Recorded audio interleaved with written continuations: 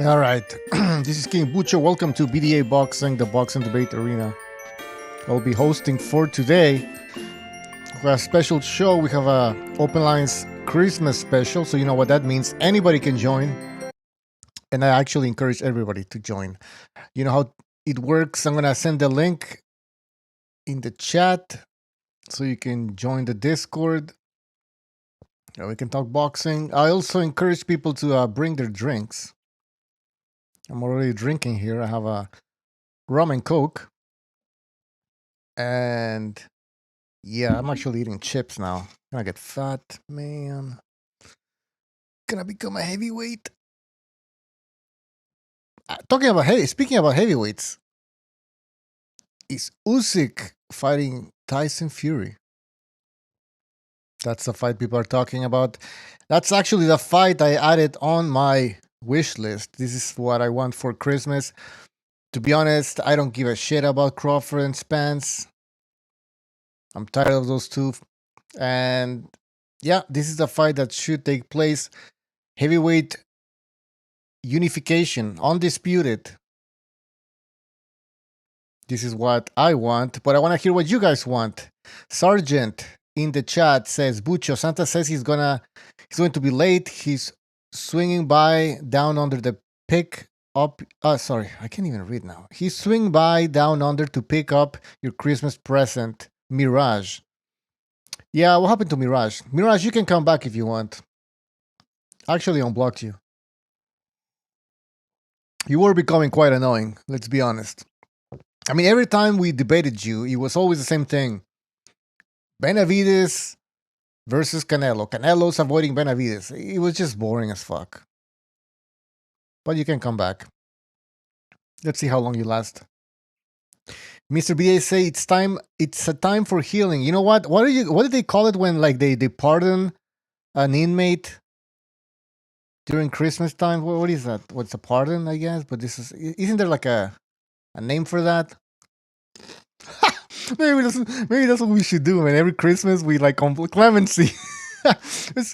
we grant Mirage clemency. There you go. Actually, let's add that to the fucking thing over here. We're gonna do something. See, because we're benevolent, generous, merciful. That's the word, merciful. So we will add clemency over here. I don't even know what I'm doing. Fuck. Paste, duplicate. There we go.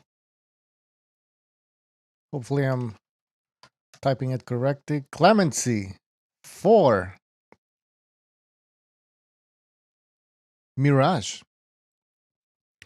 Mirage will be granted clemency, people. Wait, copy. By the way, guys, you can join. Just click the fucking link. We have BDA there. Hold on. Yo, BDA, can you hear me? Yes, I can. Can you hear me? Yeah. Yeah. Are the P's popping? Are the S's too harsh? Is No, the it's sibilance fine. okay? It's fine. Okay. All right. Who gives a shit? Well, I know. The P's and the S. Like, what the fuck? No, but listen, hey, that's a great idea, man. Clemency. You know, remember in the Passion of the Christ, well, in the Bible as a whole, when they had that Passover, they would grant clemency to somebody, and of course, a certain desert tribe decided to throw Barabbas or Lord Jesus Christ under the bus. Yeah, they chose Barabbas. No. This one, we're gonna choose the right person. Well, actually, is this all based on a democratic vote from the audience? It's always based on a democratic vote, so fantastic. Let's ask people in the chat, do you want Mirage back? That's right. Now remember, it's Christmas. And he's going to probably try to say that, wow, I don't want back. I don't want back. No, he want back, motherfucker. Yeah, everybody wants back because it's a time for healing. Where's that? Sorry, keep talking. By the way, everybody, join the fucking panel, fellas. It's the first time in a long time we've done the open lines. Like I said, it's a time for healing. So people should jump in and have a good time here. That's what we're doing. Absolutely. So, Mirage gets clemency. Well, if people vote for him, though. By the way, let's see what people have to say. Well, listen, we already got Maz in the Open Lines Discord saying don't do it. So, I mean, we got one vote right there, man. Broco Balboa says, I tuned out so many times because of that dude. So there you go. Maybe it's not a good idea. I also, you know what? It's also a good idea that you put there the wishes for next year. Which fights do people want to see next year? In fact, let's switch it up too as well. Not only that, but what do you want to see happen to certain boxers? Because I know there's people out that dislike or like certain boxers. What do you want to see? Do you want to see a certain fighter to retire? Oh, no. I mean, what do you want from a boxer? Either to fight somebody else or what? To retire? I don't expect a lot from these people. Amir Khan, after the Brook fight, he said he wanted a rematch. And then a couple of days later, I think he's concussion healed or something. He said, you know what, I'm going to retire. Oh, thank God. Yeah. Yeah, that guy, he was going to go on a Roy Jones knockout tour or something. Oh. You remember that when Roy Jones was going on tour? Getting knocked out all over the place. That was embarrassing. I can't believe Roy Jones' career ended up like that. Exactly. Remember when he wasn't undefeated? But go ahead. Sorry. That's the thing, though. He was the guy that was always talking about how I'm going to retire by the time I'm 35. I don't want to take risks. Fuck entertaining the audience. And then his career ended up him being knocked out cold every two fights. Like I was shocked when he got knocked by Tarver. I was extremely shocked. You remember that, man? Sure. But then I kind of, it's one of those things in boxing, you never know what can happen. A good punch can knock out anybody. But then he gets knocked out again. Right after that, he gets knocked by Glenkov Johnson. That was when I was like, I don't believe this. I don't believe this, man. And then, as we were talking, before, this guy goes on a knockout tour. Like, did he tarnish his career, in your opinion? Well, that's a good question because there's a certain point where you stop counting a guy's losses. It's interesting. We don't do that with wins. If a guy's old and he beats a younger guy, we go, holy shit, that adds to his legacy. But when he loses, if he's old, we tend to discount them, and that's what I do. Like if a guy, for example, Roy Jones, I discount those after because he was still good circa 2008 when he beat Felix Trinidad. Mm-hmm. By 2010, he had that horrible fight with Bernard Hopkins, which was in the rematch, which was one of the worst fights I've ever seen. Both of those guys deserved to have their pay review. I disagree with you. I disagree with you. Salute to the panel. Salute to BDA and Bucho. What's up, man? How are you? Good. I was talking to myself on the fucking BDA Discord on the other one. No, we're on the flyer. Yeah. I was like, what the fuck is going on here? By the way, go on. Let me just read a super chat from Rapax Trucking Company. He says, thank you for the super chat. He says, who in the chat already took their picture of Santa?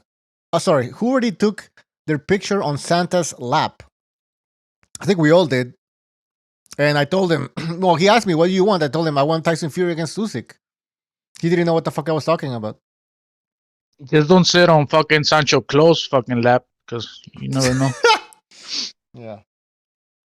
But, I'm Sancho Close, by the way. Yeah, I know that. Have you guys seen that Ebony Bridge is doing porn now on fucking Instagram? Is that real, though? Is that real? It's from her official Instagram. She posted it herself, so. Jeez, Luis. There's no shame anymore. Is the content nudity? I don't know. I haven't looked into it, but it seems like to me. Somebody needs to bite the bullet and actually pay for that shit to give us the inside scoop. Bucho, I nominate you, man. All right. I take that with pride. You'll gladly take that. Can I just say something about Roy Jones? Did you say that Roy Jones was still not in his prime, but still during the Trinidad fight? What did you say he still was? He still has something left. No, he was shot. Once he got knocked out by Glenkov Johnson, that's it. No, but Bucho. He was over. Everything after that, no. That's not Roy Jones. He had nothing. Let me tell you, man. Shot to me means you're losing against guys that even at your best, if you were sick or if you had chlamydia or you had the flu or whatever, you still wouldn't have lost to those guys. That to me means that's when you're shot. So when he got knocked out by Denis Lebdev and he got knocked out cold, I think it was in one round by Enzo Macaronelli, that's shot. That's him. That's you. You know, that's him. Say you got to get out of this game. What credit do you give him for beating Trinidad?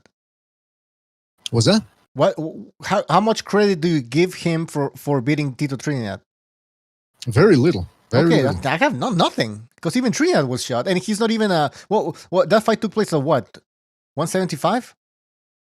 Yes. Catchweight. Are you kidding me? It was a catchweight. Oh, whatever. Yeah. Anyways, Trinidad wasn't even a middleweight. Did Jones ever get up after getting knocked down ever in his career? Because I don't recall. I'll tell you this. I don't think he was shot, but I will say this. I don't besmirch him too much for getting knocked out. That the one that I do think was a worse performance, even than getting knocked out cold, if you can believe it, was the third Tarver fight. Because he's like I said, he wasn't shot in the third Tarver fight. Right. He still had physical talent. He still had the hand speed, reflexes to get the job done, as he showed in the fourth and fifth rounds. But he wasn't willing to let his hands go. And he admitted it himself in the post-fight interview. He tells Larry Merchant, well, you know, to beat a guy like Antonio Tarver, you really have to be a go-get-it fighter like Glenn Johnson, and that just ain't me. So that's he admitted he didn't have the tools nor the balls, the cojones, to go out there and get the fight. And he was right. No, he had the tools. He just didn't have the cojones. But he has. That's what I said. Okay. So he had the tools, not the cojones, because he could have beaten Tarver in that third fight. Sure, absolutely. Anyway. Hey, listen. I want to ask. Let's ask Don Chingasos what he wants for Christmas for next year. Mm-hmm. Don Chingasos, what do you want to have? What's the number one fight you want to see in 2023? There's a lot of good fights for 2023. One of them being Wilder versus Ruiz. I mean, allegedly it's happening in 2023. I don't know if it is, because it seems like Wilder's trying to bypass Ruiz and just go straight into a title shot, or maybe he's taking a fight with AJ. That's the last I heard. And obviously, fucking what's this called? Ryan versus Tank looks like a good, promising fight, but it might not even happen because I have already seen Tank accusing Ryan of doing steroids. And as you guys know, Ryan said he's not fighting on January. And Tank started saying that's because Ryan's doing steroids on January or some shit like that. I don't know much about steroids, about cycling or any of that, but that's what Tank is saying. So it seems like Tank is not trying to fight what's his name? Ryan. He's going to jail. That's what it looks like to me. You think he's going to jail? He might go to jail, but I've heard from people that the DA in Baltimore has his back, and that he's probably getting a slap in the hand. But let's see what happens. Let's see what happens. It wouldn't surprise me if he just does community service or something like that, because the city has his fucking back, straight up. Wouldn't be surprised. Right. Think Al Haymon makes a call? I'm pretty sure Al Haymon. I mean, this is gonna affect Al Haymon's money. So if Al Haymon has to do some moves, he's gonna make them. That's for sure. Will the Al Haymon influence the case? Probably. He'll probably getting connect Tank with some good lawyers, the top level, you know, and probably Tank is working closer with Al Haymon now more than ever because he already left Mayweather, or at least that's what they're fucking saying. And you know those guys like to bullshit too much and play games just for clout. But it seems like this time it's correct, and Tank already left TMT Promotions. Thank God. Good move. Good on him. By the way, we have Cockadrall Dundee, the Croc Hunter. What's up? Hey, you got him, fellas? How you doing, man? Good, man. Very good. What do you want for Christmas? Merry Christmas. Merry Christmas. for all Australians down there, except Mirage. Fuck Mirage. Fuck that guy. Hey, do you guys think Usyk versus Fury it's actually happening? That's a question for all three on the panel. I think so, bro. Bob doesn't normally talk shit. I think Bob, if Bob said it's going down, I think it's going down. Yeah, he wouldn't lie. Well, maybe he would, but I don't think he. There's no point in lying in this situation, in this instance. I think the fight is happening because there's nothing else. What else can Fury do? He already gave us the Chisora fight, and how many people complained? How many people complained? He can't pull that off twice. He cannot pull that off again. Yeah, that was terrible. What do you guys think about the hate that Fury got these past 6 months? Because I think it was deserved. Yeah, I think absolutely. it was well deserved. Yep. Well deserved hate. I agree, man. Although I will also ask you. I think it's fake hate. What do you mean? I don't think they hate him. Hate. Who doesn't hate him? Wait, who doesn't hate him? The Brits? His detractor, whatever you call him. Those guys, they like Fury. They secretly love how Fury finished on Wilder. That's for sure, because the Wilder fans are hyping up Fury as the best fighter right now. Well, listen, Yeah, go ahead, Croc. I was just saying their king got dethroned. That's why. Exactly. Listen, I liked Fury because of what he did against Deontay Wilder, but this isn't unconditional love. You know what I mean? At some point, you got to do something. You're the champion. You can't be fucking around. You can't be fighting guys like Derek Chisora. You need to try and unify the division. And so, yeah, no, I'm starting to dislike this guy. Yeah, me personally, I give Fury a pass with the condition and a pass for the Chisora fight, because I mean the second Chisora fight wasn't even close, bro.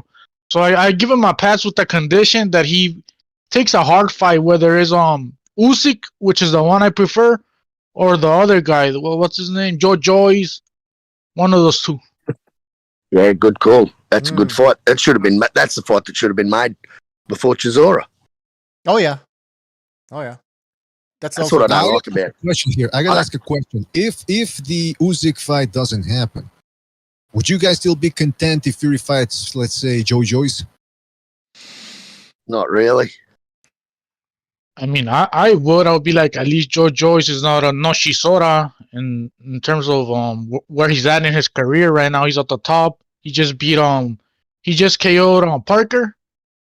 I wouldn't give him shit, but like I said, I prefer the Usyk fight, and just so we could see an undisputed champion. We haven't seen one at heavyweight in the longest, bro. Yeah. Probably since Evander Holyfield, and that's the 90s, bro. I was a kid. I was like 6 or something, bro.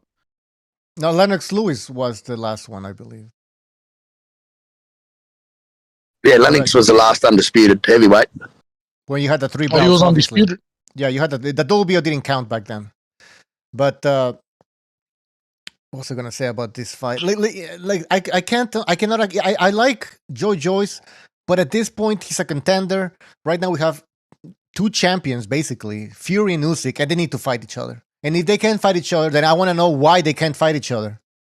I need a good because there's no excuse, to be honest. There's no reason why they can't fight each other. The only thing I see getting in the way right now is that the WBA wants to make the mandatory. Okay. They want to honor it and make Usyk versus Dubois, which I think it's getting in the way of the undisputed fight. I think it's stupid. I would rather see undisputed, like I said earlier. But I just hope they don't honor it, the mandatory. At least let Fury and Usyk go at it before making that mandatory. Yeah, well, undisputed trumps are mandatory anyway. Oh, really? So yeah, undisputed. Is that what you're saying, or is that on the rules? Surely it's the fucking rules. It's the rules I've just created. Oh. Dubois make I 5 think times he's the right. money stepping aside. I'm sure You still got to pay him undisputed. separate. Title Any minute, unifications, I think, are like allowed over mandatories. Yeah. Yeah, you know, I mean, There's no fucking rules. They fucking do whatever they want. Yeah, I don't think there's any rules. If the sanctioning bodies, obviously they're close to each other, and if there's an undisputed fight that's gonna happen, I'm pretty sure the WBC and the IBF and the WBO are gonna tell the WBA, hey, come the fuck down, bro. We're gonna make more money on this undisputed fight of sanctioning fees than your bullshit Dubois versus Usyk fight. Like, and that's just being real. Dubois will make more money. Dubois will probably make his career high payday. Stepping aside for that fight, they'll pay him. Yeah, that's true. They got to pay him. He'll agree to that. It boils down to Tyson Fury, y'all. Hey, how's everybody doing? Merry Christmas, everybody. Thank you. Merry Christmas. Merry Christmas. Merry Christmas, right? Kwanzaa. If anybody's in this towards the south I and know you you're celebrate freezing your Kwanzaa. ass off like me, shout out. Fucking Pete, freezing. what's your what do you want for Christmas? I'd like What do I want? Teofimo Senior and Teofimo Junior and What? the Tin Can Man to all get a brain. Yeah, Wizards of Oz. All right. Well, listen, Stocking I don't think stuffer. that's. All right. Seriously, what do you guys want? Gonna write it down. Actually, wait, before you tell me, I'm gonna tell you what we have on the list already. Fury versus Usyk, Deontay Wilder versus Andy Ruiz, Ryan Garcia versus Tank Davis. What else do you guys want? I mean, if it's about what I want, then I want Berger Ortiz to get a title shot against Spence and Crawford. But I mean, we already know Ortiz is fighting Styonnes, which is something that Spence isn't fucking doing. He's over there getting big and What's he doing? talking about fighting Thurman, getting in car accidents, all the bad shit. You know, he's drinking a lot. Like That's he's on nothing some new. pills or something. That's I'm nothing pretty new. sure BDA already saw the video of fucking Hey, do you think Spence this is, with a random girl unconscious in the bed and shit. Hey, at some point, all this bullshit catch. Hey, guys, at some point, all this bullshit will catch up to fucking Spence, right? Like, could this be the year where either Spence or Crawford they lose? Possibly Spence because of his lifestyle. Oh, Butcho, just real quick, while people are talking, post a picture I just posted here on the. Fuck! I don't know if you can download it. You have to download it first, and then it's the photo there that I put in the last episode of Spence on Showtime. And he's got layers of clothing on, but it looks like he's got a gun. Oh yeah. It's not working because it's on a weird format. For a stocking stuffer, are you suggesting that you give Spence like a gallon of eggnog and the keys to a Lamborghini? Is that what you guys want for Christmas? Nah. I mean, he should just at this point he should piss or get off the pot because him and that asshole Crawford are holding up the division. These two jackasses. No, piss or get off the it's pot. enough. That's my wish. It's enough. I think he needs. I I think think Spellbender's Errol's onto better than us. something. I'm not asking for jack shit from boxing because That's my ultimately they don't Christmas have to give miracle. it to you if they don't want to. No matter how fucking much you deserve it, so fuck them. Like I'm pretty sure you guys agree that Styonnes is a harder fight than a Venetian. I mean, that's kind of obvious, at least to me, from my standpoint. And Crawford, that's who he's fighting. That's who he fought, a Venetian. And let's not even talk about the busted gloves, but he had to cheat too. I mean, come on. That was weird. And who's the one fighting Styonnes? The fucking contender, Berger Ortiz. After he already beat Mean Machine, McKinson, and all these guys. That if you ask me, they're making Ortiz clean the division for the champions. That's fucking weird, bro. That's what I always do. Get the Mexican to do it. Get the Mexican help to do it. Hey, by the way, I want to hear from Anderson. Aldo, actually. He just came in. Aldo, are you there? Yeah, what's up, man? I think I have 2 Christmas miracles. I don't know if you guys been paying attention to Shakur, but him going to jail. That would be great because I don't want to see this bucktooth bitch anymore. Oh, Right. Get him out of here. Get this motherfucker out of here. This low-blowing piece of shit, J Prince, scumbag. Get him out of here. Shakur going to jail? This sucker-punching woman beater that can't even knock her out. That slips on a banana peel when swinging at a woman. Right? Get Aldo, him out what of are here. the odds? What are the odds of him going to jail? Since you seem like you know a little bit of that subject. I don't know the odds. I just know that there's rumors about him being in some heat. And I see some titles on YouTube saying Jay Prince cannot help him anymore. So Wow. that sounds like a miracle to me. My other What's the thing that I allegation? was going to say was Spence going drunk driving again, hitting Crawford, no one dying, but just being so horribly injured that they can't fight anymore, and we can just stop thinking about them. That's my goals. Those are my Christmas I don't know miracles. if I want to write Those two Hey, things Butcher, happen. don't write that down. Butcher, don't write that down. No, okay, He's actually what Not about- writing it down. Yeah, because I didn't write down. the other one about Teofimo getting a brain and his dad getting a brain. All right. Hey, Well, but I that's was the- going to say that thing about Shakur Stevenson real quick. Yeah. Yeah, because somebody was posting that. I forget who he was in the Discord a couple of weeks ago. That they posted a video saying Shakur going to jail. I said, what? So I click on it, and it's this black guy wearing glasses indoors, and he's talking real close to the camera. He's like, yeah, but we be bossing in here. He be bossing for real, no cap. Like, what? I didn't understand what the heck he was saying. So I don't. He sounded kind of schizo. Didn't really make a good case of. I didn't understand what the hell he was talking about. So maybe Anderson, can you clarify what the heck that guy was saying? If indeed you got your info from that video, because I couldn't understand a word he was saying. I don't know. Like, again, basically the only people talking about are like these random black channels. Like, I don't pay attention to much of the whole YouTube boxing community, but I'm seeing these reports everywhere, seeing I Twitter a speak little jive. bit talk about it. So I speak jive. You want me to check it out for you and translate it? I could tell y'all, bro. I could tell y'all. Yeah, can somebody tell me what the allegation is? That's what I'm just. Well, they He have was to saying- do something with the Migos. The what is it? Takeoff. I'm hearing something Hanging around about Jay that. Prince's The kid, rapper that just got his kid's shot. birthday party. Yeah, he Yeah, was hanging out- a member he of the got shot Migos got and- shot and killed in front of hanging Shakur around Stevenson. there. He was saying Shakur Stevenson and they took pictures of Hold him on, standing you right guys next to him, whatever. You guys gotta give us. You guys gotta give us as much details as possible because I don't even know who Amigos is. So you gotta Okay. take off. Oh, There there's was a rap there's group. One of the three got shot recently. Right. It was like big news, and Shakur was like, Shakur was there. He was like 2 feet away, 1 feet. I don't know. He was. It happened in front of Shakur. Let's put it that way. I could tell y'all what happened, bro. Get the food, baby. Y'all want me to tell you what happened? Absolutely, please. Okay, all right. So Shakur was hanging out with Jay Prince's son, Jay Prince Jr. at a party, right? And they're in Texas, and they're real hood. Like, they're connected to a lot of their rap label's called Mob Ties. Give me 1 second. "Yeah, sorry about that. I had to drop out real quick." But yeah. There's a video too. There's a video. I've seen it. But hold on, I Going still to- don't understand. So there was a. So let me just recapitulate. Jay Prince Jr. Because apparently Jay Prince's son named Jay Prince Jr. was at a party. Excuse me, I had to grab something. I could tell you. So what's the name was hanging around Jay Prince Jr.'s son at a party in Houston. They're real hood. There They is were a playing popular. dice BDA.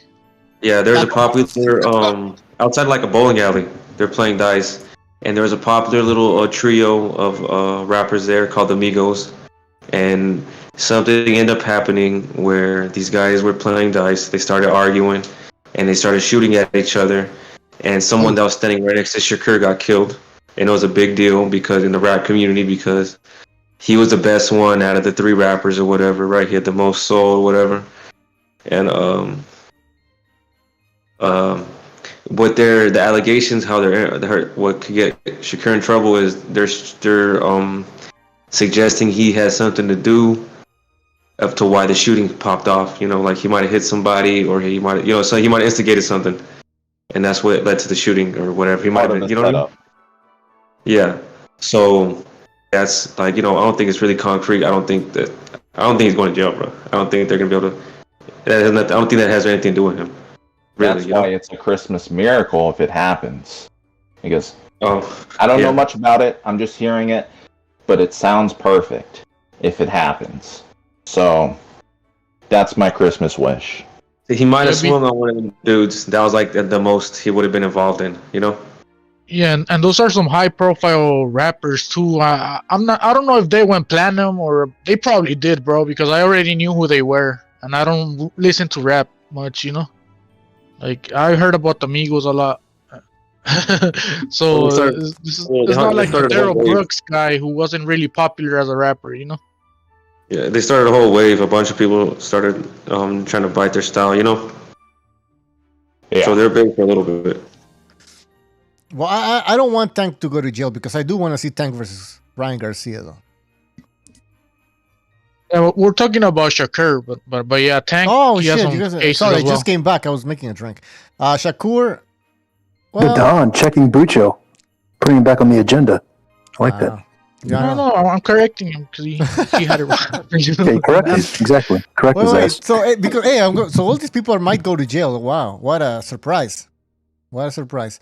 But when it comes to Shakur, who can he fight next? What's the next big fight for this guy? What could be the next big fight? Shakur versus. I mean, it should be Haney because they're in the same stable, but I mean, he doesn't really deserve a title shot. So we have to actually go down on the top rank roster and see who they got for Shakur. That's how I see it because he's been calling out Camaron, like Camaron is with the zone. Let's stop playing games. They're trying to start this narrative that Shakur Stevenson is the boogeyman and that everybody's ducking him. Meanwhile, I already seen a bunch of boxers calling him out. Jermaine Ortiz wants to fight him. Yeah, Jermaine Ortiz being one of them. Isn't And Ortiz already got a name because he did good against Lomachenko. Shakur Stevenson supposed to be some sort of star that generates money? Can a boogeyman be a boxer that generates money? I think that goes against the whole concept of a boogeyman, right? A boogeyman is supposed to be somebody that nobody wants to fight. He can't get his shot. You know, he's not getting the money that he deserves because he's not getting those fights. Shakur isn't in that position, right? Doesn't a boogeyman have power, Bucho? I mean, I'm just saying, that's like, according to BDA. shouldn't they have some power? I mean, in other words, if I lose to a boogeyman, what's the fear of the boogeyman? Just losing a boxing match, getting outpointed, or getting knocked out? Yeah, So no, he's not the boogeyman. I get your Why? Because he's gonna outpoint you? No, it's somebody that's hard to beat. That's a boogeyman. I don't know. For no reward. That's a boogeyman. Okay. I don't know, man. If I lose one fight against him is one thing, but if he devastatingly stops me and like fucking blows my head off, and I have to, if my boots are up in the air like Hopkins, I don't want to get knocked out of the ring. You know what I'm saying? Like, is it somebody you have a chance of beating? If the answer is no, and you're not getting a big payday for it, that's the definition of a boogeyman. So okay, so Shakur cannot be a boogeyman, right? Because you are getting a payday, a nice one. No, you're not getting a payday because he's not a money guy. He's not Tank Davis or a Canelo. Isn't a boogeyman like a knockout kind of guy? You know, he's not really I thought so, man. Like, he'll ruin your career almost. Like just devastate you. At one point, Andrade was kind of a boogeyman. Okay, so Rarid, if you are a lightweight, hold on. Well, people weren't exactly scary. Boogeyman don't drop belts to avoid fight. Scary. That's what it is. A boogeyman is scary, right? So who would you call a boogeyman? Well, look at him. Archie Beterbiev is the boogeyman. Well, we have three fighters that turned him down already. Cambosis, Zepeda, and Isaac Cruz. Well, that's Shakur's narrative because Cepeda said they never sent the fucking contract, bro. Yeah, come on. De La Hoya confirmed it by saying that we're not looking to fight Shakur Stevenson right now. Cambosis said that I just fought 3 tough dudes or 3 tough fights. Let me take a break. And Isaac Cruz's father said, we don't want to fight that guy. He's boring. So what do you want me to say? Why was he trying to carry? So you think why isn't he? Hold on, let me ask a question. Why is how do you know the contract? These are their own words, bro. Because these are their own words we're talking about here, bro. Can I ask a question? I'm not making this shit up. These are their own words. You are making shit up, bro. You're saying Rarid, I have a question. Shakur Stevenson got touched. Rarid, you're saying, fights for the zone, bro. He's not even in the same stable. Hold on. Let me say something. Jimmy. Let me just before you go. Let me just ask Rarid. Jimmy. So hold on. What's his name? Shakur. You're saying he doesn't bring in the money. Why doesn't he bring in the money? He's undefeated. He's talented. What's the problem?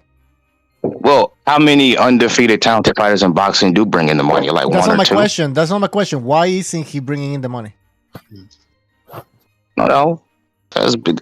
It's only so many that do. Like, it's because he's boring, bro. Stop bullshit. I mean, why doesn't Bivol bring in the money? Does it matter? He's still a great fighter. I don't know, but Shakur Stevenson is not exciting.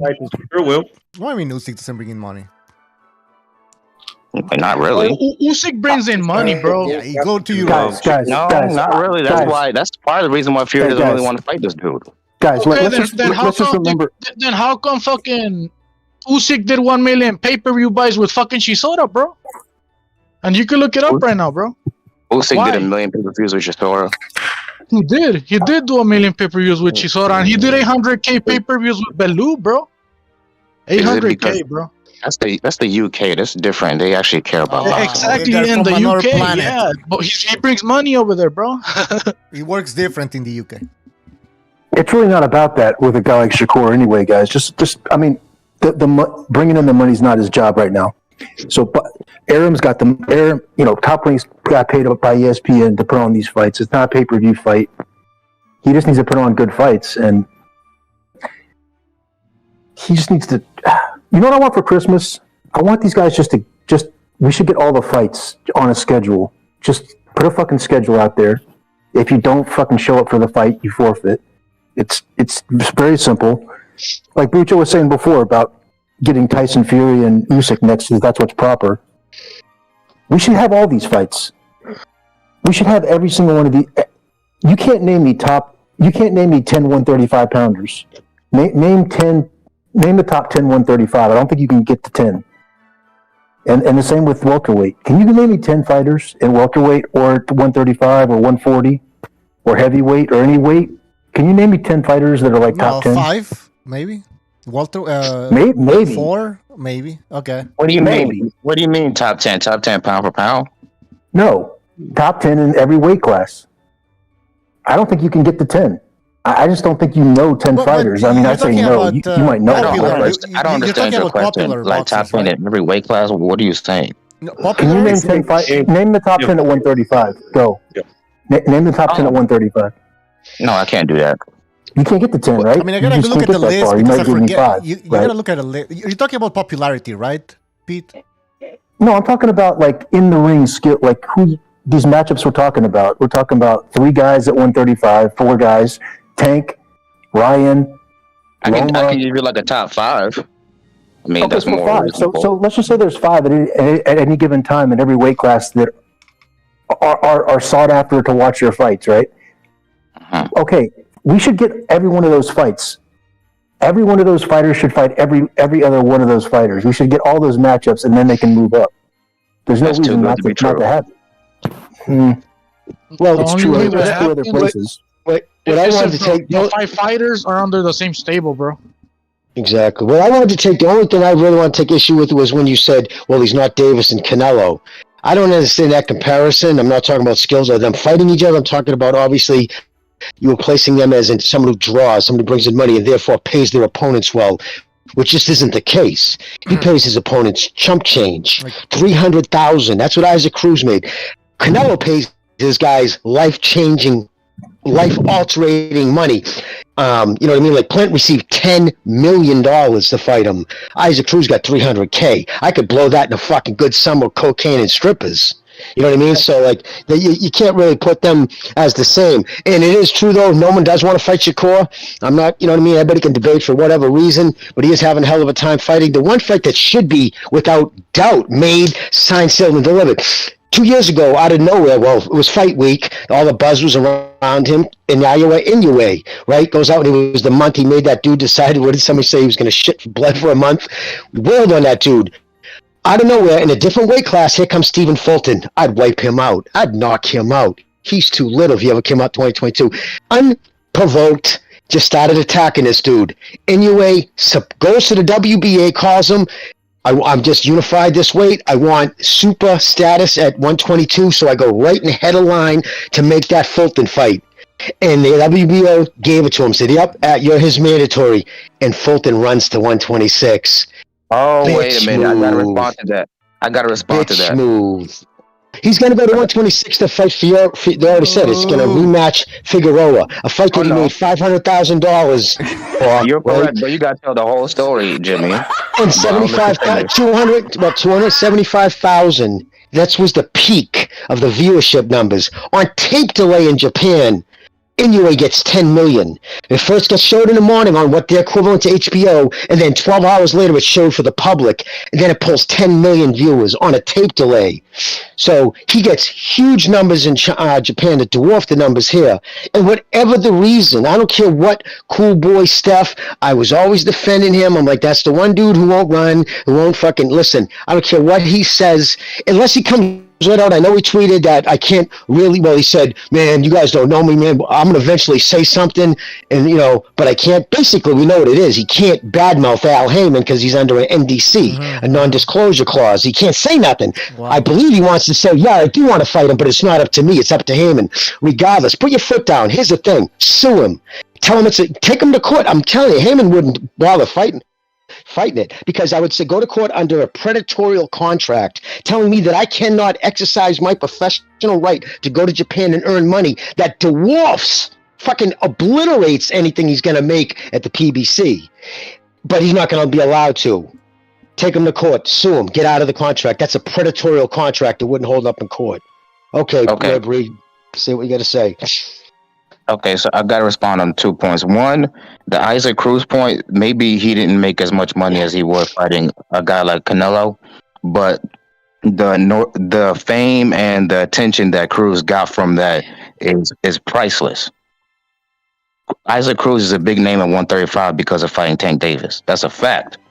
Why? And then he's got a name as like everybody else, but okay. Yeah, because he got fucking robbed by Tank. That's why. Either way, everybody talks about him now all of a sudden. He put in a good performance. He put in a good performance. That's why. Okay, that's cool.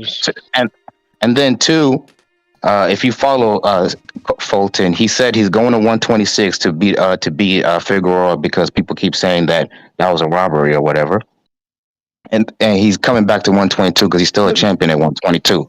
Yeah. So he is staying at 122 after Figueroa. He's not running to 126. And you know what? Yeah, I know he did say that on his Twitter account, but I'll ghost my Twitter page and never call this show again if he fights him. He's not going to fight him. He's going to dump them belts. He's not going to go to Japan.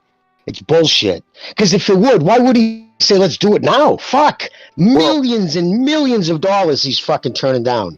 It could be like to fight Figueroa. It can be like a Virgil Ortiz Staniona situation where they get a buyout and then they fight. You know, can they do that? I could be wrong. Well, they're not. Well, I know Inoue's not going to take a pay away. Like they're not going to, pay him to go away. He literally petitioned. The first thing he said after he won, because he took it to heart. Like I went back and I checked with all the fucking Japanese, fucking Asian boxing. I found nowhere did he ever mention Fulton's name in a negative sense. And it was out of nowhere. Fulton started running his mouth, saying how he'd knock him out and just fucking disrespect or whatever. But here he is. So I win. The next day, he was on the phone with the WBO and petitioned, and they said, granted, boom, you're his mandatory. And what does Fulton do? I'm going to fucking be in a fight that nobody gives a fuck about that peaked at 275,000 viewers. It's nuts. No, instead of being one of the biggest fights in boxing, which it would be a legacy fight if he went over there and beat him. You know what I mean? In Tokyo in a sold-out stadium, it would be fucking crazy. That's the legacy-defining fight, and he's going to run the fight to Figueroa. It's just nuts. He's not going to run. This guy's fought like 10 undefeated fighters on his record. But I'll say this.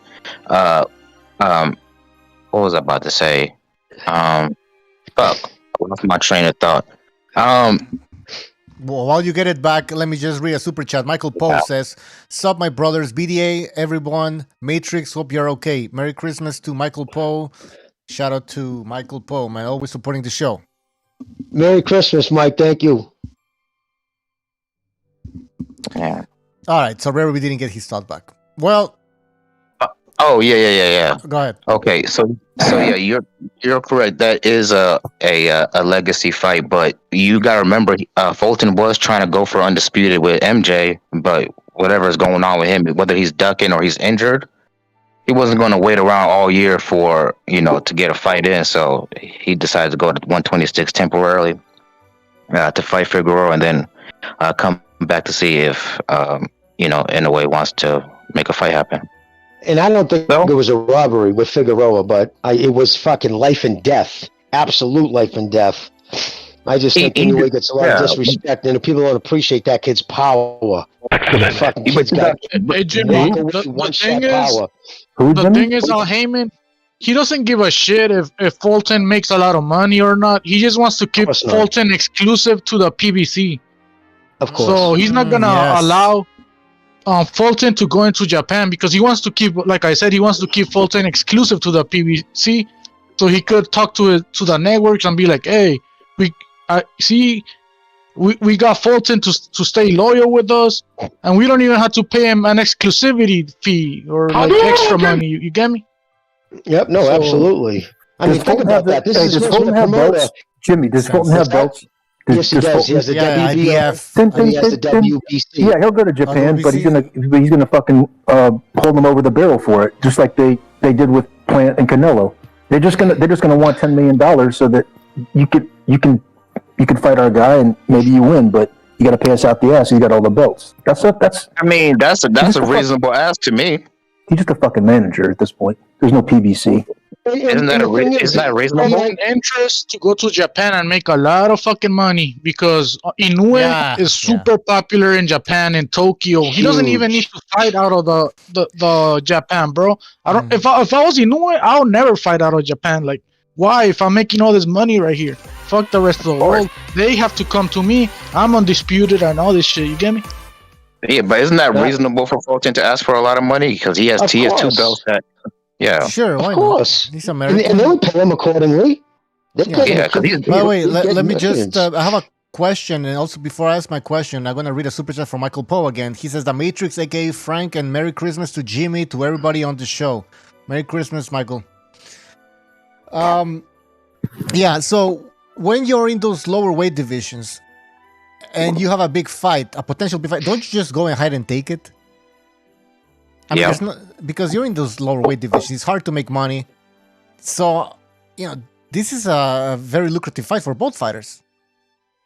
Yeah, I mean, Fulton's not the type of dude to duck. He's based on his career, like he's not the type of guy to duck. He's not in control. That's the thing. That's I think what we're saying though. He's not in control. He might want to fight whoever, but he's under that fucking Haymon regime. I don't know. That might be it. Listen, I don't know what's going on behind closed doors. If the fight's big enough, I feel like these so-called promotional companies, they'll make the fight happen. Well, but that's bullshit the way you're saying it, though, Rare Breed. That's bullshit the way you're saying it. You're saying it like it's these promoters are not trying to make a fight. That's all they're trying. That's all they're trying to do. So who isn't? Okay, so Pete, explain why isn't this fight like being talked? Why aren't they negotiating? What's going on? Because Fulton has a fight coming up, and then Inoue just got out of a fight, just like recently, not even in the division yet. But they could build it up, he's in the man. division. He already announced he's at 122. Yeah, I don't see why don't you just cancel. Well, Fulton has. When did Fulton fight last? 3 months ago? 4 months ago? 7 months ago. 7 months ago. Yeah, you can't just go straight to a weight fight after that long. I'm not saying Figueroa is a tune-up, but he would need to get some action. Yeah, Figueroa is a lot bigger than him, and I think that would actually, because remember, it was Figueroa claimed that what slowed him down in that fight was he really shredded himself down, and he did. I mean, I couldn't believe he made weight because he's a pretty big kid. He looked so big. It's only going to help Figueroa to go up to 26. It's only going to be So that's a tricky fight for fucking Fulton. Fulton is the chess pieces are falling. Inoue is gonna end up fighting MJ before he fights Fulton, bro. Easily because that's an easier fight for him in a way. Well, not only that, it's just an easier fight to make because they don't have to deal with Al Haymon trying to keep his fighter exclusive, for his friends over there at fucking Showtime or Fox, wherever. Let's move on here. Rarebit, what do you want for Christmas? I want for Christmas for Spence and Crawford to vacate their belts so the guy on my profile picture can get his shot. Finally. That's all I want for Christmas. All right. Fuck, I'm forgetting names here. Hold on. Fuck! What the fuck is his name? Are we getting Benavidez versus Plant, or is that shit all bullshit? What do you guys think? That's happening. Yo, Mark, what's his name? The guy, that prospect. Yo, I've been drinking, man, so give me a break. Jaron Ennis? Ennis. Jesus, Ennis. Spence Crawford to vacate, so Ennis gets a shot. Yes. Okay, so interesting, because Rabbit, so you're one of those people that you've given up on Spence versus Crawford, correct? Yep. Welcome to or at this point, I just don't give a fuck anymore, so I guess you could say, yeah, I've given up. Perfect. It's time for some new blood. I agree. Virgil Ortiz, Ennis, why not? Yeah. Stanionis, all those guys. Let them get their shots. I agree. Anybody else has a gift? What do you call the Christmas gift that they want? What do you want for Christmas? Somebody else. I want Virgil Ortiz to fight Spence, retire his ass, and I want Crawford to move up to 154 and fight Charlo. Was it Jermel or Jamal? It's Jermel, right? Jermel. The younger Jermel, yeah. I want to see those two guys fight, and I don't want to see any more talks of Errol Spence versus Crawford ever again. And I want them to go those two separate ways and end their careers like that. So I think Jermel will knock out Crawford, and I think Virgil Ortiz will stop Spence. That's disrespectful. I think Jermel is underrated, to be honest. He's good, but he's not beating Crawford. I'm telling you that right now. He's bigger and stronger, bro. He can. I don't know why. Why this obsession with Spence? Like why? Because he's the man at 147. Okay, well we're talking about Jermel at 154, undisputed champion.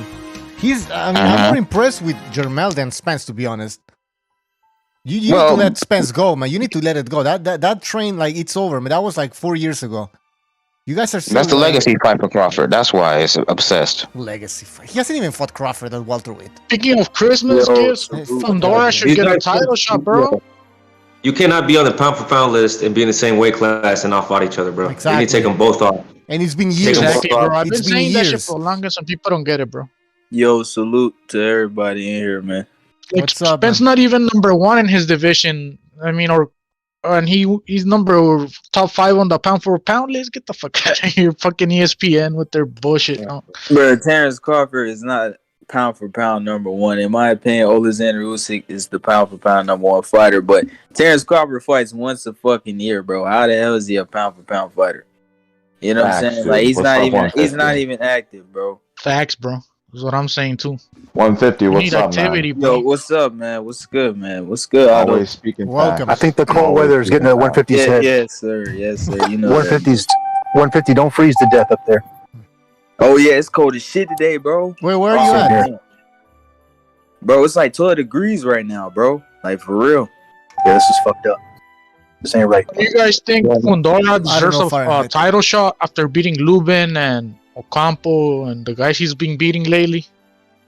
Yeah, but I think it's obvious. Al Haymon, let's call a spade a spade. He don't treat the fucking Hispanic fighters well. I think he treats them like. I'm just being honest. And this is I think coming Spade from and and this is coming from a white man. This is coming from a white man. Yeah, people. I'm a treated I'm a treated white guy. Leo I'm glad it's pretty good. coming from you, bro, and not me, because people already know I say this shit all the fucking time, bro. No, I'm just being straight up, man. Look at the way he rolls. Look what he did to fucking Barrios, man. He just used that kid as a punching bag. He just the way he moves, man. The pieces he moves on the board. It's never puts priority for his Hispanic fighters. They're always the fucking guy who's supposed to lose, or you know what I mean. Wait a minute. It's just Time to me, out. it's obvious.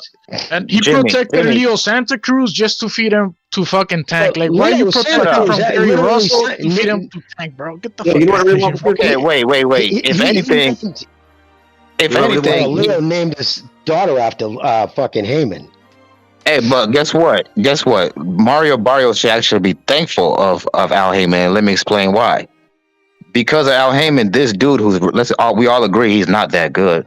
Got 2 pay-per-view fights, 2 huge paydays. What more can you ask for as a boxer? What guys with Mario Barrios' level of talent have fought on pay-per-view twice? Man, you talking about this is a bomb. That's like everybody like Tank Davis knocks this guy out. He got more attention. He got more money than those other guys. Tank Davis knocks out this guy, and they all celebrate. Mario Barrios sold his soul, man. I'm sorry, man. Well, it was worth it. Obviously, wouldn't you want to Tank fight if you fought at 140 or 135? Yeah, he was just a live punching bag, man. Come on, man. This dude wasn't good, man. Yeah, okay, but he still got that. He still got that. Rare breed. Why do you think? No. Why do you think these people in the UK want John Ryder to fight Canelo? It's not because they think Ryder can beat Canelo. It's because they like John Ryder and they're having to get a payday. Yeah, but the Mexicans don't even like Barrios, bro. Brits are just they don't even know who the fuck it is. Mexican can beat Tank. So let's put it that way. Since everybody's setting up these Mexicans to lose to Tank, what Mexican do you think can actually beat Tank? Come on, Ryan Garcia. Maybe Ryan. Ryan Garcia.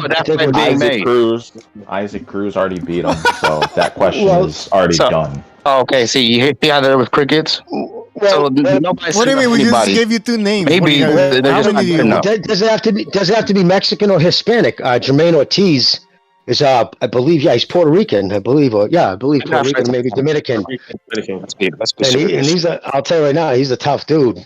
He's a tough that's how you know. This is how I know you love Lomachenko. Just because he gave Loma a tough fight, all of a sudden he's a great fighter. Do you remember what I said before the fight? No, Jermaine. What did you see in there that made him bad? Let's see him fight again. Let's just see where his career goes. He wasn't. Listen, that kid's a tough dude, and he's a good fighter. And you'll see that he's gonna. He's not gonna go out there and get starched by people. But let me say this, Jimmy. Jermaine Ortiz, he's talented dude.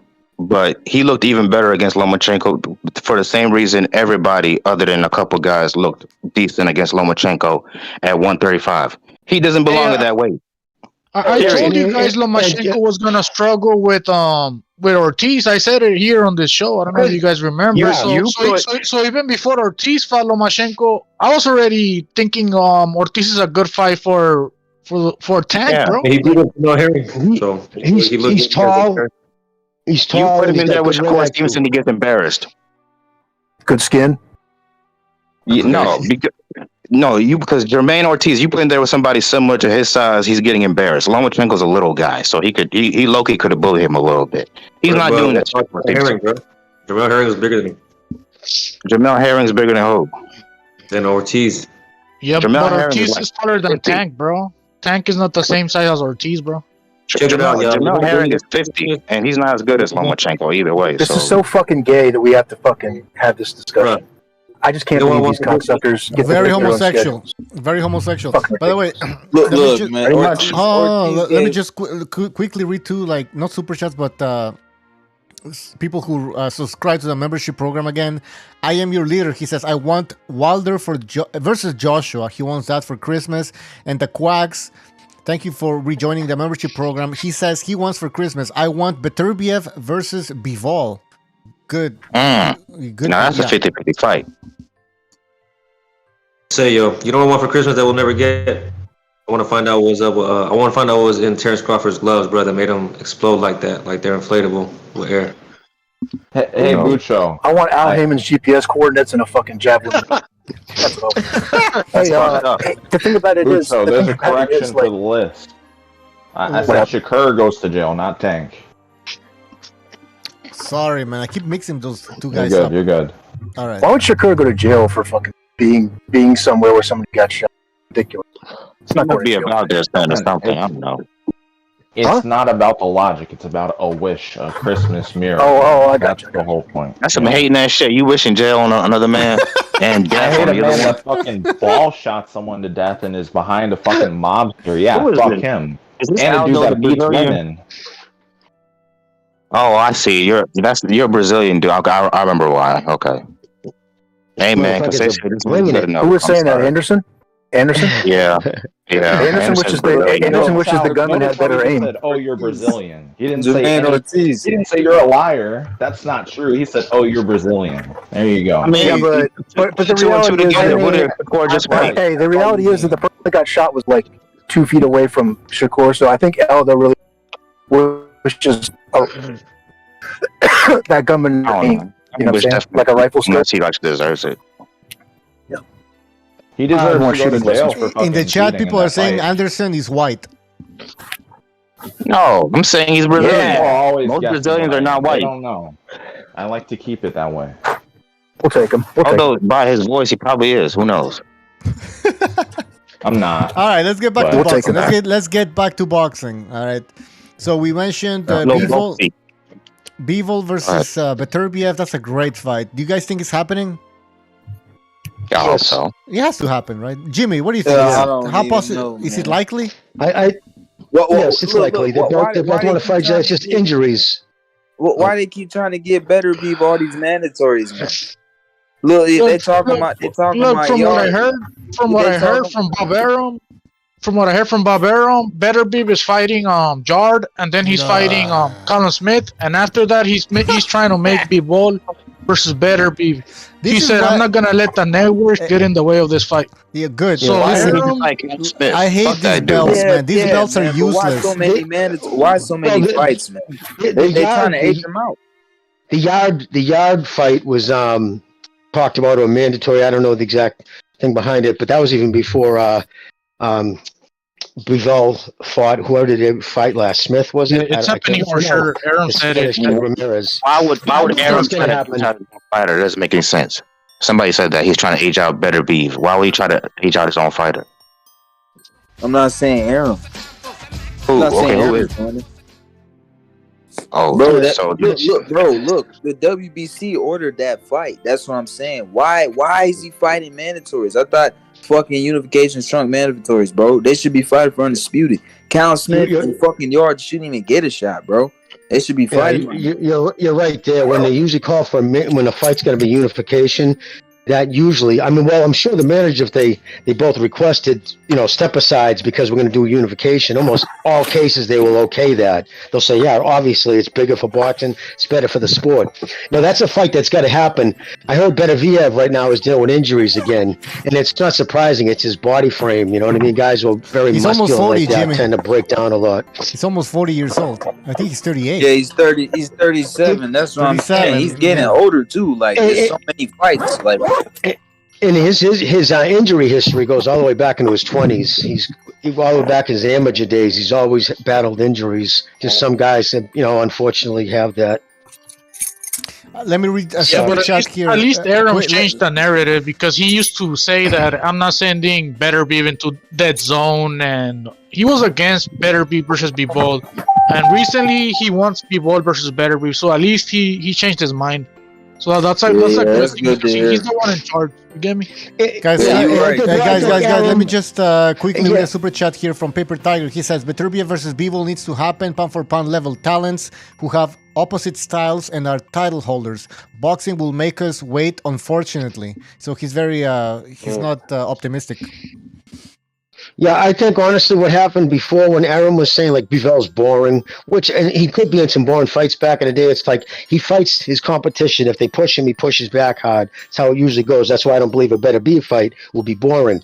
But I think what Aaron was doing was maybe trying to jinx him into like fighting better. But he knew once he got to a certain point, now that he fought Canelo and beat him, name recognition, obviously. So many more people know of Bivol now because of that Canelo fight. That's the benefit of fighting Canelo, get your name thrust up there. So now the fight's more lucrative too. So, and that will always drive Aaron.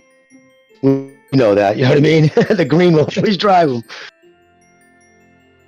Yeah, this fight's happening. I don't see why not. Other fights, I'm not sure. Spence Crawford, forget about it. Garcia versus Forget about it. Sorry. Tank Davis versus Ryan Garcia. I'd love to see that fight. That fight would be big. Both of them have a large social media following. That's a good fight for boxing. Yeah, but they both suck at trash talking. Tank is retarded and Ryan Garcia is cringe. It doesn't matter. It's I mean, come on. Look at their followers on social media, and this is one of those fights that could transcend boxing. Yeah, well, celebrities will show up, big athletes, everybody, and it's going to be on ESPN. Everybody's going to talk about it. So you're absolutely correct. We got to also be pragmatic here and think about the good of for what's good for the sport, and this is good for the sport. This type of fights. Hey, bad news for the Tank haters. If Tank wins that fight in spectacular fashion, which he probably will be the face of boxing. Nah, come on. Yes. No, come on. Yes, it's gonna be a De La Hoya. It's gonna be a De La Hoya Floyd Mayweather situation. No. Neither of them are Mayweather I or mean, Canelo. this is a Christmas wish list, so go ahead and wish. Hey, I'm just saying because that's what you need to become a superstar in boxing. You need to beat another guy that has a huge high. Yeah, but Rare, following, you gotta just follow like it up. You gotta follow it up, and I don't think Tank will follow it up. This is the problem. You have these fighters like Spence who beats Kell Brook, and what happens after? You have to follow it up. They don't follow it up. They disappear. Let's say he beats Ryan and fights, I don't know, Frank Martin on pay-per-view. Is that good? Would you like that? Who? Frank Martin. That's not okay. Yeah, sure, it's a good fight, but it's not. It's not a big name. De La Hoya, Floyd. Who did he fight after De La Hoya? Hatton. Marquez, wasn't it? Marquez. Nah, man. Tank Davis, man. Tank needs to fight the big guys. He just set up. Sorry, at 150. I'm just gonna go real quick. But he was talking about Shakur and Haney on Twitter and shit. They were having this back and forth. Oh yeah. The time to strike that iron is then, right after if he beats Garcia, right? Strike then, because then that would be a huge fight. You know what? You're absolutely right. That's what I'm saying. 100%. I'm with Aldo, bro. Like, he should fight Devin Haney or Shakur Stevenson. Fuck Frank Martin. This dude is unproven, bro. The dude hasn't proven none. He's never been champion. There's no point, man. Fuck those fights. Tank Davis hasn't really fought no high-level competition. He might as well go for the top dogs, and he's so-called calling for it, so we'll see. You know what? You're right. I'm a hold Tank's feet to the fire. You called out Shakur Stevenson, Devin Haney. You need to keep that same energy after Ryan Garcia. And then your wish probably would be right if he beats, especially if he beat all three of those guys, Garcia, Haney, and Shakur. He is the face. Like, I won't even argue with that. Well, no, that'd be a different story. Then we talk about Tank all the time. If you put in the work, you should get what you deserve. That's exactly, if he does that, like Aldo said, yeah, he deserves it. But I don't see him beating Shakur or Devin Haney, by the way. But yeah, that'd be amazing if he did that. Speaking of Christmas wishes or whatever, I would like to see Camarón versus Devin Haney for all his fucking belts. But I mean, it's just a Christmas wish. That's not happening because Camarón beats his fucking ass. Let's be real. What the fuck is Camarón? William Zepeda. Well, let's just say he beat Jojo Diaz, unlike fucking Haney, who made it a, you know. You know what? That's a great fucking fight. He beat the shit out of Jojo Diaz, unlike Haney. That would actually be a tough fight for Devin. Yeah, that's a tough style for Devin. Yeah, that is. Shit in that fight. I'd rather see him fight Shakur because I want Shakur to get that scalp. But you know what? That's a tough fight for Devin, but it's not going to happen.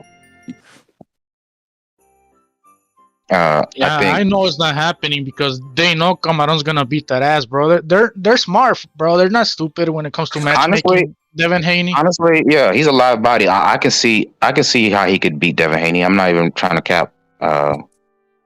Devin, I'm not impressed by Devin Haney.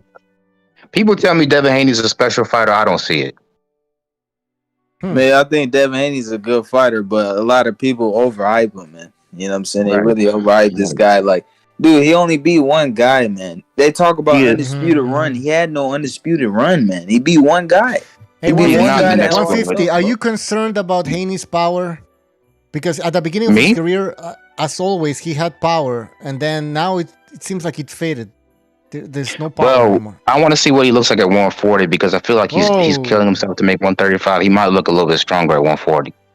I just think Camarón has the style, bro, to beat Haney, and Haney knows this shit. Like, how is he gonna stop Camarón from coming forward? He's not stopping him, bro. And the thing is, Camarón is not a little guy like little Pitbull Cruz, bro. He's what, like 5'9"? He's even taller than Haney, bro. Or they're around the same size. And I don't think Haney wants that shit, bro. I think every weight class that Haney goes up in, he's gonna look worse and worse, bro. Because he don't got the power. He's gonna slow down a little bit. These guys are gonna be stronger. They're gonna be hitting him harder.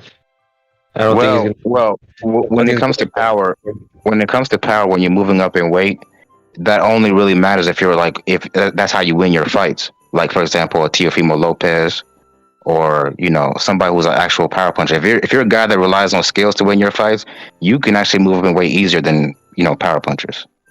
Well, he hit hard enough to make someone like Kambosos respect him enough, right? He busted up his pace. But if he's hitting dudes that can just walk straight through him, like someone like Prograis, and he'll eat like 2-3 punches to land his harder one, he'll rock Haney. You know what I mean? So it matters. Yeah. I would still pick Devin to beat Regis though, but I can see that. Oh, that's a big ask. Regis is a dog. Regis, man. Regis is the dog. That kid, I like him too. I like the way he moves outside the ring. Oh yeah, he's an old school type guy.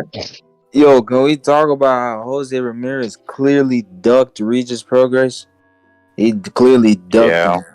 He like if you do think you're the bigger draw, I don't know what is, bro. Like that's a clear duck. If you think you're the bigger draw, like it's okay. What's wrong with just taking the bite for this one time, and then when you get the belts, then you can dictate whatever you want. But like, I don't understand his point of view. He knows the outcome, Red, bro. He knows the outcome. He knows he'll lose that fight. He doesn't want to lose again, bro. Because that's literally a fight for a belt. He's fighting Richard Comey now. Like, he fought a dude that's going with a draw. Like, his last fight, he beat Pedraza, but he went off to get married. And then Regis got his shot. Why is he fighting a dude that came off a draw? Why not fight the champion? You know what I'm saying? Like, it's a duck, bro. He doesn't want to smoke. And he should have fought Regis a long time ago. To be honest, they should have been fought. Yeah. So, I mean, Regis said it. Regis said, bro, this dude should have fought me like 5 years ago. You can't hold off your wedding. I don't understand that. Like, I mean, I understand weddings are important, but like, this is a title shot. Like, and it's a dude you probably could have beaten, at least a better chance to beat him than Regis. Yeah. So you could have been a champ right now. Yeah, now he's fighting Richard Comey. Yeah, and also, I haven't really looked into this fighting Pedraza. incident. Fighting Pedraza now. But from what I heard, Jose Ramirez was getting lowballed by Prograis. But again, I don't know. I haven't really researched it that much.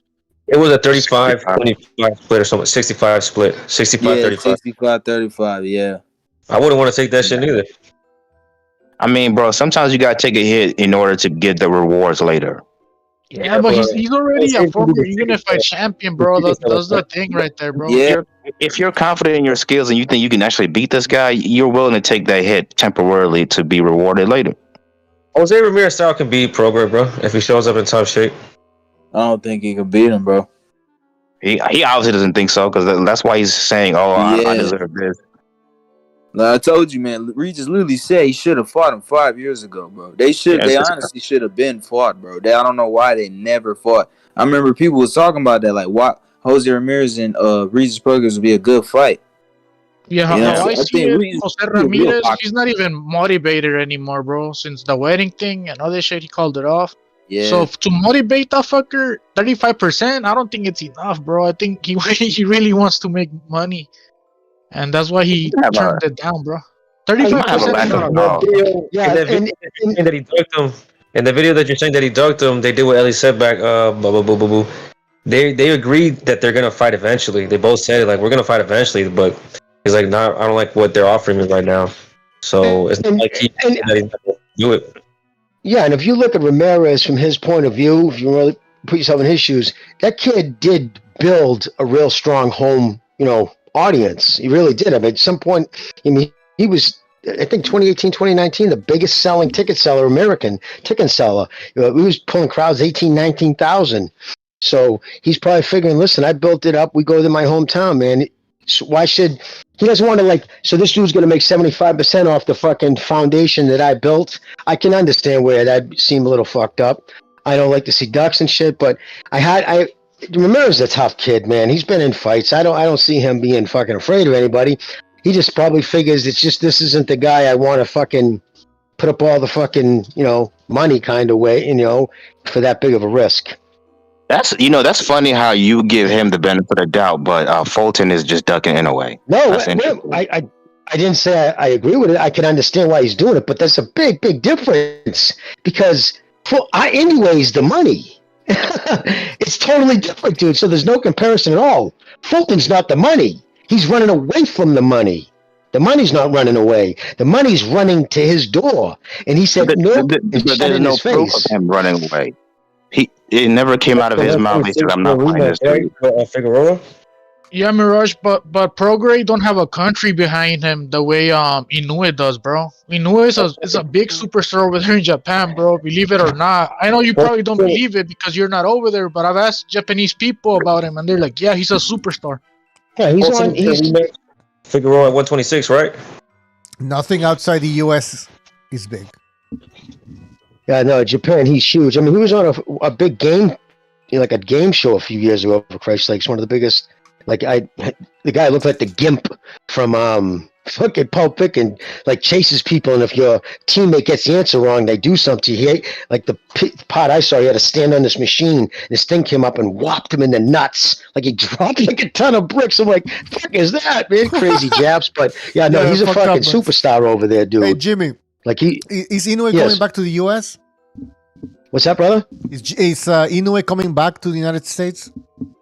Bob wants him to, and like someone on the panel said earlier, and he's 100% right, whoever said that there's really no need for him to leave Japan because of the money he pulls down, the viewerships, but he understands for his legacy and whatnot, he wants to come to the United States, probably just because he wants to show his skills here. But again, it's hard because obviously they're not going to pull down the same numbers, right? I mean, he goes to Tokyo, he fights Fulton in Tokyo, that could be, 26,000 people. It'd be huge. It'd be a huge fight. But why did it? But that's what I mean. Like, so what I'm saying, but I just want to say real quick with Ramirez, he's giving up the money. You know what I'm saying? Like he's giving up all the stuff that he worked for. Fulton's not losing nothing, so it's kind of a different situation. I just don't understand why Fulton isn't jumping at that, especially when out of his own mouth that'd be easy work. I'd knock him out, which is a strange thing coming from a guy with 38% knockout ratio. But there's no need to go up to 126 and run it back with Figueroa. Yeah, I don't see anything wrong with. I don't see anything. Yeah, I don't see anything wrong with Fulton calling out in a way or even talking trash. This is boxing. Like we like seeing guys get knocked out, hurt, but a little trash talk that's too much for you. Come on now, let's be for real. That's fine. But the thing is, if you're gonna trash talk that he don't plan on backing, it's not the trash talk. It's based on what? How can you say that? That's not official. No, but like you trash talk, you call somebody out when you know that fight won't happen. And he's the only guy at that weight class. Why wasn't he calling out anybody else or talking trash about anybody else at 122? Oh, because they didn't have the buzz around their name. Exactly. And he wasn't the fucking one everybody was talking about. Exactly. That's why he did it. Yeah. It was fight week, and he attached his name to a popular fighter. You're jealous. Just for the buzz. Jealous. You're talking about Fulton? Yeah, the week he attached his name, it was the fight week. It was June 9th of 2019 when he was about to fight that kid. Remember that? And he threw like 5, he knocked him to the body. It was disgusting. What he did, he just tortured that guy's liver until he finally the ref stepped in. That was enough. I dropped him with like 4 body shots. Inoue has never, and vice versa, by the way. Inoue has never fought a fighter like Fulton. Bullshit. He's never. Why Fulton try to make him come to 126, bro? He's staying up. He'll be at 122. We'll see. We'll see if they make a fight then, because we're gonna call him out. We're gonna call somebody out. We got more titles, more belts. To attach our name to this guy, so we can sell our fight. That's what they do. I know what this is. This is the typical anti-PBC fighter thing, but no. It is what it is. Listen, when the fight happens, But this is what it is, man. They're not gonna fight. Yeah, but I'm stating facts. He's the one who ran his mouth about Inoue, called him out, said it'd be easy work. I'd knock him out. He's too little for 122. He comes up to 122 with the sole purpose of getting that fight. Brings all the fucking money, everything that the legacy, everything that Fulton would want, and he's not saying, okay, here I am, let's do it. So it is what it is, man. It just fucking sucks. I wonder when it's bad enough that we can't get Fulton versus Ahmadalia. The whose fault is that? That's not Fulton's fault. But there's no point in just going up in weight, man. If you're pulling somebody out, don't wait for that float. Because Fulton wouldn't go to the zone, and that's why. And the zone's not gonna let Fulton leave. It's just now. That's pretty much what it is. I mean, unless you force Al, he's not gonna let you leave the plantation over there. You don't get off that fucking shit. But he should sue. See, people should sue him. I'm telling you, they're predatorial contracts. How can he keep guys from making career money? But Jimmy, how long have we been talking about this? Like, and it seems like the PBC is not gonna go away, man. Like, you know another thing that doesn't look good for the PBC, Buccio? Think about this. You mean to tell me you couldn't even find, and I know you guys want to talk about it, but I'm using it in this content. You couldn't even find Saudis, nobody to fucking finance Crawford Spence? I'm telling you right now, it had nothing to do with people not wanting to, finance that fight. Nobody wanted to do business with Al Haymon. Look at his reputation in the game. Look what he's done. Everybody that goes into business with ends up suing him. Yeah, I was going to say, Al Haymon doesn't have a relationship with those guys, man. So Eddie Hearn does, man. So that's why you see Eddie Hearn making all those big fights in Saudi Arabia and Abu Dhabi and places like that, He'll cash the check. Guys, that's all he did for Andy Ruiz. I know some people don't want to hear me say this, but I have another Christmas. Al Haymon is anti-black. Guys, I have another. Guys, I have another. Hold on. I have another Christmas wish. I have a Christmas wish. He's showing people money. Let me give you my Christmas wish. Haymon leaves boxing. Yeah, that's what I said earlier. I want GPS coordinates. Oh yeah, you're right. You're right. Yeah. Fuck. I was like fucking making a big thing. But yeah, it's true though. He needs to go away, man. Like Jimmy said, they don't want to work with this guy. This is fucking useless middleman. I mean, he hides behind the fucking Ali Act. He is the promoter. He says jump. They say how high, but yet he has to have Tom Brown or somebody else because then he can just say he's the advisor. By doing that, he can play different roles and he's not financially responsible for a lot of things. It was really sneaky how he did it. And he's got these guys under contract, not only predatorial contracts, but inside their contracts, the NDCs, non-disparagement clause. They can't even badmouth them. Right.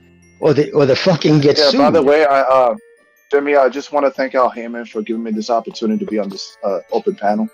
So yes, I want to thank him for Christmas too. Thank you, Al. Virtuoso was actually defending that. Did you hear Virtuoso, what he said a minute ago about Al Haymon? No, what's that? Don't try to bring positives to the table, Virtuoso. The thing about it is, he just, it's nothing new. It's not like he created anything. This advisor thing was just for, so that these minors didn't have to have agents. You couldn't sign with an agent before you were 18 years old. You couldn't be in a binding contract. You couldn't have an agent as an amateur, or you're considered a pro in every other sport. You lose your amateur status. Yep. Status. Yeah. So these advisors, quote unquote advisors, they start putting different labels on themselves. But he's not a fucking. Yeah. He'll cash this out. They kind of remind me of boosters.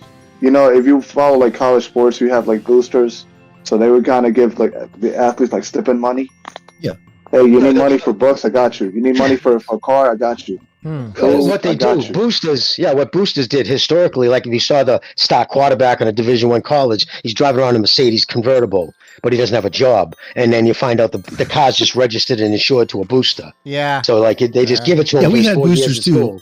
We had boosters too. Every school's got them. But I mean, you got one. It's not as apparent anymore as a fucking Mercedes. You get one. But anyway. Yeah, I got a Mercedes. They cracked down on it back in the 90s. Remember, they came down hard on that shit. But it used to be they used to flaunt it. Kids had sick apartments and shit. And it was all, but they said that's as much as paying. Remember when, did it go to the Supreme Court? It might have, but yeah, boosters, kids would fucking live in the life. They were living like fucking pros. They just didn't have the liquid cash. But they had all the fucking. I think like with athletes getting paid now, I think that rule is going to come down soon to California. I think they should get back the national title to USC. Well, I just kind of find it's fucked up with schools like those college kids, man. They bring in so much, those college players. It's almost unfair that they don't get paid. I know when we're a boxing show, I just say real quick, those motherfuckers, they're the ones that bringing in 60,000 people in a stadium. If it wasn't for those players, you know how much money those schools make and they don't pay tax on it? They should slip those kids a little something. You know what I mean? You don't need shit. It's what we just listen. It's been around forever. You get everything you need. You get everything you need. That's Hey, pretty by the like way, we have Steve the Kim. fucking $125 a month not gonna. Is that the real Steve Kim or a pretender? A What happened, usurper. Buccio? Steve Kim's here. Somebody named Steve Kim. Anyways, Kimbo. is that him? Hello. Steve. Yo, it's Can you hear Steve me? Kim, Kimbo. the Merry legend. Christmas, Steve. Merry Christmas. How are you guys? Good. Steve, what's up, buddy? I just wanted to say Merry Christmas to everybody. Thought I'd drop you guys a visit, just here at the office pretending to work. And interesting conversation. But Merry Christmas to all you and your fine audience out there. Merry Christmas, Steve. What's your wish, your Christmas? What do you want for Christmas? Your gift You mean for boxing or for myself? for boxing? That's what I thought you meant. Or anything. I was like, Let me see. Here's what I want. I want all of our fighters to fight at least one more time this year than they have this year. Instead of fighting once or twice, try to fight 3 or 4 times. So obviously I'm going to ask for something I can't get. It's like the Red Ryder BB gun in Christmas Story. I'm probably not going to get it. I might shoot my eye out. But you know what's funny? Every time I put up a post about how fighters should be more active, you always have these people say, oh my God, these poor guys need their rest. And I'm like, they fight twice a year. So if they do a 2-month camp, that literally means that's 4 months out of the year they're quote unquote working. What other? It's amazing that these fans who have never probably talked to fighters or old school trainers, they don't understand that our fighters are overtrained and underfought. The way they're doing it is actually probably less healthy, in my view, than fighting more and training less. And we have guys like Oscar Rivas and Oscar Valdez. Guys, they can't even get out of training camp, much less fight. It's ridiculous. I mean, with so many guys like being inactive, like don't these guys got a one hustle at least? Like I'm pretty sure back in the day you had fighters that were back in groceries. Yeah, I mean, I think, look, one of the reasons why the fighters are inactive today is that they make a lot of money, but I don't think that they're ever going to be stars. They're never going to be the pay-per-view franchise, and I think that thing is basically dead in boxing. You know, I've never really thought a fighter got more popular by fighting less. Okay, it's the damnedest thing. This is not like baseball card collecting where scarcity creates value. I'm not sure that really works in professional sports, and it's hard to follow anybody. And that's all I really want is some fights to happen, and that's it. But it's kind of wishful thinking. I heard you guys talking about Fulton versus Inoue. Look, do I think Stephen Fulton himself is ducking any fight? No. Do I think he has any control over his own career path? No. But is he the one that was talking all this junk, knowing that he could never fight Inoue or would never face him? Of course. So for that, he deserves some derision, and now he's getting hot on Twitter. Yep. Steven, you're the one who said all those things about beating Inoue, not us. Do you think they're being media trained to say these kind of things? I don't know if they're being in order to drop publicity for their fights. Conditioned, given the fact these guys are pretty savvy. They understand the score. And look, I could act like the toughest guy in the world if I didn't have to fight anybody. I mean, literally, Hey, if I could have you be heard that any guy, insight of Fury versus Usyk?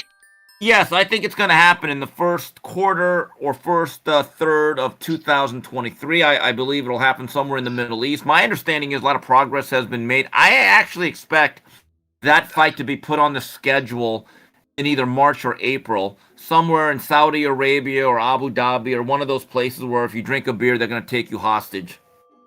Bob Arum said it's done. Yeah, so my wish list might become a reality then. Yeah, the way you're talking about it. He said that fight is done, and he said in Wembley Stadium, 95,000. That's what he said. That's what Bob. Wembley, yeah. My understanding is to make the economics work, it's going to happen in the Middle East. Personally, I think I would prefer it to be in a real stadium where the real fans can go with the biggest audience. But if there's a particular pattern with some of these fights that if you need extra money, or you need an economic stimulus, you head out to the Middle East. It's a big site fee. You can't argue with that. Yeah, huge site fee. Hey, Steve. Hey, Steve, this is Jim. What's up, buddy? I just got to say real quick, bro. What's up, buddy? I saw you got Al Bernstein all hard under the collar, huh? He was all worked up. I liked your response, though. Your response was killer. I don't understand this. All I said was Frank Martin's really legitimate. faux Muhammad Ali that looks like Julian Jackson, I don't think I want to see him again. That's my opinion, and he has to, you know. Yeah, Al yeah, is a Steve. good I just company heard man.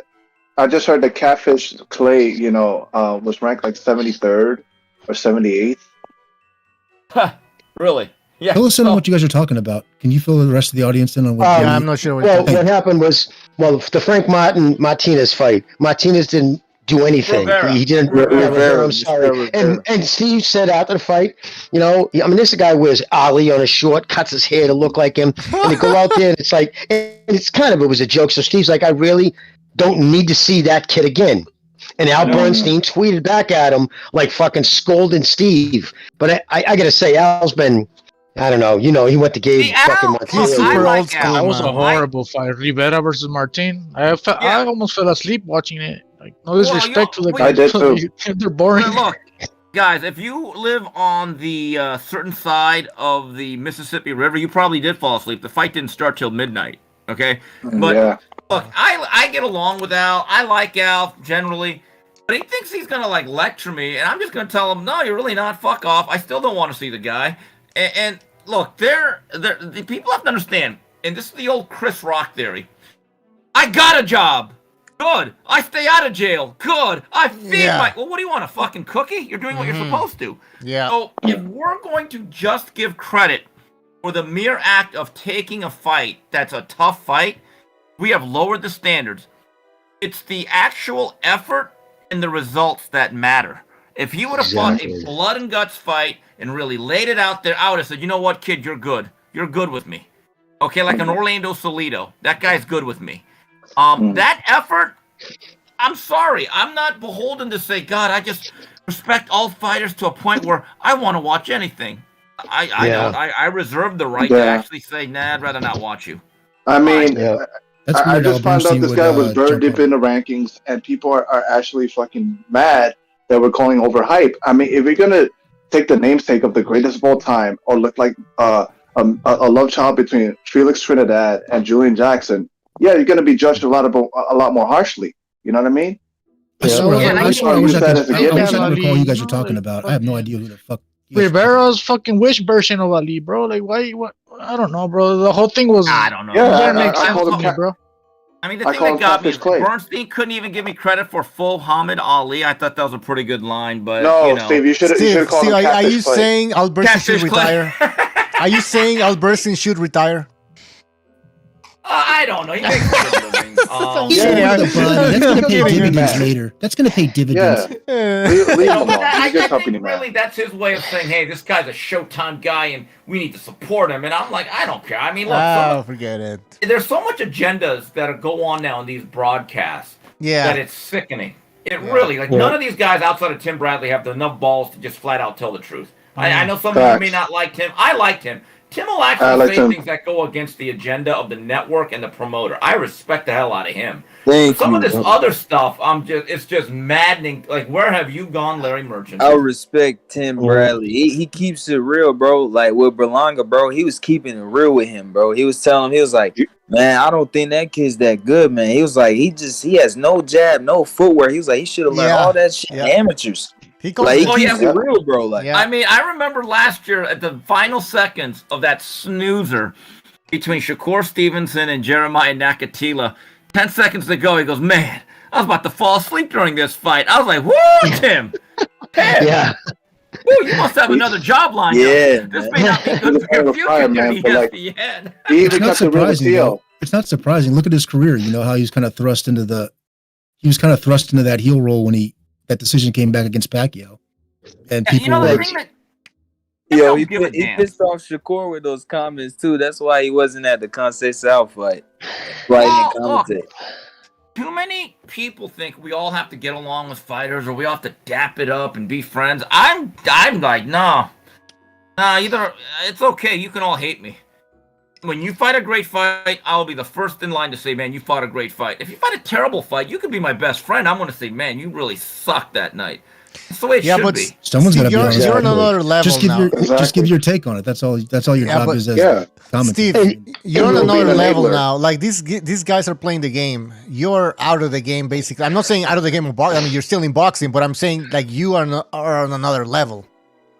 You've Yeah, Well, I don't know about English- that. Yeah, you are, Steve. You commentators, are. they have Man. a Everybody narrative. knows this. They're fake. They're not like the TV Azteca with Lamazon and Chavez Yeah, fuck Senior. them, Those are man. real commentators. They No, stick the negative they're right the same away. shit. No. They're the same shit. TV Azteca, Televisa, they're bullshit, man. They're the same thing. Yeah, I mean, look, let me give you an example. Like, this is the thing that gets me with Tim Bradley, which I thought I actually congratulated him on making the Hall of Fame about 3 weeks ago, and I literally had people saying, "Oh, he doesn't deserve it," and you know which fans they are because he says the truth about certain fighters and he works for ESPN Top Rank. And I have a serious question for those who don't think Tim Bradley is a Hall of Famer. I say, okay, so Tim Bradley unified titles at 140, beat like 7 or 8 undefeated guys that were really good, went up to 47 and beat Juan Manuel Marquez, had several fights with Pacquiao, and you can say what you want about the decision, and was in a fight of the year, and for about 3 years of his career was on the pound-for-pound list top 10. So if that is the cutoff point for not making the Hall of Fame, and that's your standard, I don't ever want to hear you talk about, Errol Spence, Danny Garcia, and Keith Thurman need to make the Hall. But you know what they're going to do. They're going to do the double standard, no standard. Yeah. He was a real 140-pound undisputed champion compared to Crawford, who beat Indongo. I mean, his 140 run, the Crawford 140 run, wasn't even that impressive. Tim Bradley's 140-pound run was more impressive, in my opinion. Well, he went to the UK to beat a very difficult Junior Witter, right? Yeah. Then he fought in Montreal against still pretty dangerous Kendall Holt. Came back from an early knockout. Then he went to Detroit or Pontiac, and I was there when he beat an undefeated Devin Alexander. And then he also beat a highly touted young... Right, then he beat Lamont Peterson, who many people thought was the favorite. That's a damn good run. And, things like being in a fight of the year or maybe the fight of the decade, like he was with Provodnikov, those things matter.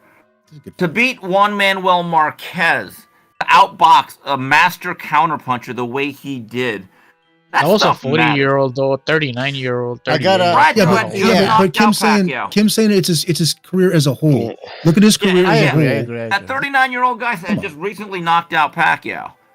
I mean, one-shotted him. He knocked out Pacquiao. Yeah, it doesn't matter about that. But his career as a whole definitely justifies Hall of Fame. Yeah. Even if you remove the Marquez fight, it doesn't even matter. Yeah, Tim Bradley. I mean, how I see it, Bradley, he's bottom tier when it comes to the Hall of Fame. But I mean, I'm not gonna be like, he don't deserve to be there. He's like Gotti, how I see it. No. He's not Gotti. And I love Gotti, man. Like a Gotti. No, he's not Gotti. He's accomplished way more than Gotti. He's a Hall of Fame fighter, no doubt. I agree. But Errol Spence isn't no fucking Hall of Fame fighter, man. He's not even there yet. His career's not even over. Bro, Crawford, his run... Bro, Josh Taylor has a better run than Terrence Crawford, in my opinion, at 140. Yeah, the one thing about Taylor that I don't like, man, he only fights once a year now. I just look at his schedule. He doesn't have that many fights. He's an interesting one because, by the way, I don't know how you guys had it. I thought he lost to Catterall. And why is it taking over a year to do that rematch? I thought he lost to Catterall. I think Catterall's going to beat him again. I think Josh Taylor, I think he has one of the best runs at 140. But like you said, he's out the year. He's been out. He's been out, like you said, fighting once a year and stuff like that. Yeah, bro. Man. He's a party animal, bro. He's a party animal outside the ring, bro. That shit's gonna catch up to him, bro. I don't think that's part of the problem. I think it's a combination of you don't get better doing something less often, especially a sport that requires your fast twitch fibers and muscle memory. And when you get hit and even confused, you're supposed to take over on instinct. When guys they'll tell you, Arturo Gatti told me to my face, I don't even remember the 9th round. Like, he has no memory of the 9th round of that first Mickey Ward fight. He says, unless I watch it, and I'm like, God damn, because he was still kind of fucking out of it. So he fought that round out of instinct. That's what you get when you fight wars and you fight them often. And you fight often, you get punch resistance, you get punch calluses, and you get muscle memory. Fighting once a year, I don't give a shit. You fight the best. Jimmy. You're literally going to see the dude's skills erode. Yes, Steve. Jimmy, I'm just telling. I joke about this with Buddy McGirt. Back in the olden days when guys would fight a lot, you had a feel-out round in a big fight. Now you have a feel-out half a 6-7, half a fight. Seriously, nothing happens for the first half of a fight because guys are afraid to touch the fire because they're generally coming in. That's why, when Ryan Garcia decided not to do a tune-up fight and fight Mercito Hesta in about a month, I didn't like what he said. Well, fans are getting sick of the tune-up fights. And I'm thinking to myself, that's a semantics, the game of semantics you're playing, because I think people actually enjoy the prelude fight when Ray Leonard and Tommy Hearns fought on the same card at the Astrodome in 1981 before they fought 3 months later. That wasn't a tune-up fight. That was a way to kind of drum up interest and you stay sharp. Steve. Ryan really gets on my nerves when he says stuff like that. And I'm like, yeah, well, every time you fought an eliminator to fight Devin Haney, you decided to take a tune-up fight instead of taking Devin Haney. Steve, it's just all very convenient. Look, I will give Tank Davis credit. He's at least trying to go out there. And look, and he only fought once this year. I get it. We know how things work on that side of the street. But, the fight with Garcia can be interesting. And I just don't get why Ryan Garcia, who has not fought since July, now wants to go in with basically a 9.5-month layoff to fight Tank Davis. And you want to know why boxing can never really move forward? Guys, I'm just telling you, it's very simple. Our biggest, brightest, best fighters simply do not fight enough. Hey, Steve, a fight I still remember. We're basically in a pandemic a pandemic of the inactive. You're right. It is a pandemic. It is a cancer. I still remember. Guys, I still remember 19. And wear and tear let me just and say mileage versus activity. What I mean by this is, look at Crawford. He only fought once a year, right? And he fought a Venetian. That's not even quality. So people are complaining. But look at Usyk. Usyk, he only fought once a year, right? But he fought AJ. That's quality. And that's how I see it. If you're not gonna stay active, fighting 3 times a year, at least fight quality opposition. You make a great point, but I've said this and I've discussed this with Joe Goosen. Until you get to the late 20s, or you have at least 30 fights under your belt, you should generally try to fight more than twice a year. Now, if you're starting to be like De La Hoya at the tail end of his career, certainly Pacquiao and Mayweather, when you have a lot of fights under your belt, twice a year is fine because everyone knows who you are. But I'm just telling you, a kid like Shakur Stevenson, who I believe has all the talent in the world, and I don't know who beats him. I really don't. I think he's that good. But if he is going to just fight twice a year at age 23 or 24 with less than 20 fights, I think any dreams that he has of being the biggest name in the sport or a pay-per-view franchise, it'll never happen. He has already basically reached his ceiling. There comes up, like even a guy like Miguel Cotto. I did an article about Miguel Cotto's career. I hung out with him after the Golovkin-Canelo sparring session back in September, and we had a great talk, and he was really open about it. But even after he became a champion, for the first couple of years after that, he fought 3 times a year. He really built something. But if you ask a lot of these younger fighters and the new managers, would you take an extra fight? We can't pay you quite as much that's on the contract, the minimum, but we'll work. They won't do it, guys.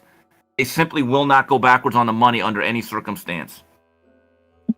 It's so short-sighted, man. They don't realize how much the experience of a game day or a fight night, just that experience of just going through a training camp, it's different than just being off. Even if, like you said, even if it's a lesser opponent. You know what's amazing, guys? And again, I'm not saying this was great for his long-term health, but this is how much different the game is and was. Muhammad Ali fought the Thriller in Manila, maybe the most grueling heavyweight fight in the history of boxing. I mean, both guys basically almost died. I never knew this till I looked it up. You know, Muhammad Ali the next year fought 4 times? That's amazing to me. Yeah, why not? Like the Mildred Taylor and the Chavez fight, he was like 89, and he was like his fucking 90th fight.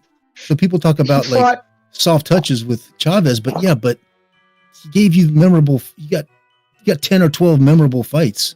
I don't give a shit. He fought 5 times after that Mildred Taylor fucking war. That was an absolute war.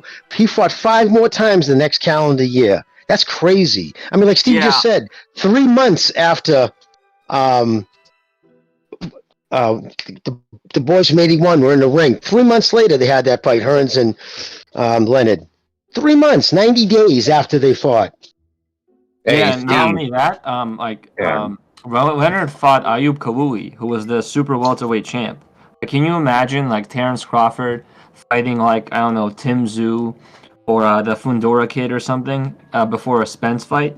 Like, these guys just don't believe in themselves like those guys did. Yeah, I think that's simple. They just don't believe they can win, and that's why they don't fight as often.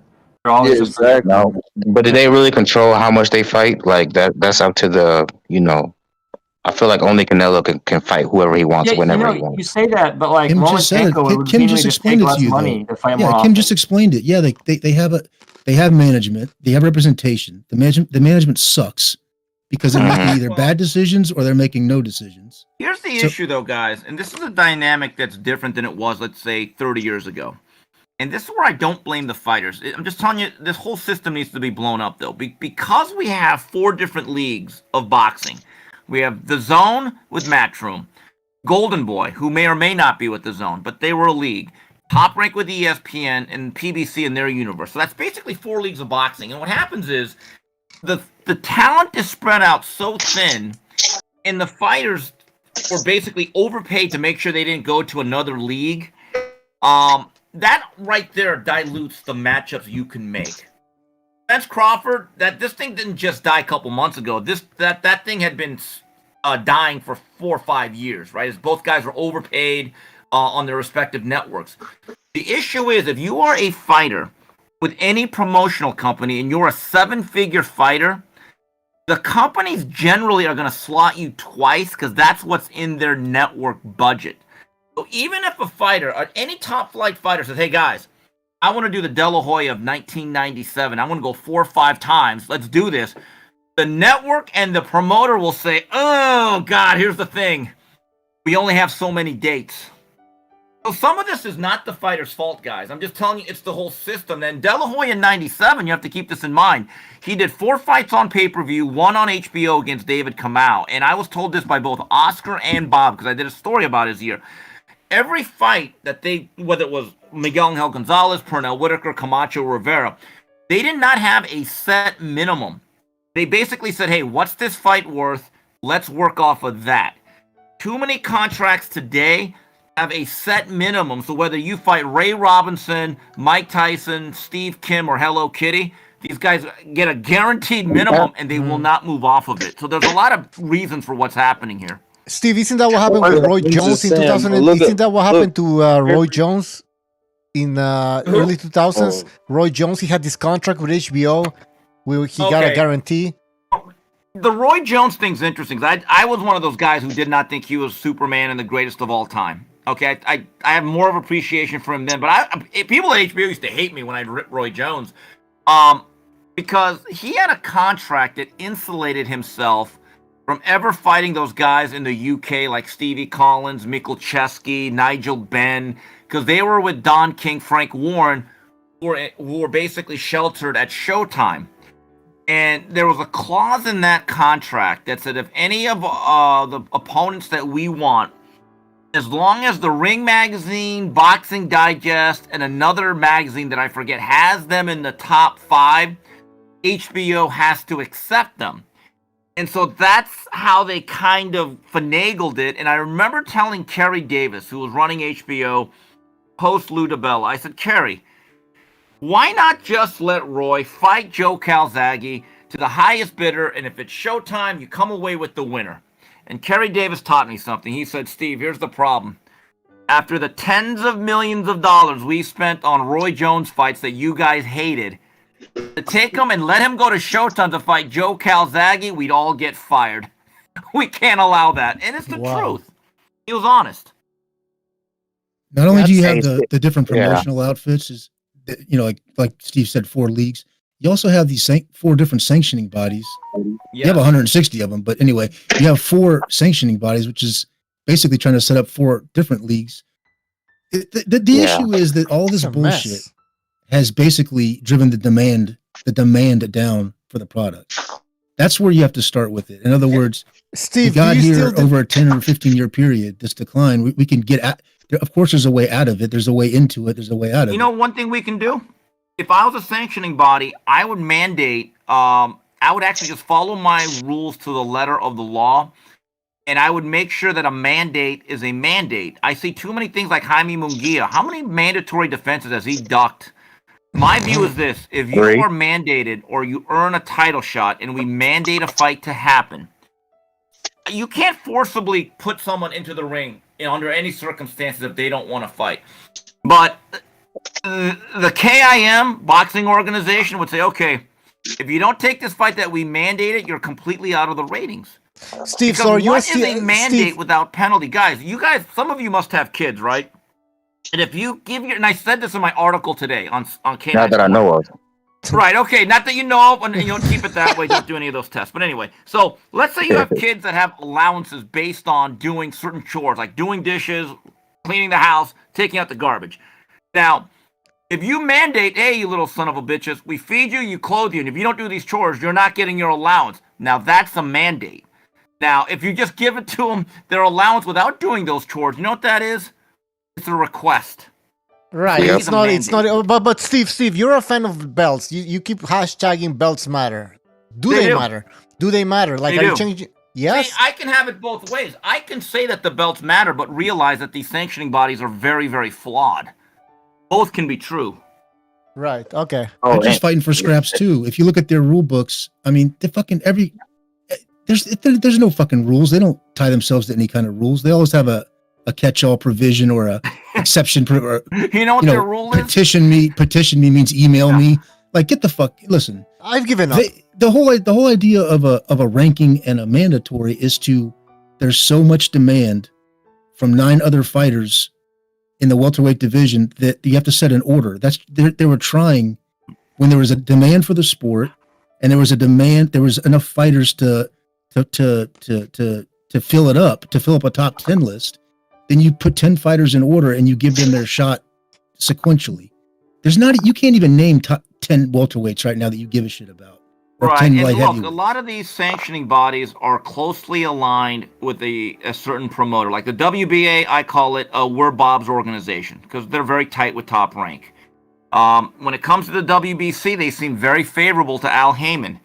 That is part of the business. And I just think if the sanctioning bodies actually just followed their own rules to the letter of the law, it would be okay. Because here's the problem, that when a top-ranked contender in any division turns down a title shot and they wait, problem is you're holding up every other fighter from 2 through 10, and that's not fair.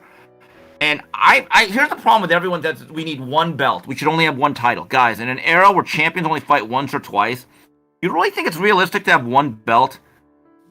Try being the 6th-ranked guy and thinking, oh my God, I may not get a title shot for 6 years. At least with 4 belts, you open up a little bit of avenue of traffic in each division. But how can this change? And, what can we do to change system, this? Guys. I'm just telling you that right now. But there's I a way agree, to make it work. but how can we change this though? Like we keep talking about this for decades, and nothing changes. To be honest, like, do we just like forget about it, or do we do something about it? Okay, this is an interesting question. There's this guy that I love to watch on YouTube. His name is AK Nation, AK Nation News. He's a funny guy. I've gotten to know him, and he does videos on crimes in the inner city, basically, right? And he talks about it. And he says, how do you fix this? How do you fix these people? You know what he says? You know what his answer is? There are no solutions. Oh, boy. Guys, we can't fix this. Yeah. You can't. There is no solution. Yeah. Seriously. There are no solutions. Just enjoy.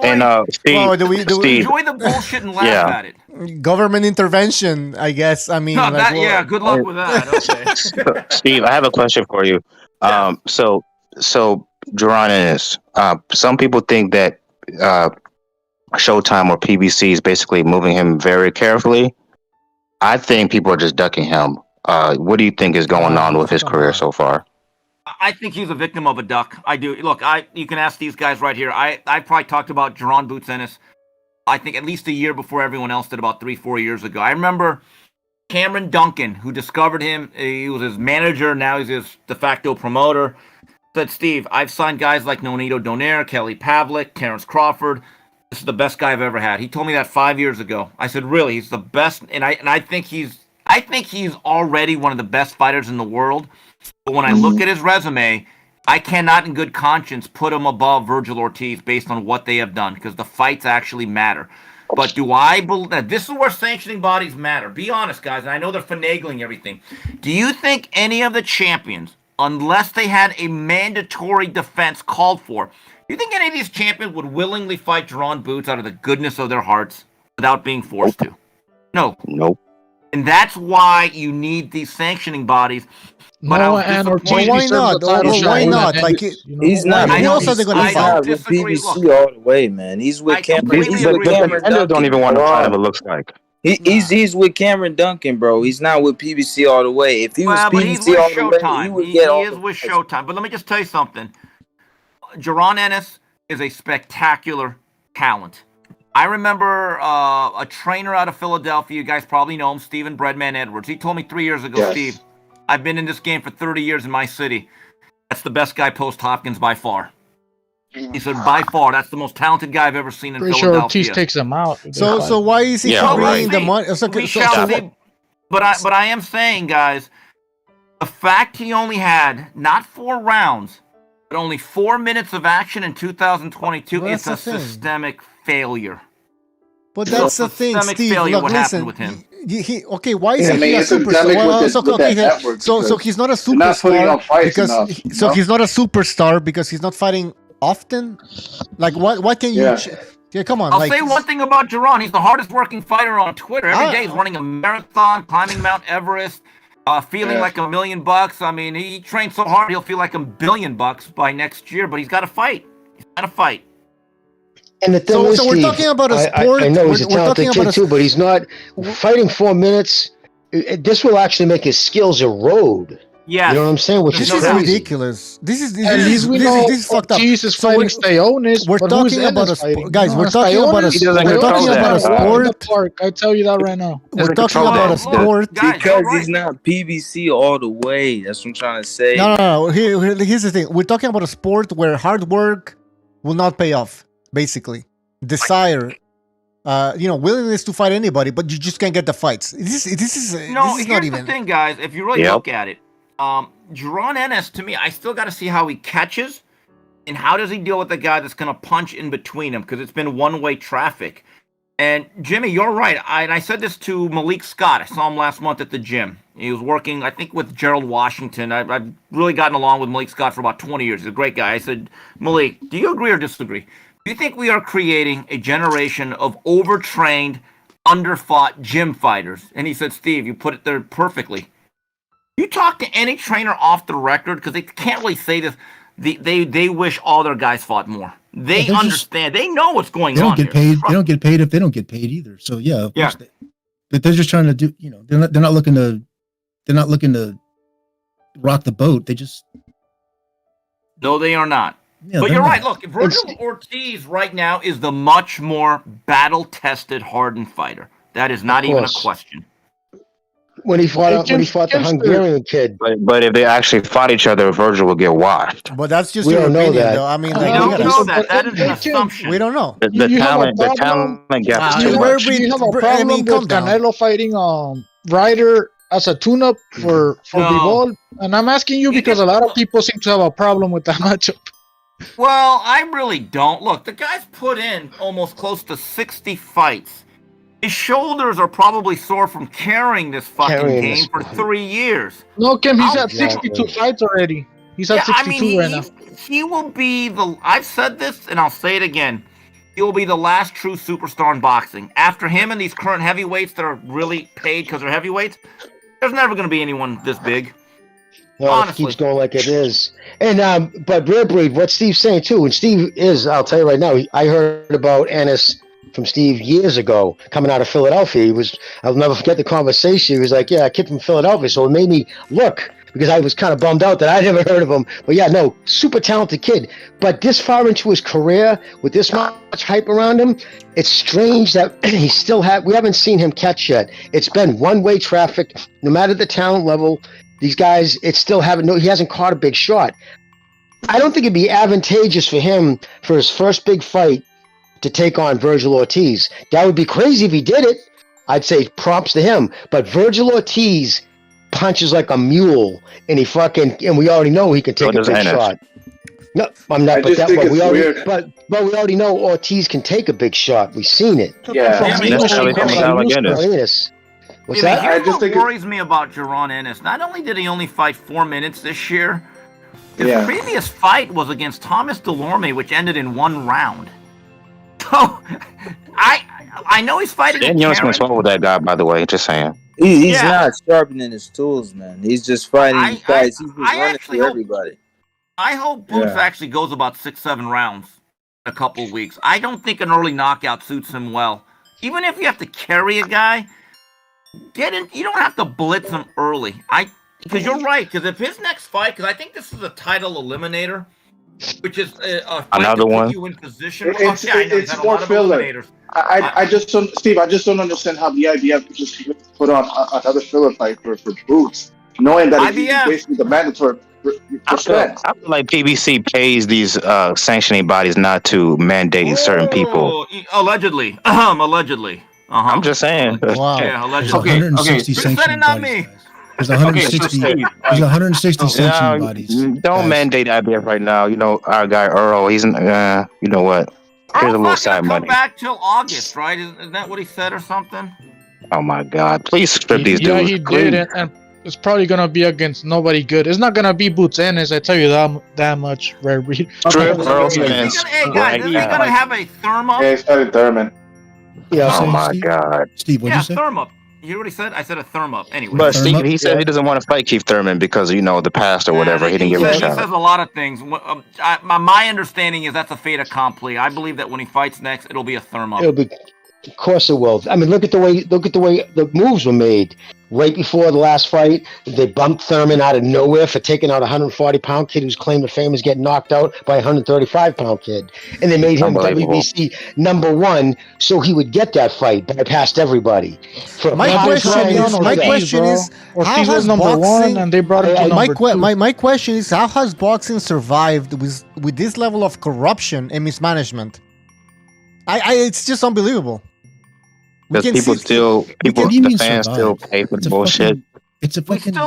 It's an exhibition. Larry Merchant said it best. So guys like Canelo and AJ, to be real. Yeah, I mean, it's driven by stars, but Larry Merchant said it best. Ain't nothing gonna save it. Ain't nothing gonna kill it. Okay, so Steve, we're just feeding out of the husk, right? Like Errol Spence and Crawford aren't fighting. Ennis is gonna fight for a vacant title. But so while we're just eating the dregs, like what's the story with Subriel Matias? Like his fight with that Armenian guy fell through. He's like one of the only guys I like to see fight. Again, you'd have to ask someone from the PBC. When's he fighting again? You're right, and I think he only had 1 fight last year. Am I correct in that? Yep. Yeah. Well, I mean, you can't overwork a guy now. Yeah, take it easy. Don't worry about it. You only got. Hey guys, I'm gonna read a super chat. I'm gonna read a super chat from Plutonium Loach. Guys, let me read a super chat. Look at a fucking actuarial table. Pete. Let me just read a super chat. Plutonium Loach. He says PBC stands for pegging bullshit champions. That's right, Plutonium. You got it right. Thank you for your contribution, man. Hey, Steve Kim, have you heard anything about Wilder versus Andy Ruiz? Like any insight? Like, is it possible or what's happening? I believe that's what's going to happen next. They're probably going to put that sometime, maybe make that the Cinco de Mayo thing, given that Andy Ruiz is Mexican. I haven't been given any real confirmation that won't be the next fight. And if you go back to the WBC convention a couple of weeks ago, I believe that fight was actually called for by the organization. So that's my expectation. I don't put any stock into Wilder Anthony Joshua this year or anytime soon. I think that's a lot of bullshit. I think Anthony Joshua is going through a midlife crisis where he's going to try every trainer. He might go to LA Fitness and do a boxer-size class. But I don't believe that Eddie Hearn wants that fight. And Anthony Joshua right now is trying to work out, I think, a lot of psychological issues as a fighter. So I would bet a few bucks that it would be Ruiz against Deontay Wilder. Hey Steve, we have some wishes here. Let me know which ones you think are like possible or unrealistic, whatever. Fury versus scale of 1 to 10. We'll go like Fury versus Usyk. I think I'm going to say 9 to 10 on that one. Okay, Wilder versus Andy Ruiz. 8 or 9. Garcia versus Tank Davis. 5 or 6. I still want to see those court cases, how they work out for Tank in a couple of weeks here. Who the fuck is that? Okay, hold on. All right. Sorry about that. Why is Tank saying Garcia's on PEDs, bro? Wait, hold on. Steve, I have some more. Come on, man. That's Hey, a hold good on. one, Steve. He said that. Virgil Ortiz gets a title shot.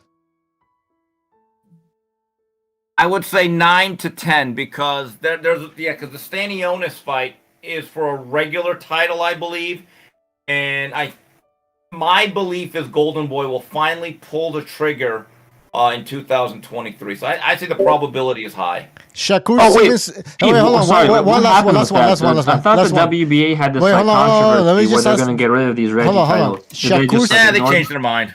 Look, they're still going through the process, but you got to learn one thing about the WBA. They kind of make it up as they go along, so. They all do. I wouldn't At too least much boxing is the sport. They've been saying that for like 10 years. Can't get it right. Yeah, so I mean, look, it's a good fight, and I think here's my belief. Oh no. One of those guys, if not both, will probably move up, and you'll have some vacant belts. And I could see a scenario where Virgil fights for one belt, Ennis fights for another, and then for 2 years we'll talk about Virgil and Boots fighting, and then they're never going to fight either. So let's not even get excited about that, fellas. Hey, Steve, as soon as you don't give a shit about it, that's when they'll announce the fight. We got another one here. The week after you don't give a shit anymore. Another Christmas wish here. Is Boots done with his? Hold on. Shakur Stevenson goes to jail. Wow, I'd say low. I just hope he has a curfew. That's all I'm saying. I'd put in a curfew about midnight. He's a father now. Come on. But I'll say low. All right, good. I think he's grown up a little bit, hopefully. If you didn't have a schedule for work, would you have a curfew? I wouldn't come home either. I'd be shooting dice all night too. If I was. That's a very good point. Hey, somebody said, I think it was Reddit, his wish is for Spence or Crawford to vacate so Boots Ennis gets a title shot. That might happen. Once Boots becomes a bona fide mandatory where there's an actual deadline, and I guess Bozy Ennis outlined something in an interview, I could see that scenario happening. Ennis is simply too dangerous for his own good, in my view. Not worth the risk that you're going to take for that type of reward. What you guys were saying earlier about the question marks, the questions you have about Boots, can he exchange? Can he take a punt? He has those same questions too, subconsciously, whether he wants to say it or not. He has the same question marks too. Those things are unanswered for him as well, and that's the problem. You got these guys like perpetual prospects, like potential. I mean, he did get rocked twice. He did get hit clean by Delorme when he was going in to finish him, and he ate it. Like, it didn't affect him at all, and it was clean. That's round 1, though. Steve's saying, like, how about round 8? How about round 10? You know what I mean? Like, that's if you can take. How about a bona fide welterweight? And gym fights can't. They're not on weight when they're in the gym, right? They're not like they're just that they're walking around weight. They're never at their natural. No, different. Okay, so the thing is this is it. I'll go ahead and discuss him, even though I could give a shit if you fucking vaporize tomorrow. But is Boots Ennis done with his contractual with his former promoter and his current promoter? They were in a court case, and there was basically an injunction put on his fights to where his old promoter, until the case was finished, his old promoter had to sign off on all opponents. His new promoter was going to let him fight. Yeah, I think that had to do with Chris Middendorf. I think that's not an issue. That's from a while ago, unless I've kind of lost interest to a point where I don't know anymore. You have to understand, Chris Middendorf was partners, in essence, with Cameron Duncan. They had a falling out. My recollection is that Middendorf is no longer involved. It came to some sort of agreement, and Cameron is still involved. I don't think that hinders the upcoming fights, guys. In my view, For a while there, that's what was giving you the soft touch. That was what was giving you the soft, because he was not fighting at all until that case there was an injunction. yeah, there were some issues, but I think that was like last year. I just think now the reason why he's been inactive is the lack of Showtime dates. That's really what that's about. All right, we got more wishes here. Yeah. Ortiz versus Spence. Oh, Ortiz versus Spence. A 3. Yeah. Spence. I'm not That's hopeful way too that high. PBC and Golden Boy come to an agreement. No, that's not happening, anything. man. That's not happening. What Spence, about guys, Lomachenko versus Haney? I would say 7.5 to 8 for April. yeah, that's happening. Come on, guys. Spence. That's happening. They can't do it in March because ESPN wants the March Madness. They want to focus in on that. Haney doesn't want it anywhere past May because of Ramadan, which is certainly fine. My understanding is that April is the wheelhouse to make that fight. One more, and then I gotta go for another drink. Spence moves up to 154. Yeah, I think that's here's the problem. All those belts are with the guy that's on the same side of the street. Aren't they trained by the same guy, Jermel? Yeah. And Errol by Derek James? Yeah. That might be an issue. Good point. I'll be back. Yeah, they just showed that they're actually all during that Martin fight. The three of them are always training together. Yeah. So like Jamal and Spence, yeah, that you don't usually see that come to pass when they're that close. By the way, guys, I think Tim Tszyu is actually kind of a live dog against Jermel Charlo, believe it or not. Everybody's a loud dog against Charlo. Why not? Oh no, I don't. Yeah, He's Jamel does improved. give a lot of rounds, He's but been looking better. I give him that much. Hey, Charles what a about his beast. older brother? Is he gonna fight ever again? Yeah, Jermel, I have no idea. He was scheduled to fight the Polish middleweight that's been around the block, and I don't know if they're going to ever reschedule that. I don't know what to say about that career. I really don't. I don't have any answers. I thought it was kind of cringeworthy when he came up to Bivol at the Prograis Zapata fight a couple weeks ago, and it's kind of funny. Dimitri almost acted like he didn't know who the hell he was. I know. That's He what thought, I. he thought it was the younger brother. He's like, aren't you maybe undisputed because he at told them, 54? let's fight for undisputed, bro. Which I don't see how that's possible, but hey. I just thought it was funny that Bivol was kind of like puzzled. He said, wait. You don't have a belt, but you want me to come down to a catchweight at your behalf? He's like, what?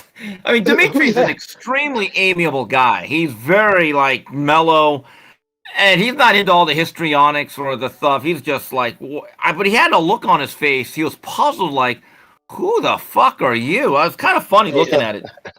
No, it's because he was told more- him for undisputed, bro. Charlo, he's like, let's fight for undisputed, and then Bivol got confused, like, oh, you got all the belts, because Yeah, he stands a belt right now at 168. Jeez. I mean, I know they had that thing. I mean, it's never a good look when your wife is walking around your house with a cell phone live streaming, telling the world you're broke, and they're going to be fucking repoing your house, and that wasn't a good look. I would say, I mean, I don't know how much of effect when you seem to be going through a messy divorce. That's never a good time. So I don't know if that's affecting his career, but it wasn't like he was mixed or active to begin with. Yeah, and so I kind of look at this, guys. We are now into the new year, right? In about 9 days. Where are the Showtime dates? I mean, we have January 7th, which is a pay-per-view show. We have the Tim Tszyu Charlo fight. So that's going to be, I think, the 21st, right? Or the 28th of January. Where are the rest of the dates? Go to Bellator.com. They don't exist. They're all in Bellator. Right. Well, I think it explains why Espinosa's been so snarky lately on Twitter, the way he snapped at Montero and shit. I think he sees the writing on the wall. I think it's just a matter of time for Showtime gets folded in to Paramount, and his budget isn't clear to him. He's probably not like in years past where he was allocated so much money for combat sports. So I think that's maybe even what Fulton was hinting at when he was saying there's things I need to say. In that speech that Broner gave, I don't usually listen to much what he says, but he's pretty much on the money what he said, right? He's like, man, people need to wake up.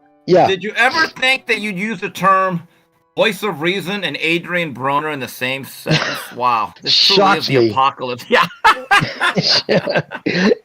Yep. Hey, who you guys got between Ioka and Franco? That was the last fight of 2022.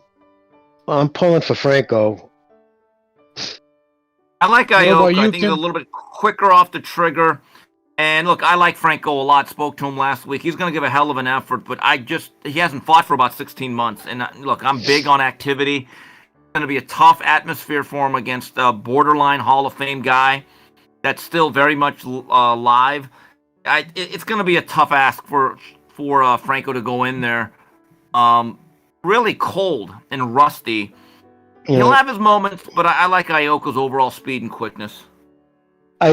I'm totally calling. Yeah, I wasn't making a prediction because I was just pulling because it's Bam's half brother and stuff. So I'm just pulling for him. But yeah, it's bleak. I don't know if he's going to be able to pull this off. My heart's for him, but I don't know if my head says yes. Yes, I'm here. I'm rooting for Franco. I mean, he's cool, but how I see it, this is his fight. This is the fight where he has to show us that he is a top fighter, because he hasn't really faced no one besides Maloney, right? So it's either he shows up, or like this is where he's getting the opportunity to showcase his skills. That's how I see it. But I'm thinking Ioka's gonna win, to be real with you. But I am rooting for Franco. Ioka's very much an elite fighter. I don't understand how and why Golden Boy did not even fight Franco once in the wake of his victory in that third fight against Maloney. And I know he was very patient. I know it was a very, very frustrating time for Joshua. He's very diplomatic about it. But look, he's a real fighter. Him and Robert Garcia talked about it, and they said, we could do a tune-up fight, but let's just try to see if we can do this big thing here. So, I certainly wish him luck. He'll have his moments, but Ioka's a really good fighter, though. He's a really good fighter. Hey, If he doesn't. Kimbo. Yeah, Ioka's badass. I just didn't think he looked all that great against she was Rodriguez, but against it was not walk in the park either, But yeah, he's badass. Ioka. Steve Kim. Yo.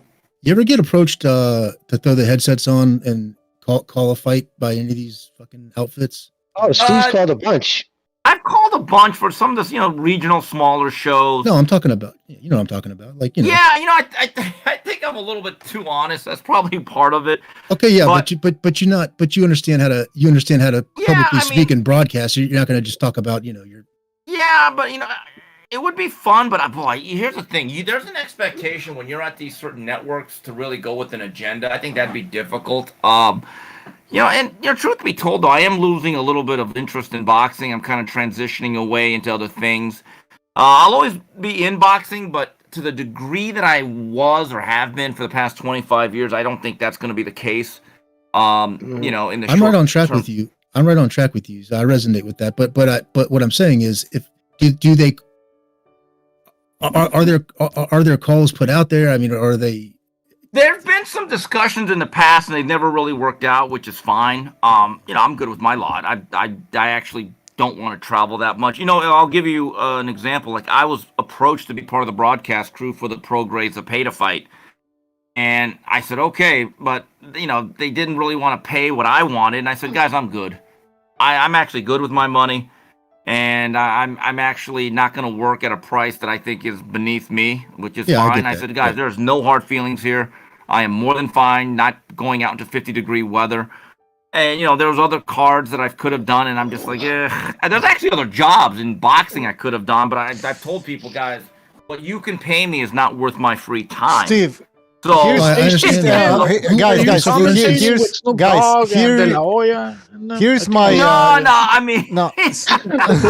was never a part of that, thankfully. Oh, Prograis Sabata was a short card. Guys, can you hear me? Guys. Like we are going to get our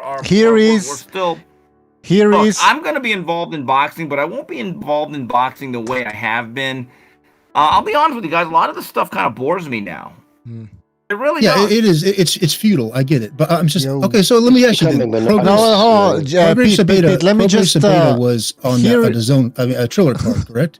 No, it was on an independent thing, but it was not a Triller or the Zone. It was an independent pay-per-view promoted by Marv Nation, a local. But they were the head of it. The real money was a group of people behind the scenes.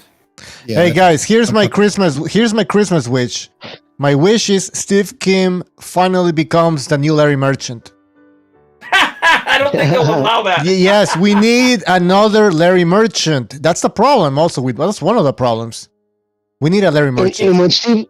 And when Steve calls fights too, what I like to every time he calls, he doesn't just sit there and talk. He doesn't have predetermined diatribes. He's not trying to make a narrative. Because I believe in Larry Merchant's style. It's not what you say or how it's when you say it. It's like sometimes you can say more by just not saying less. Merchant will go 1-2 rounds sometimes, barely say anything. If the fight, he lets the fight dictate, and I think that's what made Larry Merchant the best at it. And but Steve, you crush it. I was going to say real quick too, but Steve, you are crushing it. Going to say it again on fucking with Whitlock, dude. I never miss it, man. And you and Coach, you getting that relationship going, and then shows him and stuff. Jason Brown, Jason Brown is great. Yeah. I'm having fun doing that. You know what's interesting, guys? I had lunch yesterday. It was Larry Merchant, an old a manager, a very influential gentleman by the name of Gary Gittleson, and myself. We had lunch on Santa Monica, and we're at the Water Grill. And it was really interesting. Larry is now 92, still very, very alert. But we still had people coming up to us saying, hey, are you the guy that told Floyd Mayweather if you were 50 years younger? People still come up to Larry. Or you just want to talk boxing. There was actually a family that was right next to us, and at the end they said, we don't want to interrupt, but sir, are you Larry Merchant? And the whole family took a picture with him. It was really nice. It was really great for Larry. But I told this to Larry. I don't think they'll ever allowed to be another Larry Merchant. I still remember Larry a couple times when they had really bad nights where Roy Jones would blow out somebody or they had 2 mismatches. Larry would flat out look into the camera and say, folks, we are HBO. We should be better tonight. We brought you junk. Back to you, Jim. They would never allow that nowadays, guys. Hey, Steve, you remember? I still remember when Roy Jones fought Julio Gonzalez. When Roy Jones fought Julio Gonzalez, and it was a pay-per-view, I remember, in July. And then Larry Merchant tells Julio Gonzalez, how do you feel after something like that? After going into a sparring matchup, you know what I mean? And then Julio Gonzalez got pissed off, but it was a sparring match. I mean, it was a mismatch. The funniest Larry Merchant moment ever was when years ago when Top Rank they had their offices raided by the FBI, and there was all this talk of fight fixing and dives, which ended up really being a lot of nothing. So that was in like 2003. So they did a show in Arizona, and it was Antonio Margarito against Hercules Cavellos and Rafael Marquez against Pete Frazina. And I remember one of my lines in Max Boxing was they should name this show White Guys Can't Fight, because I knew this was going to be 2 butcherings, right? So I had lunch with Larry the week of the fight. I said, Larry, you're not going to be there long. That show is going to be fucking terrible. I don't know why you accepted it, right? So we went back and forth. So both of those fights ended in the first round, guys. Look it up. Marquez knocked out Frazina like 1 or 2, and Cavellos couldn't make it out of the first with Margarito. I remember that. And so Larry gets on camera, and he goes, well, folks, now we see why Top Rank was investigated. Because it was I couldn't stop. Then 10 minutes later, they go off the air, and I get a call from Larry. I swear to God, and Larry goes, Steve? I go, hey, what's up, Larry? And I can hear the crowd in the back. Well, you called it. You were right. Anyway, Steve, I gotta get off here. Just thought I'd let you know, and he just hangs up. Fatality. That's the thing about it is it went both ways too. Remember when Roy Jones, after that the second Griffin fight, when he's fucking telling Larry Merchant, you know what I mean, like. That's when Roy went nuts. It's hilarious. Roy was an interesting guy. And I remember, like, Larry got really combative with Prince Nassim Hamed, because Hamed put up some stinker performances, and Larry would jab at him. And I remember how happy Larry Merchant and I were. And putting aside whatever journalistic non-biased bullshit. But me and Larry were two of the only people who really thought Barrera could beat Hamed. And so it's the 11th round. It's very obvious that short of a miracle, this is Barrera's night. So Larry takes off his headset, and I can see it right now. And he turns around and looks at Media Row, almost as if to tell the British media, your guy's a fraud. Like, he loved it. And he looks at me, and we point at each other, and I do the throat slash gesture, and he just started laughing. I'm not going to lie to you guys. That's the one night I really was a fan. Because if you go to Ring Magazine for that fight, there was 25 writers. I think only 2 or 3 of us said Barrera was going to win that fight. So sometimes we're not all that unbiased, guys. I still have the magazine. I'm going to look it up. I'm going to see. People always use as an excuse that the Prince Nassim had like 1 year of inactivity before fighting Barrera. Bullshit. I mean, that's normal nowadays. Yeah, he can be used to it. But you know what's funny about the Hamed? He had shown signs of decline. He struggled against Cesar Soto. He got decked against Augie Sanchez. Wayne McCullough backed him up late. And I remember telling his manager, Ricardo Maldonado, I said, Ricardo, I'm telling you, you think your guy's better than those guys, right? He goes, yeah. And I said, what the fuck are you waiting for? Make the fucking fight. Yeah, but Steve, getting dropped by Augie Sanchez, like this, Hamed was always getting, not always, but he got dropped often because he was off balance. He did. Yeah, he was off balance. You know what I mean? But that fight was different. He kind of got buzzed that fight. Watch that fight again. He got buzzed. Augie had no punch resistance, but he could bang with the right and left hook. He had a pretty good punch, Augie. I gotta be honest, man. I was rooting for Barrera, but I thought Hamed was gonna win the fight. Man. Oh, sorry, Bucho. No, I thought Hamed was gonna win the fight. I was rooting for Barrera, but I didn't give him a shot. People are gonna call me a traitor, but I was being honest. I think he's gonna get knocked out. You know what's interesting, guys? That was an era before Twitter, so there was no social media. And after the last fight, I think it may have been a Jermaine Taylor fight, or maybe it was Matthew Hilton against Stephon Ouellet. Oh yeah. It took forever for that. We had no idea that Hamed was trying on 18 gloves like he was Michael Jackson. And I've talked to people that were in that locker room from Barrera's side. It was Robert Diaz, because he used to work with Barrera, who's now the matchmaker at Golden Boy. He said, Steve, it was amazing. That guy did not want to get in the ring. Like, it suddenly hit him like, holy shit. Before the Barrera fight? Is not here to play. Before the Barrera fight? Right, well, during the Barrera fight, as they're getting ready in the locker room. If you remember, it took about a good hour to get from the co-main event to where they actually in the ring, because Hamed had his hands rewrapped. He tried different gloves. He had to warm them up, and it was just a mess, and no one knew what was going on inside the venue. Hey, Steve, what was Hamed's decline in part due to his Cuban trainer and the fact that Hamed wasn't listening to oh Jesus, I'm forgetting names. Sorry, I'm drinking. Emmanuel Stewart? Well, yeah, Emmanuel Stewart. Yes. Look, I've always thought that Hamed needed to be with Brendan Ingle. But Hamed became a guy that wouldn't listen to anybody, got very complacent. You know, they had Oscar Suarez was the trainer, who I wasn't really that high on, and they brought in Emmanuel Stewart. And, you know, Emmanuel Stewart, for that particular camp, because I remember interviewing Emmanuel, because Larry Merchant said to Emmanuel, I want you to do this interview because you got to take some blame here. You spread yourself too thin, because in that camp, he was in Las Vegas. Lennox Lewis was doing the Ocean's 11 movie. He got to South Africa late, and we saw what happened with Rahman. And then 2 weeks later, Hamed just gets undressed by Barrera.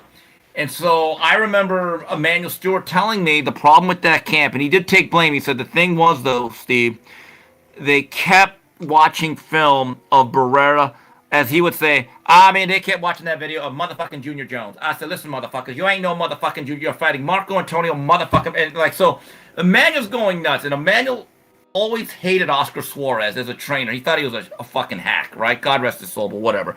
And he said, I've never seen such motherfucking ass kissing. Every time Suarez on the mitts, on them motherfucking pads with Hamed, he's like, oh, no, you hit so motherfucking hard. And all of a sudden, Emmanuel just tells me, listen, man. I go, yeah, them motherfucking pads don't hit back. So they were expecting a 2 or 3 round fight. They really thought once Barrera got hit, he would keel over. And it never happened. And Manny said, I should have been at one camp or the other, but I tried to train 2 fighters at once and it didn't work. And Doug Fisher and I, about 3 weeks before the fight, went up to Big Bear. This was before everyone was in Big Bear. But he worked out at the Big Bear Fitness Center, which was first used by Shane Mosley. And I'll never forget that all Barrera did on this day was shadow box and move to his left on his back foot. And it was interesting. They didn't. All they did was wrap the hands. They didn't put any gloves on. They put the hand wraps around the ring so he could duck under, work on the slipping. But Barrera, for about 40 minutes, all he did was move to his left, boxing on his back foot behind a jab. Mm-hmm.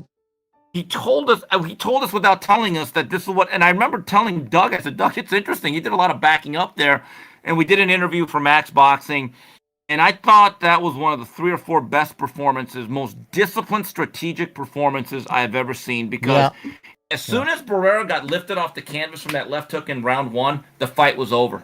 The mood of the whole venue changed. All the British people were like, holy shit, London Bridge is falling down. The Mexicans acted like Mexicans. It was a great thing.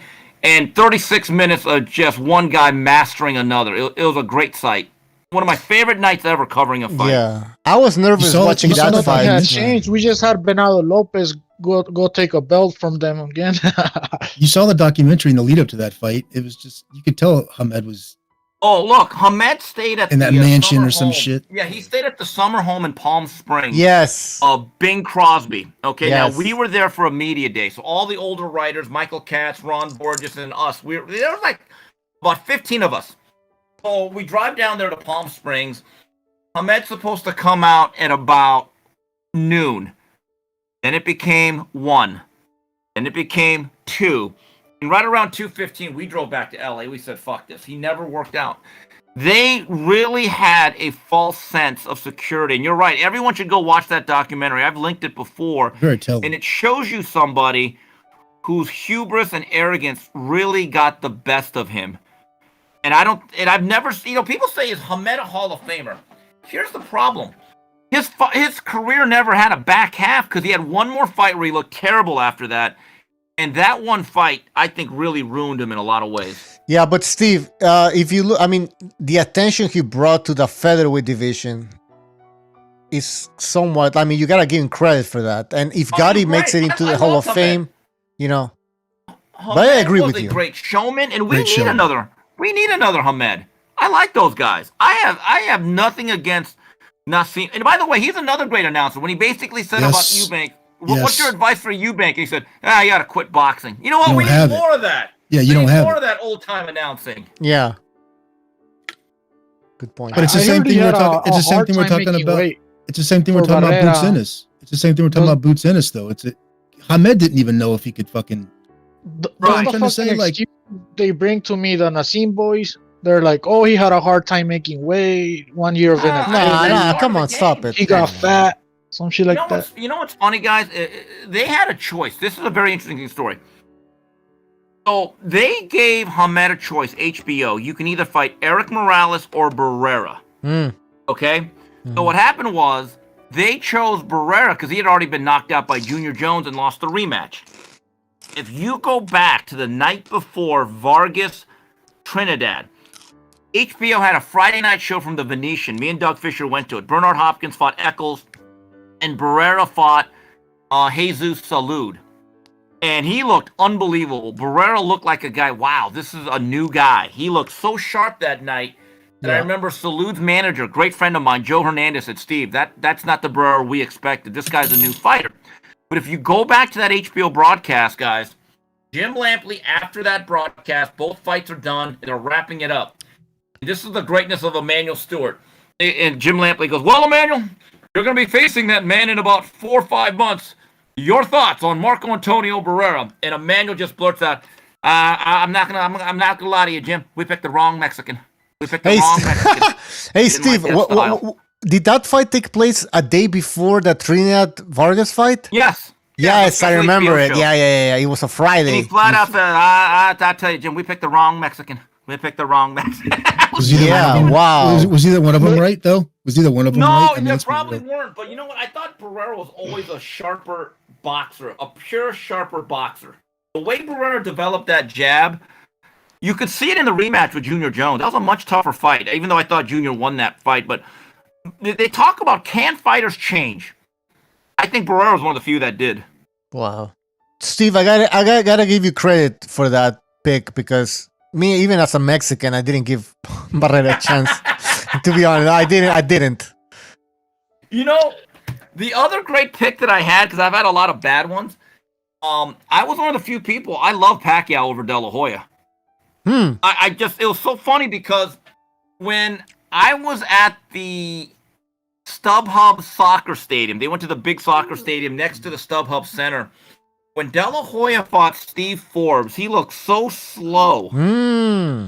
Yep. Live. He looked so slow live. But Steve was a really good little fighter, but he was not a welterweight. And they had the finagle super welterweight. And I remember sitting next to somebody, because remember, they were supposed to fight the Mayweather rematch next. I said, oh my God. I said, Mayweather's going to look like Ray Leonard here. I go, Oscar has now reached the point where it's on the other side for him. Now, if you go back, then they did the De La Hoya Pacquiao fight, and one of the concessions they made, they wanted to put Bob Arum out of business by knocking out Pacquiao. They said, we're going to make this fight at welterweight. Oscar hadn't made welterweight in years. And I just remember telling people, guys, Manny's speed is going to be a killer. And Freddie told me some things from training Oscar the year before where he said, Steve, this fight's easier than you think. We're going to stop him. He told me that as soon as the promotion was announced. He said, Steve, watch. We're going to stop him. I guarantee it. And when you're there that night, it was December 6th of 2008. Literally, watch that fight again, guys, tonight. In the first 30 seconds, it's like, oh shit, this fight's a mismatch for the little guy. Oscar had no reflexes. He had no reaction time. He didn't really see the punches till they had hit him. And it was just, wow. It was stunning to see, but I had this feeling that I thought Pacquiao, and people in the Philippines were literally wanting to kill Arum because they said, you're going to get our national hero killed. Wow. Actually stories about how Bob Arum should be arrested for putting our national hero in harm's way. It was the best thing Bob Arum could have done for Pacquiao. Yeah, made him an international star, and that Pacquiao looked amazing on that fight. Yeah, you could hear the shock. You could hear the shock during the broadcast. I thought Lampley was going to fucking cry. I thought he was like watching the world. He was blown away. You should have seen me. You should have seen the reaction of the Golden Boy executives walking back to the locker room because they walked right past us. It looked like the Baton Death March. And I'm seeing one of your comments. Edwin Valero tagged De La Hoya up in sparring. That's what made Steve pick Manny. You know, Tim, that's a very true statement. So the night before the fight, I'm with a friend of mine named Ray Alcourt, a local promoter here, really knew his boxing. And it was me, him, and Edwin Valero, because he knew Edwin very well. He promoted some of his early fights. And so Ray kept saying to myself, Steve, there's no way you actually think Manny's going to win. This has to be an Asian thing.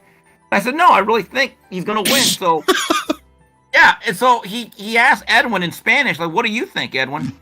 And I swear, so he's speaking Spanish, and Ray's facial expression just changes. And I go, well, what did he say? And he goes, Steve, he says this is going to be one of the easiest fights of all time for Manny Pacquiao. Damn. And I go, what? I go, why? And so what Edwin Valero said was that he didn't like Oscar or his father because there were some management issues where they were involved and they broke up. But Edwin was in camp for that fight early on. He beat the hell out of Oscar so easily, and he's the one who gave him the black eye. It was not Victor Ortiz, as they said on 24/7. He said Oscar cannot get out of the way of a left hand to save his life. And he said, my left hand is much harder than Manny's, but Manny's is much faster. And he said, if I couldn't miss him, he said, Manny's going to hit him 1,000 times with that. It's an easy fight. And I think he put like $10,000 at the sports book that night at 4.5 to 1 odds. Edwin Valero basically called the fight. He said, this will be an easier fight than anyone thinks. Yeah, but also De La Hoya going back down to 147. That had to play as... Well, he couldn't even stand up at the weigh-in. He looked like shit. Man, he looked like... that's what I always keep saying. People call me crazy. People call me crazy. I was like, well, no, he shouldn't have gone back down to 147, especially at that age.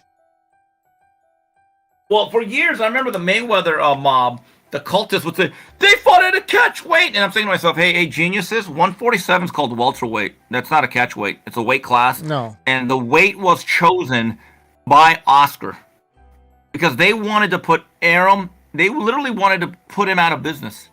That's why they made the fight.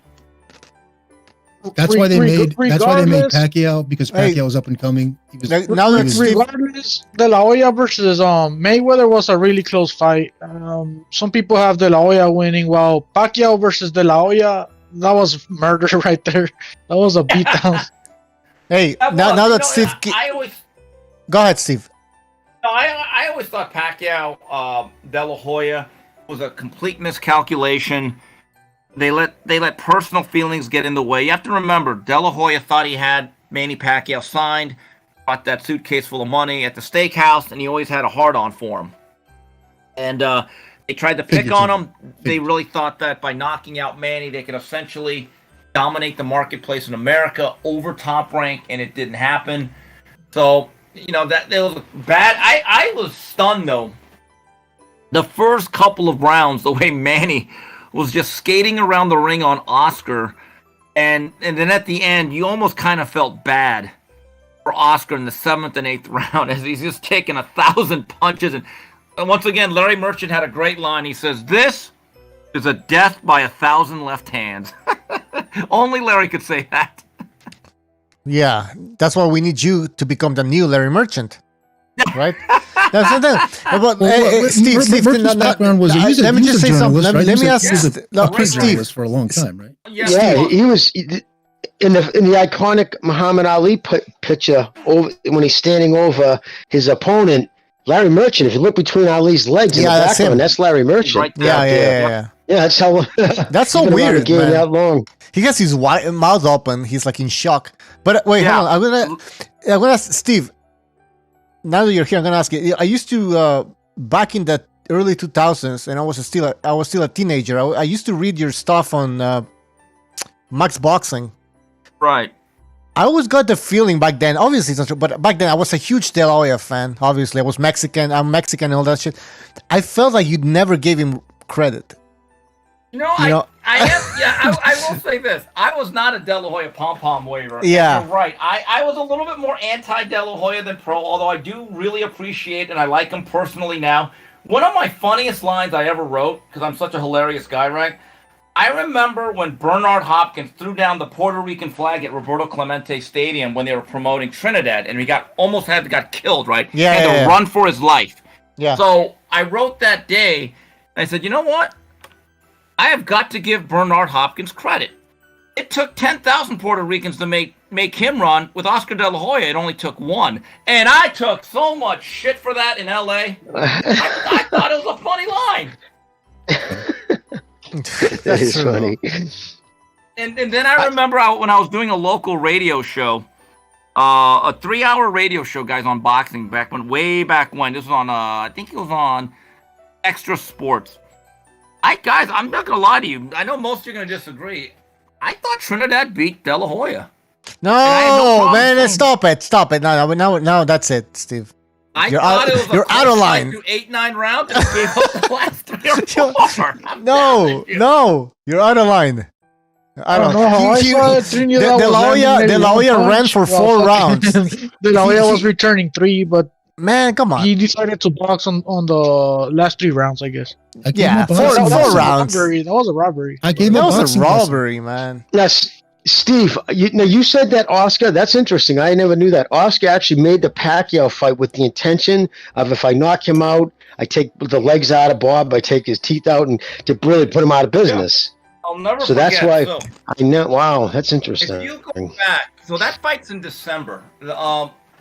October, whatever, of 2008, about 2.5 months or 2 months before that, there was another Golden Boy top rank fight. It was between Kelly Pavlik and Bernard Hopkins. And Bernard was just brilliant that night. Just absolutely mastered Kelly Pavlik. It was a catch weight of 170. I remember I was there.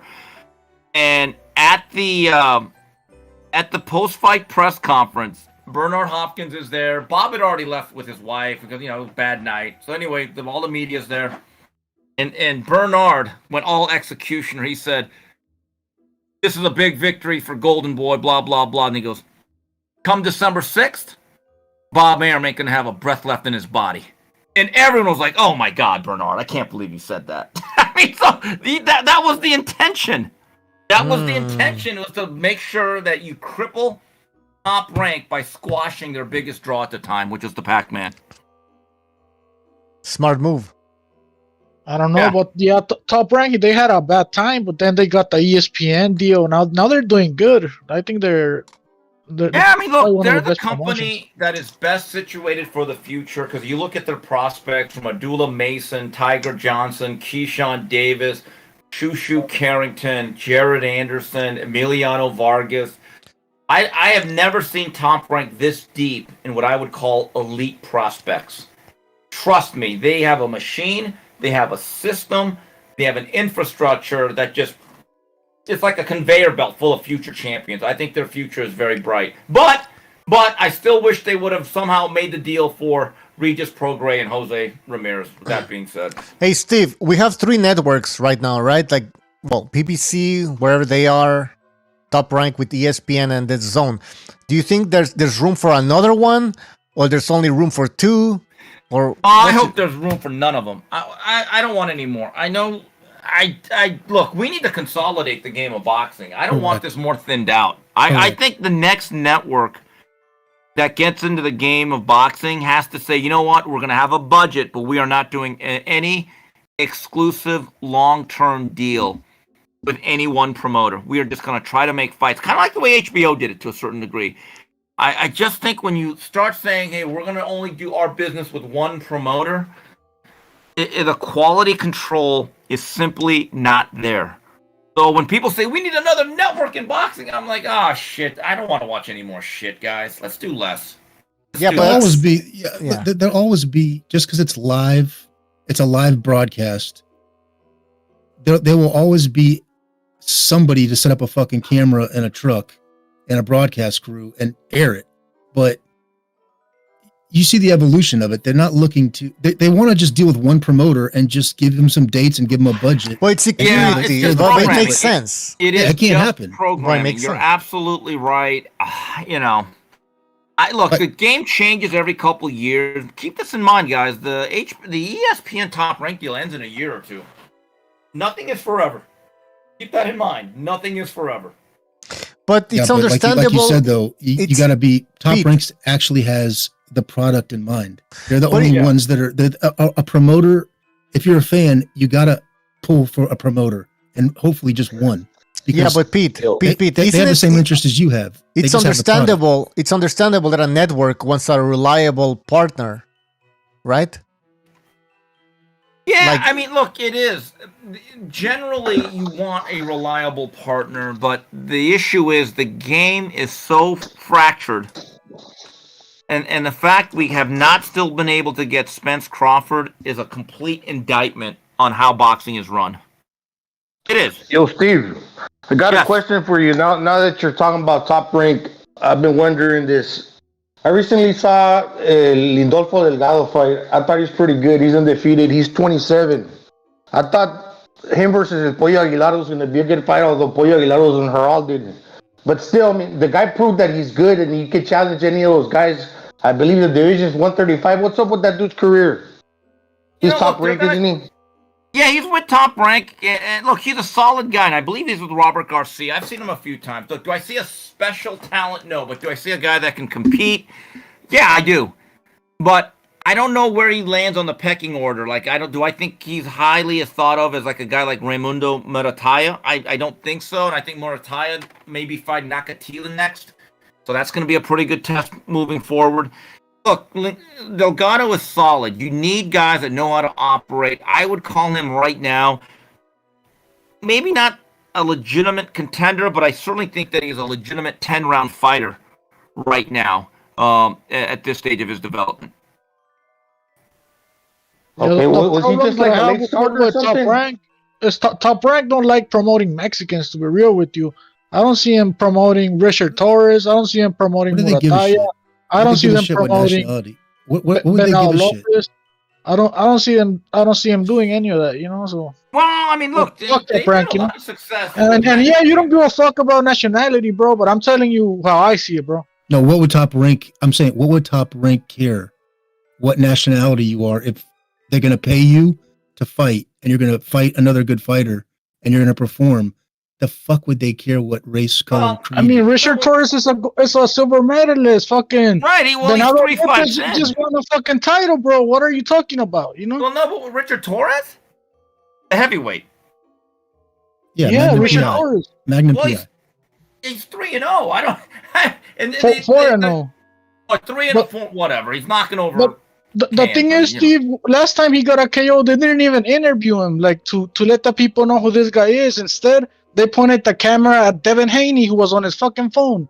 You know, like, what's going on there? You know? Look, and then they do a 30-minute documentary for Nico Ali Walsh, like he's any good, you know? And by the way, did you know that he was Muhammad Ali's grandson? Did you know? No, I just heard that. Somebody just told me that. I couldn't believe that shit. No, but Steve, is the kind of remember until a fighter becomes a world champion or at least contender status, they don't waste their time interviewing him because of a time scheduling.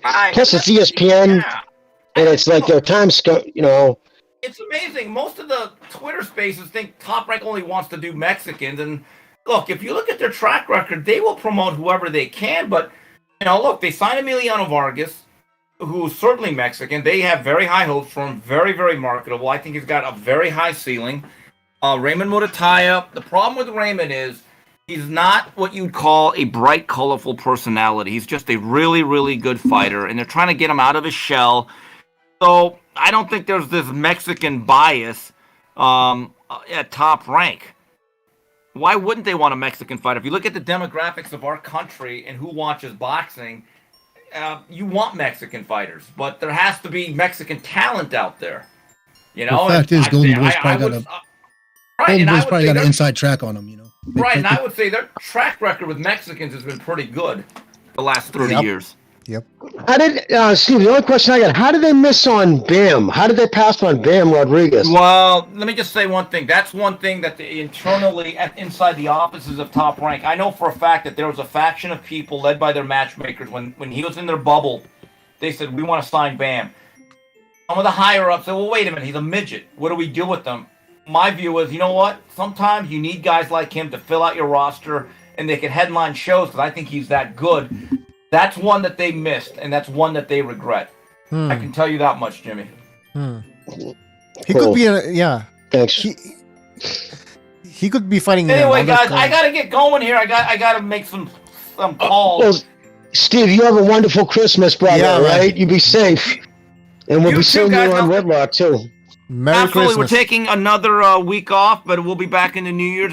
As always, I appreciate what you guys do on a daily basis or a weekly basis. And I'll continue to listen here, fellas. Hey, Steve, I like. Enjoy your holidays, bro. Good job on the Hurricanes recruiting. Good job. Well, Mario Cristobal had more to do with that than I did, but we'll keep grinding away. I don't sell yourself that. short. All right, thanks, guys. Appreciate you. See ya. See you, guys.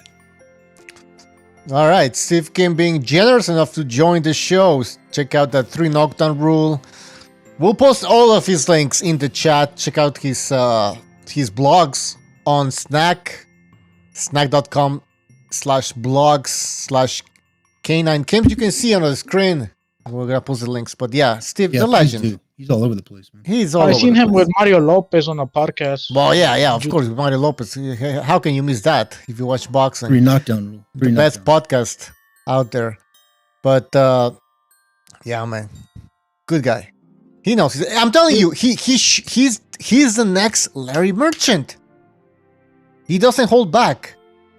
He cannot be stopped. My mind about Steve. He'll talk about a fight from 2001, and he'll just talk. He'll say, "Oh, that was this guy and this guy." He'll know their names. Jimmy, he knows the dates. It's like an encyclopedia of mine. He never forgets names. It's crazy. He's a real fucking boxing fan.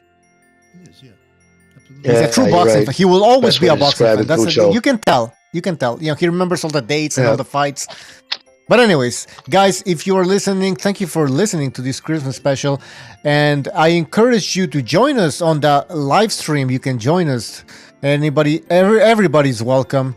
And we've granted clemency to Mirage. So Mirage, if you're listening over there in Australia, you can join. You're back in the family. once a year, Buju opens it up to all races. Yeah, exactly. So get in while you can. Once a year, exactly. Come on, exactly. It's a Christmas. All right, Virtuoso, are you still there? He hasn't talked. He hasn't said that much. Yeah, I'm still here, man. Virtuoso, what's your Christmas wish? Well, my Christmas wish is to the PBC to finally die. Al Haymon to get out of boxing. Beterbiev and Bivol to finally meet up for undisputed. You know, that's kind of been on my wish list. You know, there's some other fights that I could, I can think of right now, but I'm like trying to get something to eat right now. Sorry. That's fine. That's fine. All right, PBC to die is fine, man. Yeah, PBC needs to go, man. But like, let me ask you something, Jimmy, because this is something I hear. People say, you guys who are anti-PBC keep saying that the PBC is gonna die, and it never dies. When is it gonna die? Well, if you think about it, right, if you break it down, they've already died one death.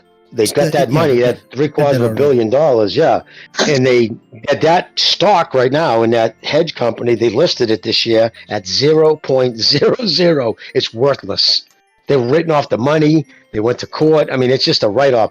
And they started that with one. Their mission statement was to get boxing off cable TV and get away from pay-per-view because it's an archaic model rife with piracy is actually what they wrote back in 2015. And look at them now. They put everything on pay-per-view. They're signed to one network right now, Showtime. They're waiting for the money from them to even announce these fights. Like Steve said, they haven't announced them. So if Showtime does fall, it's not a question of does, it's when they fall into Paramount. He's going to either end up on an app. He's not going to end up on another network, because remember, he burned through all of them. CBS, NBC, Fox. They've all done jobs, and none of them's going to do that again because their ratings, there's enough of a footprint, you know what I'm saying? There's enough evidence out there, like, okay, let me look at what you've done with network television.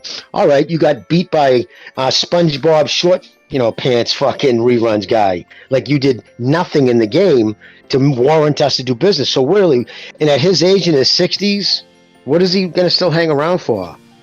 I mean, once he didn't take over the sport, which was their plan. Remember, they ordered belts. They had belts made. He wanted to make boxing like the UFC. And I think he always had nefarious reasons. I think he hates the sport. I think he hates the sport for what it did to his brother Bobby. And he never forgave it. In his way, he didn't care if he ran it down. But if you look at everywhere he worked, what he's done, he worked at HBO. The way he made his moves there soured that corporation to the point they got out of boxing. And now he's been working with Showtime. And it's like that's going to be his claim to fame. He's the guy who, connection to boxing, drove the two biggest networks in boxing history into the ground. Because it is what it is. The guy doesn't make fights. He just doesn't. He's the big fight eliminator, not the maker.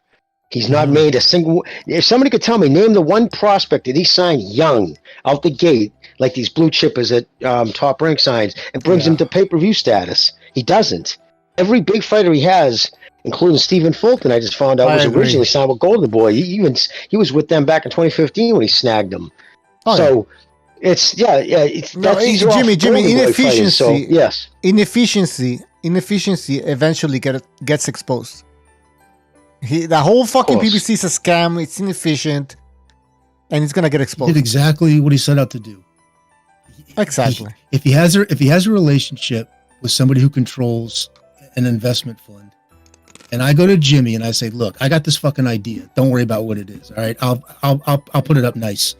I wish I can get my hands on that fucking prospectus, on that fucking deck, on that deck sheet that they gave that fund. But I guarantee you, it wasn't to triple pay to get the second or the third best or the first best, get one of the top three guys in every weight division, and then overpay them. I promise you. But if I know Jimmy and he's in charge of these funds, right? If he works at a fucking bank and I say, Jimmy, I'm going to this piece of shit house over here, this fucking wreck, it's worth a fucking $100,000. Yeah. Write me a fucking loan for fucking $500,000 and we'll get an appraiser to fucking make it all look right. You write me the loan for $500,000. Yeah. You're going to fucking be on your way out anyway, right? It'll be your last fucking hurrah. Right? So Bank of America writes me a loan for $500,000 on a fucking $100,000 house.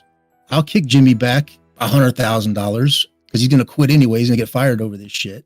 The bank's not going to publicize it. They might sue me and Jimmy, but at the end of the day, they're not looking to make a public documentation of the fact that their fund manager was corrupted by Al Haymon.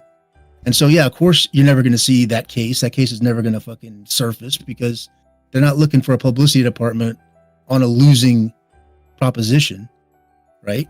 Who else is going to invest in that fund if they know that they could hire a fund manager that's going to just basically sell them all out to a friend of theirs? And then I'm going to hire Jimmy after that. It's pretty fucking apparent what happened. But Ryan Caldwell, right? You're talking about Ryan Caldwell. He was the fund manager who set up the fucking deal. The minute the deal went through, he left and went with the BBC, which right away, like you said, there was all you needed to see what was happening. So now I got fucking $500 million. And before they ask for it back, before they know what hit them, I just need to spend the shit as fast as fucking possible. Quick. I need to spend it fast. So, yeah, I'm going to set up my own promotion because now these other promoters aren't going to fucking pay. They're not going to do business with me. They're not going to be. Bob Arum circled the wagons. Him, Main Event, Kathy Duva, all the old school promoters said, fuck this guy, Al Haymon. They're not going to extort us. We're not going to fucking fuck off then. I don't care if you're not going to negotiate fairly, then fuck off because we're not going to be extorted, right? We're not going to pay somebody $6 million because you overpaid them $5 million.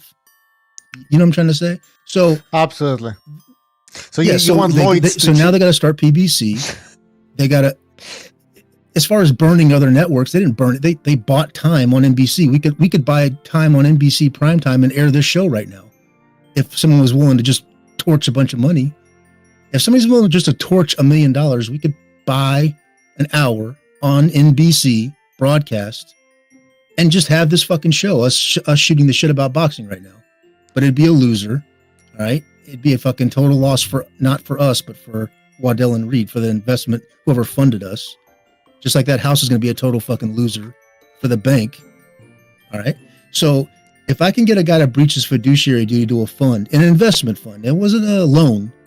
If it was a loan, you'd be goddamn sure that he would have spent the money smarter if he had to pay it back. But he didn't have to pay it. It's an investment. It could go to zero. It could write it down to zero. And all they right, know so that. you want Lloyd's to go and check out what's happening with the PBC? Say one more time. You want Lloyd's? No, forget it. I wouldn't be surprised. Oh, say it, Bicho. What'd you say?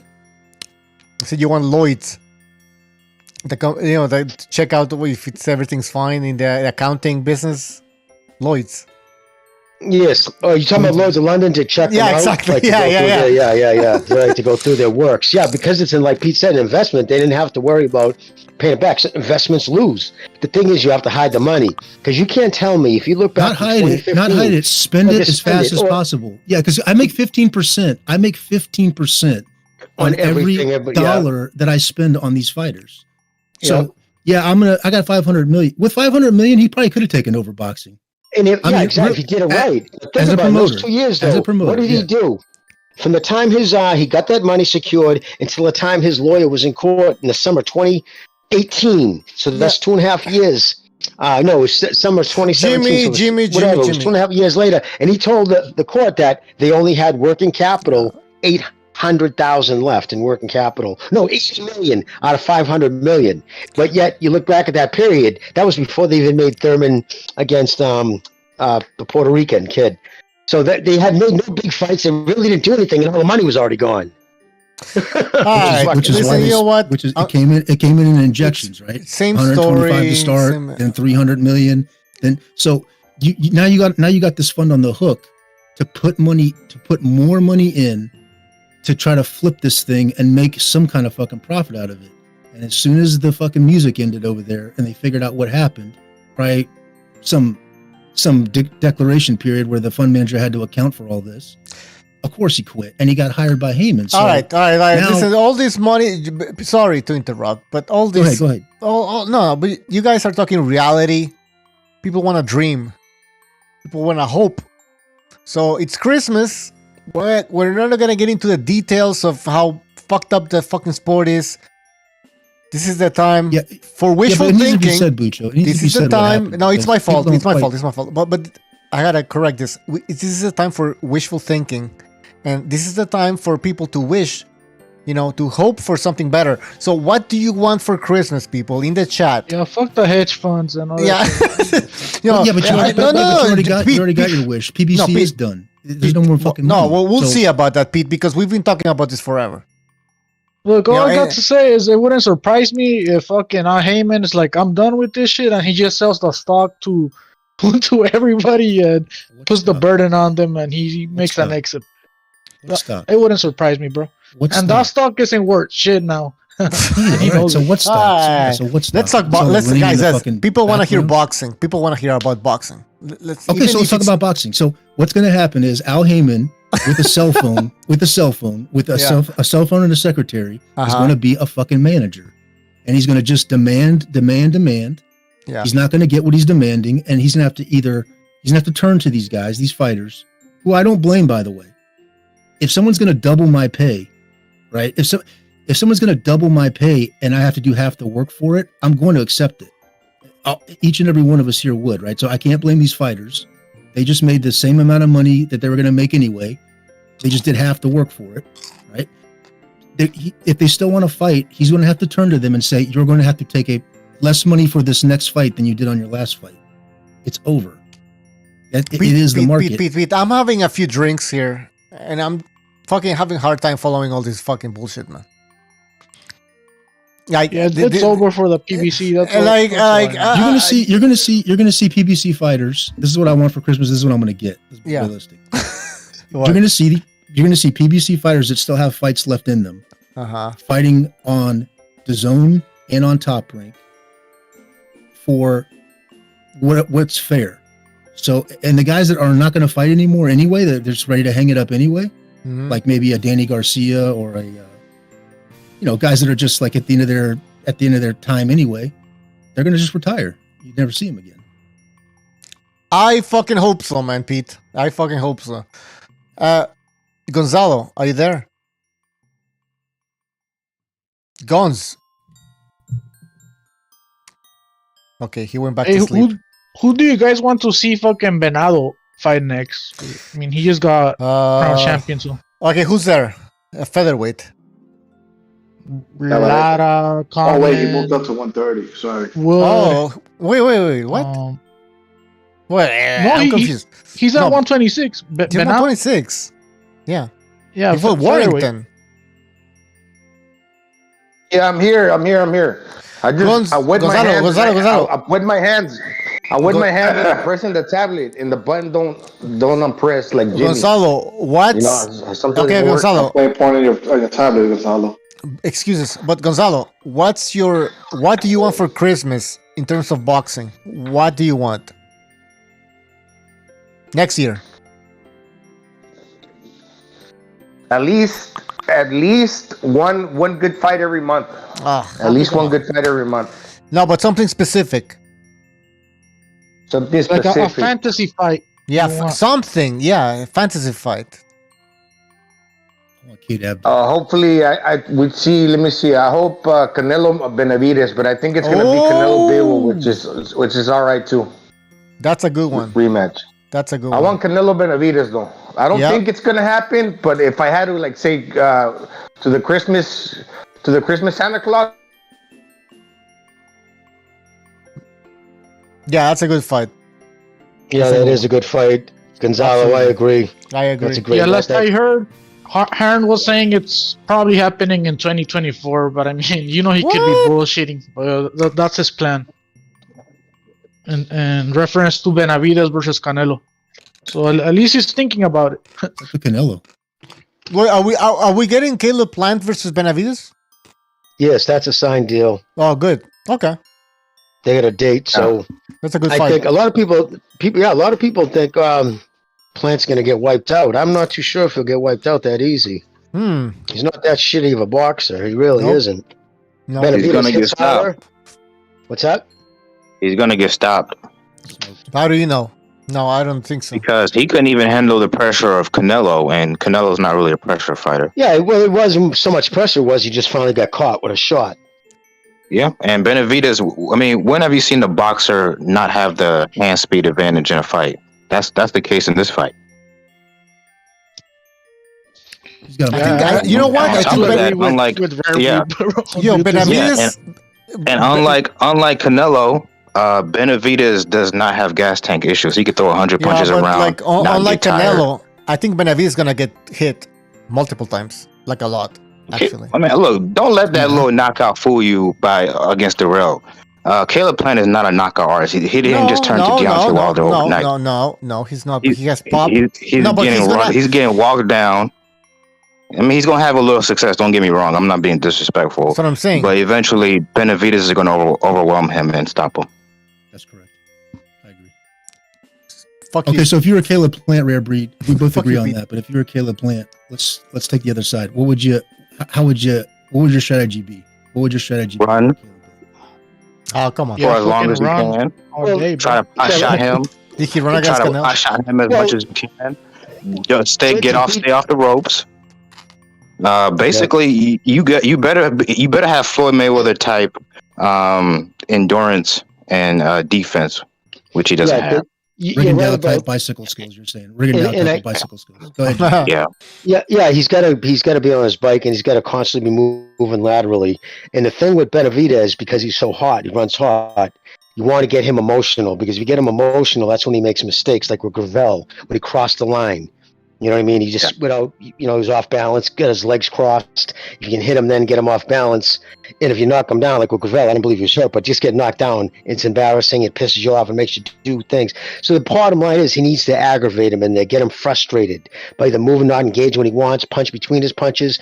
Get him to the point where he's almost headhunting you and chasing you, and that's where you're going to be able to, stop, picking spots and go. He doesn't want to get into a war with him, obviously, into a punching battle with him. He's got to, believe it or not, make the fight for him. You're just asking now how he could win. This is not what I'm saying I want to happen, but he's got to make the fight boring. You know what I'm saying? He's got to go in there, make it kind of boring, and constantly move to his lateral, move away from his power punch, and frustrate him. And because when he gets frustrated, he does. He's a hot fighter. And he's very emotional, and then you can Benavidez can mistakes. Get hit, though. Anyways, his defense is not the best. What's that?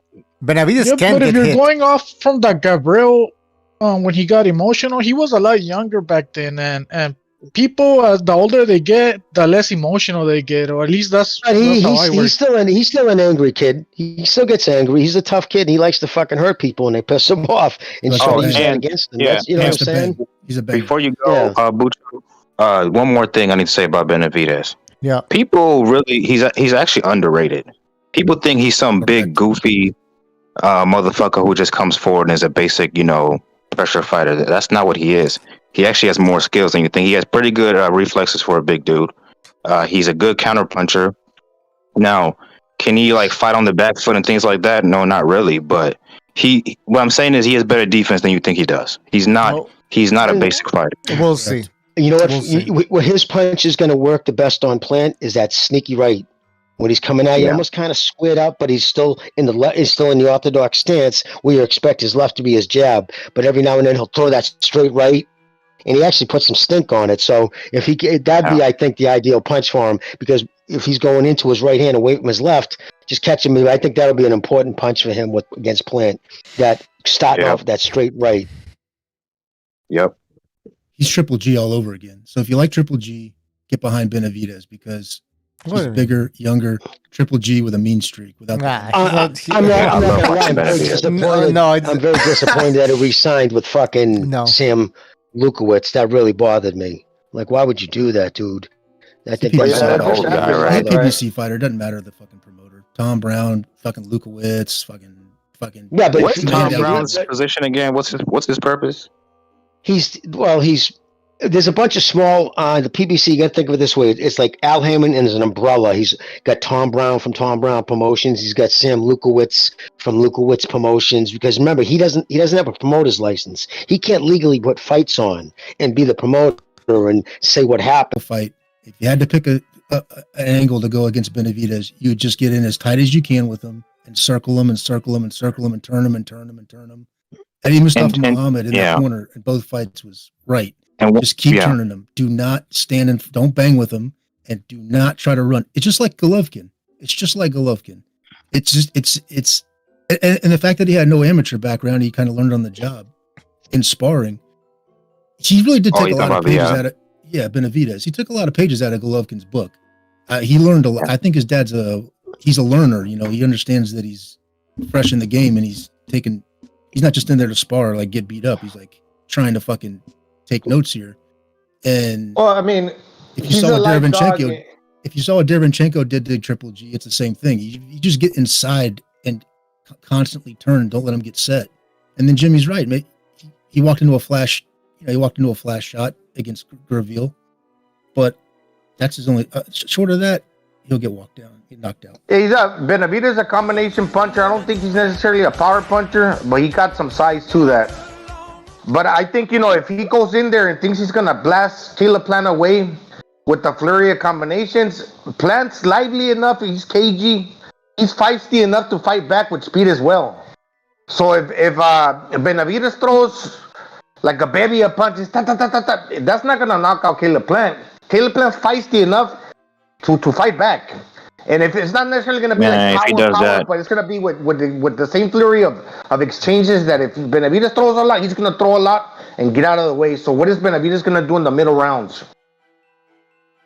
Yeah, Plant is no Lemieux, and he's no Kyron Davis either. He's up those guys. So it's not an easy fight for Benavidez, to be real with you, but he's gonna come out victorious, to be real with you. Like, the Canelo has the room for though. His age, he's young. He's young. By the way, I want to read a super chat from Joker. He says, "Great show, thank you, Joker. It is a great show." What are you saying, Rarebreed? What are you asking? The Canelo fans want Plant to win desperately for two reasons. One, they don't want to have to deal with that monster, and then two, it makes Canelo look good or look better if you know that Plant win will look a lot better or age better. I don't understand that logic. I'm not saying there aren't Canelo fans who might not want that, but if Plant was to beat Benavidez, doesn't that completely take the argument away that Benavidez would have beat Canelo? If Canelo beat, Plant, not necessarily because styles make fights. I know, believe me, I know. I'm not one of those dudes. I'm not a boxer hero. Well, this guy beat this guy, so there's no chance he could win. You never know what happens on the fight. That's why you make the fights. It's gonna be a tall ask. Listen, Benavidez, there's few kids like, okay, for instance, Charlo. I would say the Charlo, Jamal, definitely the older one. He's an athlete. He's a natural athlete. Like whatever sport he wanted to try, he would have been good at. He's just athletic. That's why I think where he derives most of his skill from. Benavidez is the fighter. Like Benavidez, if he wasn't a boxer, he'd be that dude on Friday, one of your boys, like, he always fucking in a beef, always throwing hands because, you know what I mean? He's got a little chip on his shoulder and he likes to fight. Some dudes like to fight, and that's him. He's a fighter who happens to also be a boxer. When he gets punched, he smiles, and like he's one of those dudes you have to kill him in the ring to beat him. No, he's one. I say some fighters like getting hit. Benavidez is one of those dudes that likes getting hit. Believe me. Yeah. He likes to take a shot because it pisses him off. And he's a fat boy too. And he's a fat boy too. So and a guy like real quick, Scalebender, before I let you go. And a guy like Canelo, who's made all these hundreds of millions of dollars, silk sheets, like you like to say, Jimmy. You put him there with a young, hungry dude like Benavidez. I'm telling you that's why promoters a lot of times don't put older champions with these young contenders like Benavidez or Ortiz or Ennis, because the hunger is just different. Of course. A guy like hunger doesn't win you fights. Yeah, skills. You know what? Skills are better than hunger. I mean, I understand the hunger, but maybe you're like over exaggerating over here. Like the hunger. He's hungry. Saying, okay, he can be hungry. Man, fucking, I think Cambosos was hungry against fucking Devin Haney. About Benavidez, ironically, I think he got his style from being a fat kid having to lose weight, because when you're fat, they make you do a lot of cardio. So all that like frenetic movement, like moving the hands real quick and not stopping, it's basically burning calories. So on the come up as a little fat kid, he had to like move a lot. And that's how he got the ability to let his hands go and not stop. Isn't that crazy? Yeah, and no, and I think what when I say like the silk sheets, what it is a lot of guys say the guys who make it, they become fucking wealthy, they own mansions now, cars and shit. You always hear the stories. They go back to their home gym and they're hitting the bag and they're like, everybody's surrounding them, and they always say, "Man, I miss it here, man. The hunger, the drive." It's like that for any sport. It's hard to put in the work to be like, you know what I mean? Like even with basketball players, football players, they don't train as hard anymore. They don't practice as hard. They're not the first guy at practice, the last guy to leave anymore. Because you know what I mean? That it's human nature. Can I ask something, Jimmy? Any profession. I agree with you. I agree with you. Brady, Michael Jordan's of the world. They're like that. Is David Benavidez, after all this time, is David Benavidez hungry? Is David Benavidez hungry for a Caleb Plant fight or for a Canelo fight? He just wants to fight. Of course he's going to be hungry for Caleb Plant, because this is a chance to finally prove to people that he's the real deal, because everybody thinks he hasn't fought nobody. So this is his chance. Of course he's going to be hungry. He hasn't fought anybody. He hasn't fought anybody. He hasn't fought anybody. Well, exactly, and that's why this okay, so this isn't now you're changing your fucking tune. All of a sudden, no, he's a great boxer. Look at who, like, he destroyed this guy, he destroyed that guy, but now you're saying he hasn't, like, who has he fought? No, I'm saying people are saying that. I know Benavidez is the real deal, but there's still people out there that say he hasn't fought anybody. Foresight. I disagree with Rare Breed when he says the Canelo fans don't want to see Benavidez win, because I'm a Canelo fan and I would like to see Benavidez be Plant and then fight Canelo. And I can't speak for the other Canelo fans because I can't read their fucking mind. Mm-hmm. But me personally, I would like Benavidez to be Plant.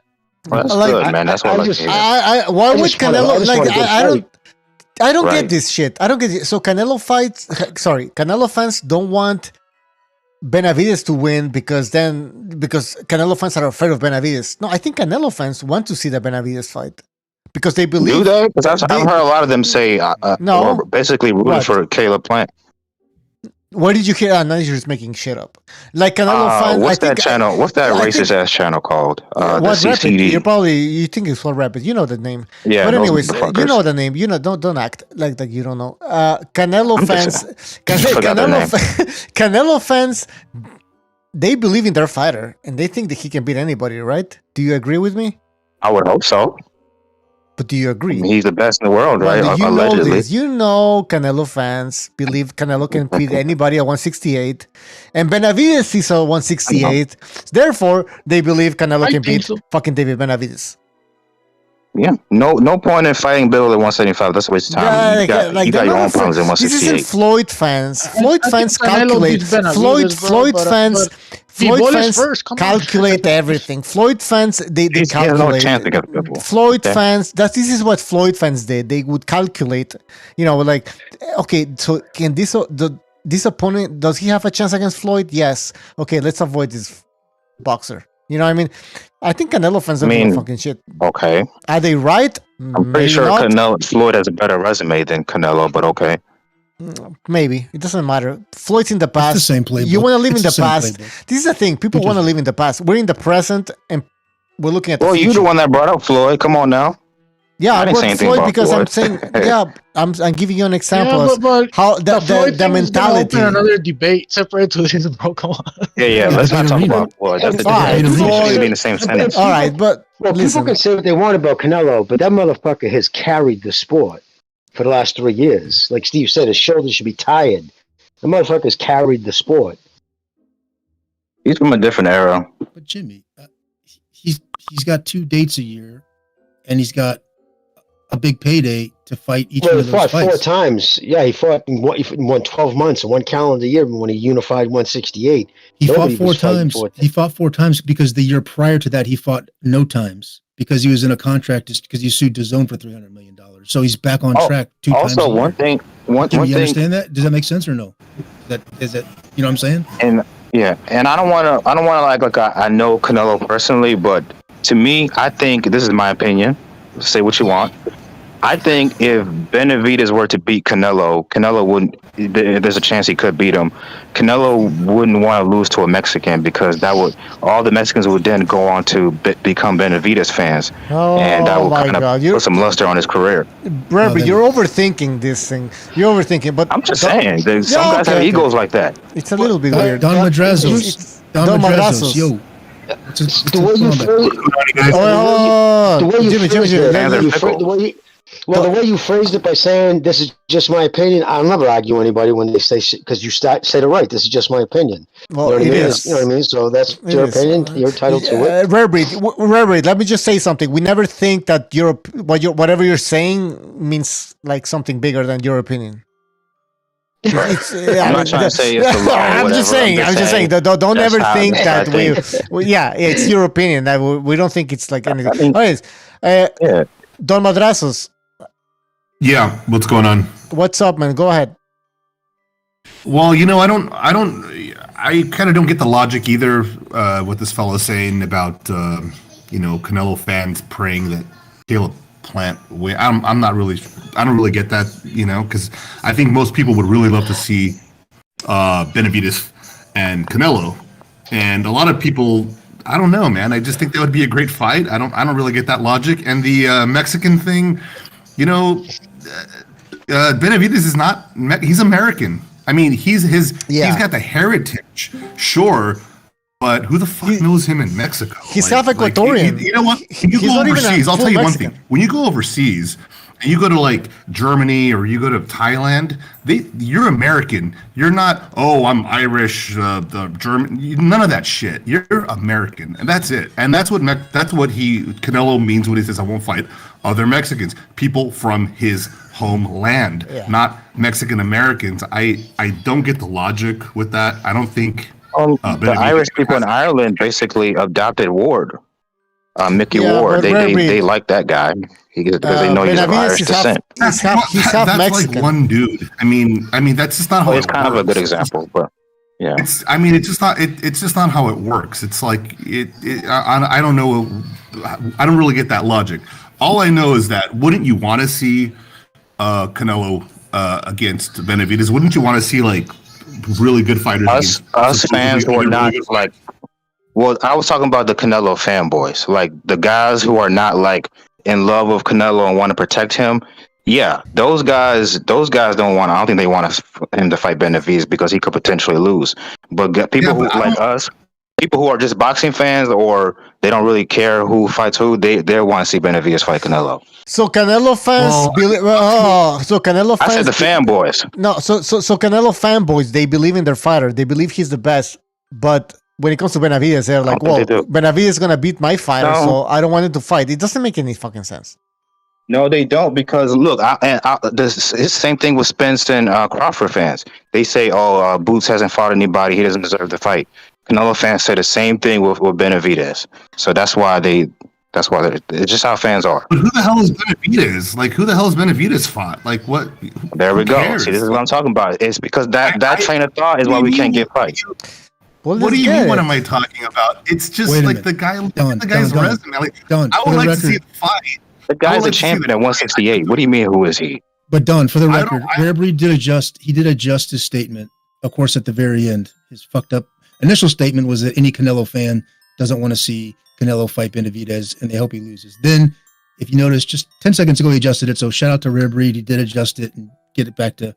You're right. There are some fans out there, fanboy. Well, let's just say, if you'd rather not see the fight than the chance of Canelo losing, or Mayweather, as Bucho said, or Mayweather, if you'd rather just not see him fight somebody rather than see him fight somebody and lose, then yeah, you're fucked up in the way you think. And of course, they don't ever want to see the Benavidez fight. But Don's right, though. For the majority of people, for boxing fans, it's the best fight at 68. Am I right or am I wrong? It's the best fight at 68. It is. It is the best fight. It is. And it always has been. It always has been. I don't know. Belts or no belts. Pete, I don't know anybody who doesn't want to see that fight. This is the truth. Rare Breed is just making something. Rare Breed is just making shit up. Everybody wants to see this fight. Everybody wants to see this fight. You're bullshitting. Do you think there are certain fighters that Floyd Mayweather, like super fanboys, didn't want him to fight because they thought it was dangerous? Yeah. Is that like outside the realm of possibility? So why do you think it's impossible for a Canelo fan to be the same way? That's a better fight than Errol Spence and Crawford. Look how it's trending. Everybody want to see that fight right now. With Errol Spence and Terrence Crawford, people are sick of that shit. Even mentally, to visualize how that shit will look in the ring, people don't have it no more. They don't feel like that no more. They I'd can be picture shocked it. if I agree Canelo. with Gonzalo on that point because I'm exhausted with the talk of those two fighting now. I'm just exhausted with all the charades and the back and forth. It's fucking so stupid. It dilutes the sport so much, and you can't really take it seriously. And on the other note, we're getting a pound like the bullshit pound for pound list. And why do they insist on doing this to us? It's an abusive relationship, fellas. We're in love with this fucking sport, and it's just taking a lot from us. Yep. Well, it is. We're junkies. We're junkies. We're boxing junkies. So that's why we're here. Who do you guys think Bam Rodriguez should fight next, or what's the future holding for Bam Rodriguez in 2023? Well, if his brother loses, that's going to open up some, because he's been kind of moving his career dependent upon his brother, because he doesn't obviously want to fight his half brother. And I believe he moved out of that division because his brother's campaigning in it. I would imagine if he's like, okay, dude, win the championship, I'm going to go back up there. That's what I would assume. But Bam's a hard out for anybody. If Bam's got it all together and he's a young man, he's only getting better. I just got to say, in 2023, I'm very disappointed, and I'm not going to lie because I've been big on him. I'm disappointed in the way my Puerto Rican boy, has been fighting lately, his last two fights. I didn't like the shots. He's still dominated. The blue chip prospect from Xander Zayas. Yes. I just thought the last two times out, he's coming out in with the fucking shoulder roll and just taking shots. Too many shots he doesn't have to. Just trying to get in firefights. And it looked like he was throwing everything the last fight in the same speed. It's like, man, why aren't you're smart enough to know, and I've seen you in the past, it's like, change up your speeds and your deliveries and whatnot. And I don't know, it's kind of crazy to see that. He struggled a little bit on that last fight. Of his struggled to the point where I was a little worried that but he pulled it through. And my another thing for 2023, I'll tell you right now, I think it's going to be the year 135, 140. I think Keyshawn Davis is going to become a very feared fighter. That kid's for real. That kid, Keyshawn Davis. That guy's the real deal. Yep. Yeah, that guy's the real deal. Ryan Martin's pretty good too. You know why? Ryan Martin's good. The guy that just beat Michelle Rivera. Look at his eyes, man. That guy's got he's like, his eyes are like, he's a killer, man. He's like determined. That guy looks like he's in the zone, man. He seems to be a very, focused young man. He knew he took the career up late for as far as boxing goes. He took it up late. But yeah, very quick hands. The 135, 140, all around that division's becoming like by far the most deep, best talented division with the guys coming up. But I think at the end of the day, the guy running supreme is going to be Keyshawn Davis. If there was anybody at 135 to really fucking is talented enough to give Shakur even a hard time, it would be Keyshawn, because he's just and he's nasty. He likes to hurt people. Not like trying to hurt him, but he wants to knock out. He's tricky. He's got good balance, and he loves to fight. So, yeah, I think he's going to be a very big fucking star in the game. Steve King goes, did you know that Ali was Ali's grandson? Did anybody know that? Yeah.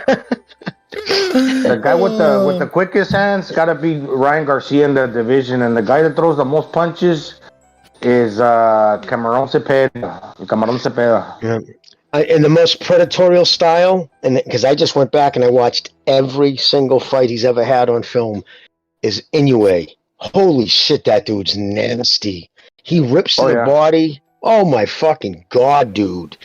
Check looks like crumbles dudes. Guys who've been in that one guy, Ramirez there, he fought a prime Donaire 12 rounds to a 12-round loss decision, but never been off his feet in his life.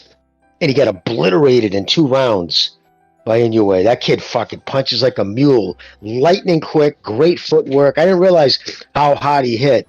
He punches fucking hard. Yeah, that power coming out of that little guy, man, that's incredible power. I had to rewatch some of those fights too, Jimmy, and I thought to myself, the lighter weight guys that hit like that, just they can keep going, and that power is going to stay, man. I don't know how. I don't know. I've never seen it before. I've never seen a 118-pounder punch that hard in my life, and I've been following this shit for decades. I've never seen it. It's crazy. I mean, like he hits him so hard in the belly.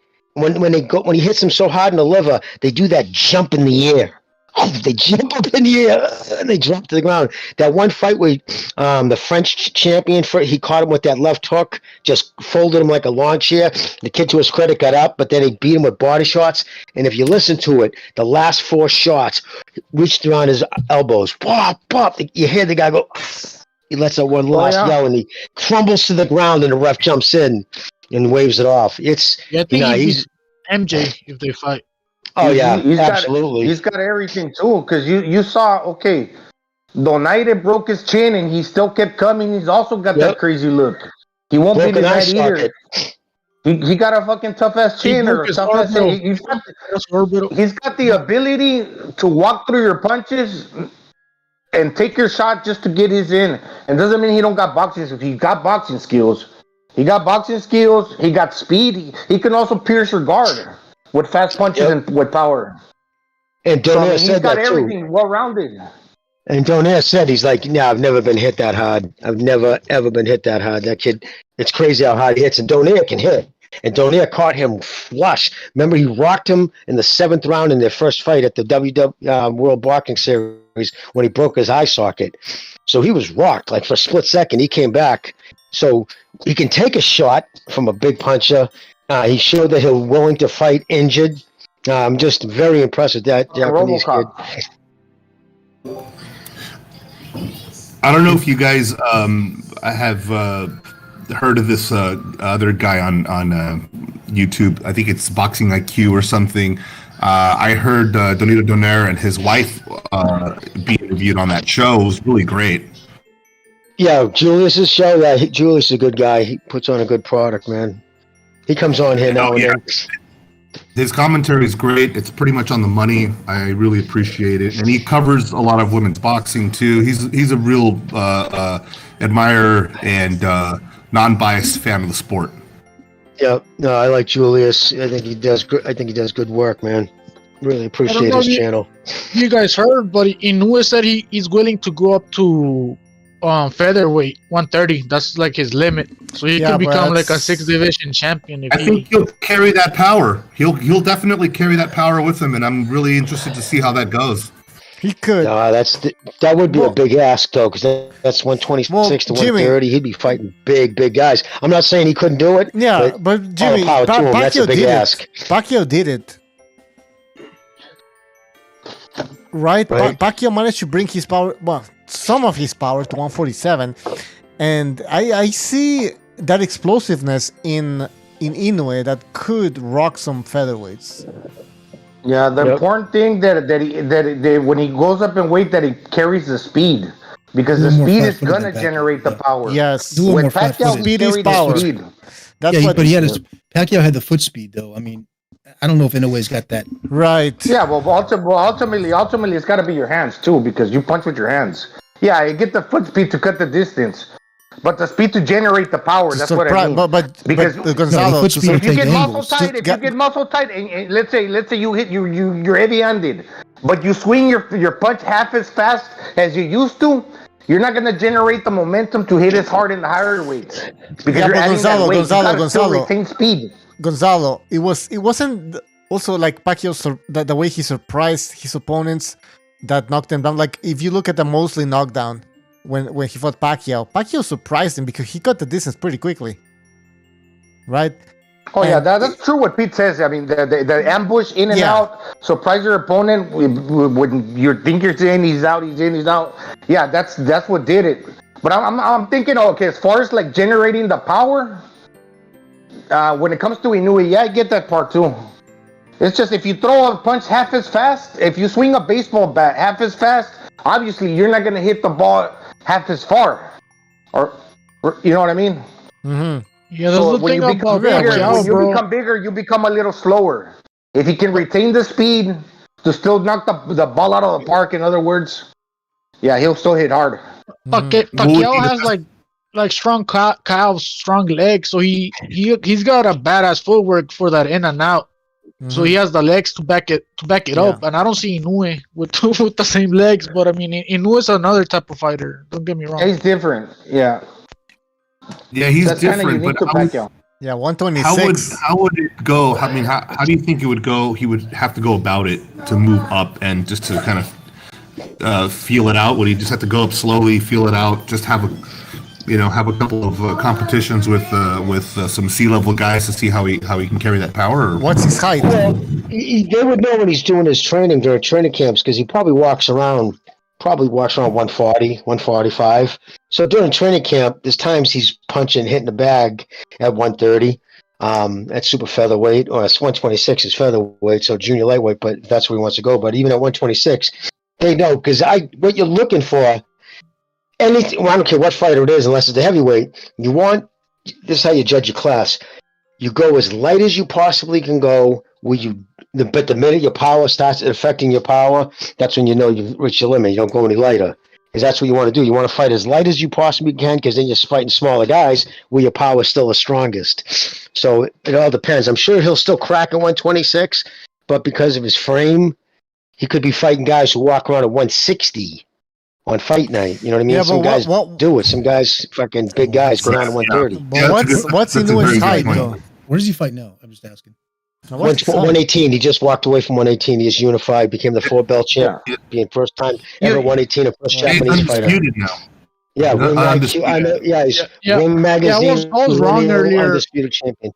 I said he would be a 6th division champion if he became champion at featherweight, but he would actually be 7th division.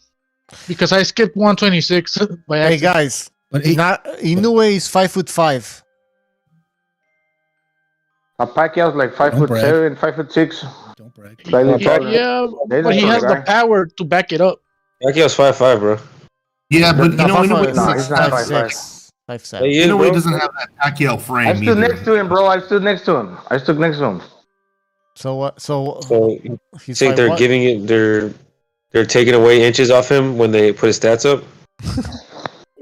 He's like 5'6". In my opinion, he's like 5'6". All right, so Inoue is 5'5". What's that, Pucho? Sorry, the fucking thing is Inoue is 5'5".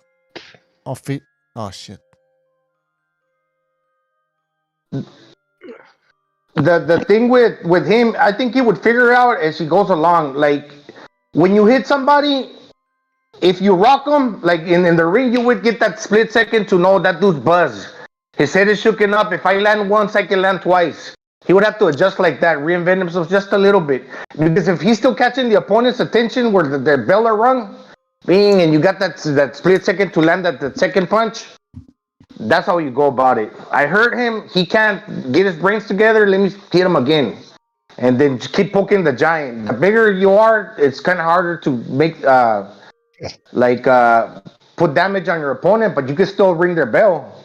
I think, and if he was knocking dudes flat, like they were falling on their back or head first, maybe in the division up, they're not falling like that, but their bells are still getting rung, where they can unscramble their brains, and then he can land again the second punch, and then just move around. I don't know. What's after 118? 22? It goes to 22? 122, 26, 32, 35. Yeah, Pacquiao just had the footwork to be able to go, just like Lomachenko, same thing. And you could tell by his calves, man. He had monstrous calves. That's what was able to keep him springing around, that little mental patient. Pacquiao's the only guy I've ever seen who could punch in between most guys have to kind of come down and get that back foot just right. He could hit you with power on the bounce. So he's coming down, and the minute his feet touched him, when he's bouncing around, the minute his feet touch, and he hits you. It's a very hard thing to do to get your leverage that way. He's one of the few guys I've ever seen do that.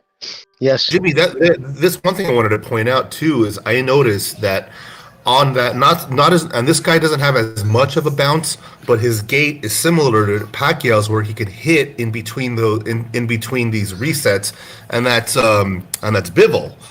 Bivol, when he was laying it on Canelo, I thought he was almost going to knock him out in the 10th round of that fight, but I don't know if you notice his gait is a little wider, and how he just kind of like goes in and out with a 1-2.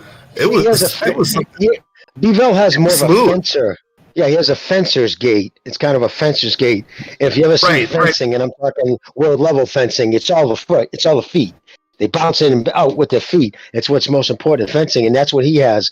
Whereas Inoue always keeps half steps. He's always half stepping everywhere, and he does that because that keeps him in a position to always throw power.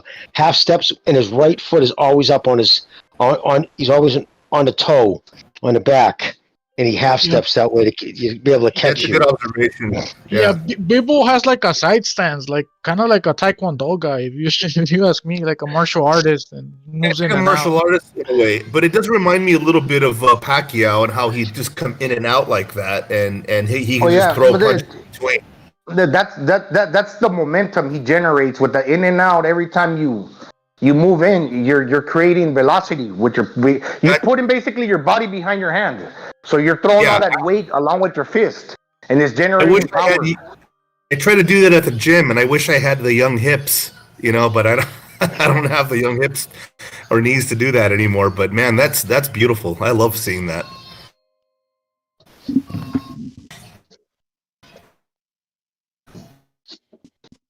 That free-flowing style. Yeah, and I sounded kind of stupid before, and I go like fucking kinetic energy. Like, it's true. Like, when you start moving like that, all of a sudden, you're not wasting energy. You're just like that ebb and flow of the movement of your body. It's like you got this rhythm about you. That's like everything is balanced out. That you're not even trying. You're just moving. That's why I said like the fucking Rolex watches. They don't have a battery. When you move your wrist, that charges the fucking watch. The moving of the wrist is your fucking battery, and that shit goes on for life. When you start moving this way and that way, yep. Yeah, it's like I mean, you can almost make an argument that if you move like that, it's like playing a basketball game. Like you can just go, you can do that all night, and just as long as you're in a rhythm, and you're breathing, and you're moving, and you're breathing, and you're moving, it's really nice to see. It's nice to see some of those guys have that much control and that much conditioning, and that I really appreciate about some fighters, because it takes a lot of discipline just to get to that point.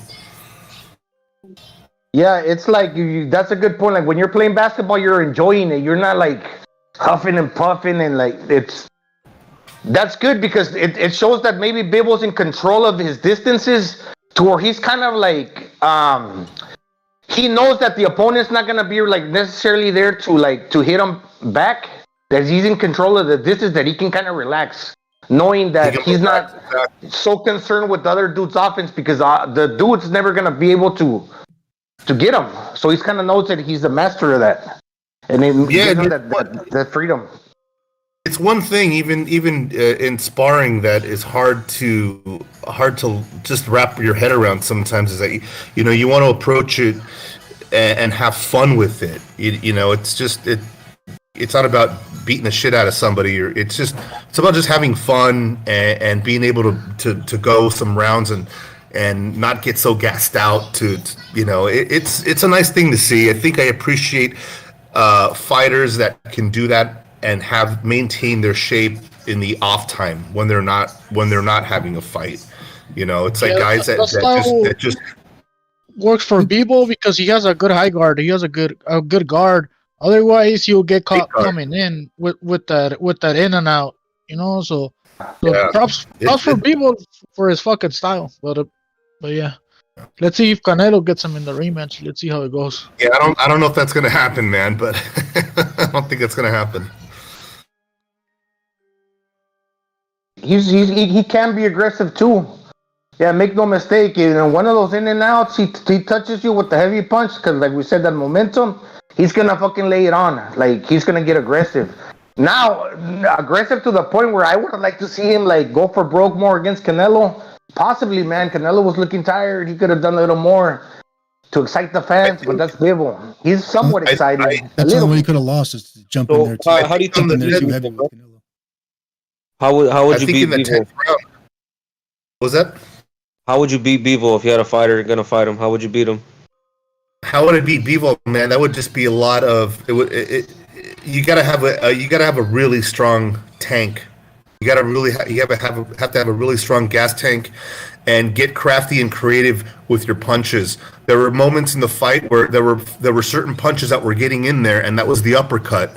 Now you're gonna have to start getting into that work in the body and coming in between and up that guard, and be relentless and move around a little bit more, because you can't just sit there hoping that power punch is going to do something and then just stall out. You know, he was hitting him with those hooks in the arm and just staying there. And it's like, what are you doing, man? Get the fuck out of there. Why are you just staying there with the, I hit you hard and I'm here. And then people will just capitalize on that. There were Canelo had the right idea. He had the right idea, but he was wasting too many punches on the arms. Instead of hitting the arm, shoot to the head, and at least they're gonna count them if you land on the head. I know it's a slimmer target than the body, but you know them arm punches, they're not getting scored. They were landing. Obviously, they landed because they were bruising the arm, but they weren't really hurting like he hurt. They weren't hurting him. No. Yeah. The uppercut was there, Gonzalo. The uppercut was there. And the uppercut was there for him, and he could have capitalized on the body with that high guard. That high guard is not. There's a lot of flaws with that high guard. The high guard is great, and he's got a really great high guard. But if he came underneath and in between with that and started laying it on the body, I think it would have been a different fight. And I think that's what he's got to do: have better conditioning, and start getting a little creative with his punches. Was never in other words, wait, hold on, one sec.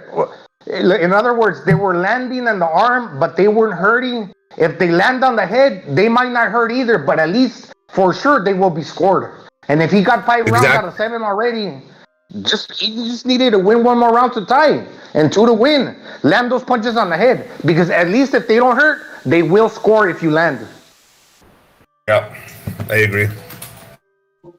Yeah, how I see it, Canelo needs to stop aiming at those forearms, like you guys say. And it seemed like Canelo was trying to finish the fight with 1 punch, like he wanted to get out of there, and that's not gonna happen with Bivol, because he's a defensive fighter, and he's a real 175 pounder. He's not like Colin Smith, right, who was raining. That's right. You gotta think. You think if the punches aren't hurting, because he's a bigger dude, so at least if they're scoring, hey, we got the 68-pounder that scored the punches against the 75-pounder. So let the punches be scored, and then you could have the 68-pounder beat a 75-pounder. Don't be looking for this guy to knock that other dude out. As much as you want to see it, hey, Canelo can win by appointing the dude. Well, I think you would have to. I think to get Bivol, you'd have to press him, feint. Get him to try to get that pendulum, going.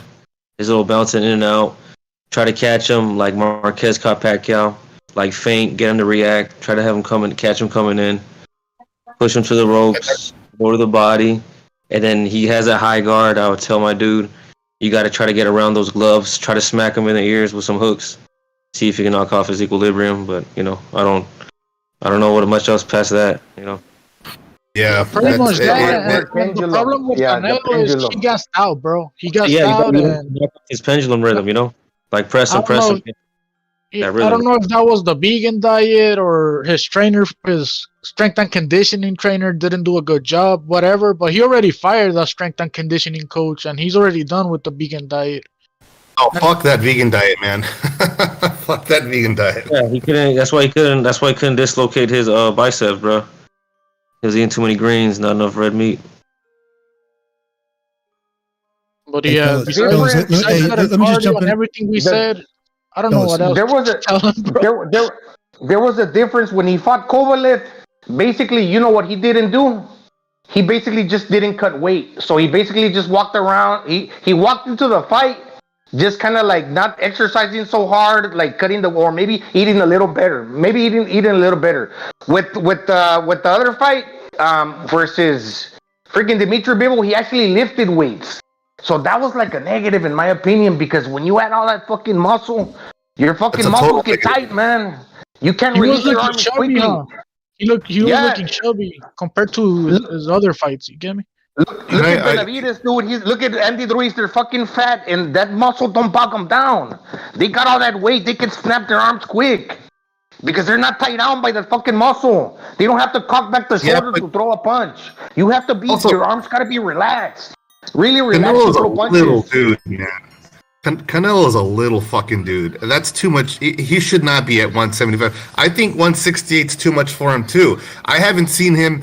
Do any of you guys think that Canelo could move like he moved against Danny Jacobs with Bivol? I don't think so. No. That was, wasn't it? You see, that's the reason why Canelo's not even throwing like straight right. Remember back in the day in the 54, he used to throw straight right hands like the one he caught Amir Khan with and other fighters, straight down the middle. Now his arms are like, they're like bow-legged. But in the arms, you know, when a weightlifter can't even wipe his fucking ass bulky, because his arms are so fucking with muscle, he can't throw that straight punch no more. He throws hooks. He throws hooks, which is not a bad thing either, but he cannot throw the straight down the pipe any longer because the arm doesn't stretch out that much. When he caught Austin Trout with that straight right, he's not doing that shit anymore. Oh yeah, that's the one. Where's that punch now? Like I said, the muscle He knocked out with the straight right, didn't he? Yeah, but that's true. He knocked him out with the straight right, but that was like the finishing blow. No, that's true. I'm not saying that he can't throw a straight right, but it's not as often as he used to before. It was a hook to the arsenal. It was a hook to the temple, finished off with the right. Yeah, Austin Trout was there to be hit. Austin Trout was there to be hit. If Bivol's not going to there to be hit, you better use your feet to get in the range to throw all the punches y'all are talking about. Not the arm punches. That's bullshit. Yeah, and that was Kovalev. And that was Kovalev at 75, where he didn't lift the weights that much. It was just his walk around weight. The second Triple G fight. The second Triple G fight. Well, maybe I'm exaggerating. I'm just saying. Forget about bulking that was up. At 60 though. Faster and lighter. I know, but it is what it is. I don't care if he sparked Amir Khan. I'm talking about like he could beat Bivol, but his feet were planted in the ground and he's trying to throw a hook and he's out of range. So you better get your feet in gear and then worry about throwing the punch. It's very important. Yeah, well, Gonzalo, I'll let you go. But I just want to, before I go, good night, y'all. I gotta jump off. Y'all, I'm gonna leave y'all to it, but that's all I want to say. Get the fuck out of here, Pete. Good talking to you guys. Get the fuck out of here. Enjoy your holidays. Christmas. No, you know what, guys? I gotta bounce too, man. We've been here for 4 hours, so we gotta call it. You guys, if any of you guys catch that fat red man in this fucking red suit, hold him until I get there. I owe that motherfucker. I still haven't forgot he ain't gave me that bike when I was 9. I got a problem with him. All right, you guys fucking Santa Claus. All right, he can go fuck himself. But yeah, guys in the panel, Jimmy, Gonzalo, Don Chingazos, Never Sober. Thank you for joining us, man. I really appreciate it, and I really appreciate everybody in the chat for having been here with BDA Boxing for the whole fucking year. Really appreciate it, guys. Merry Christmas. We're gonna see you next year. Hopefully, we get our wishes. We want these fights to happen. All right. Merry Boxing Cheesemas. Ho, ho, ho. Exactly. Goodbye, guys. See ya. See you later, Bucho. Have a good Christmas, guys. Yeah, Merry you Christmas. too, Gonzalo. Merry Christmas, gentlemen. Happy Peace. Hanukkah. Happy Kwanzaa. Whatever you're fucking celebrating. Everybody in the chat, thank you for joining us. And clemency for Mirage. Mirage, you can't come back to Open Lines Friday. All right? For how long? I don't know. But you have received clemency. So, there you have it. We might have a show before the end of the year, people. We might have like the end of the year awards. We might. But if we don't, we'll see you in 2023, all right? Have a good night. Merry Christmas.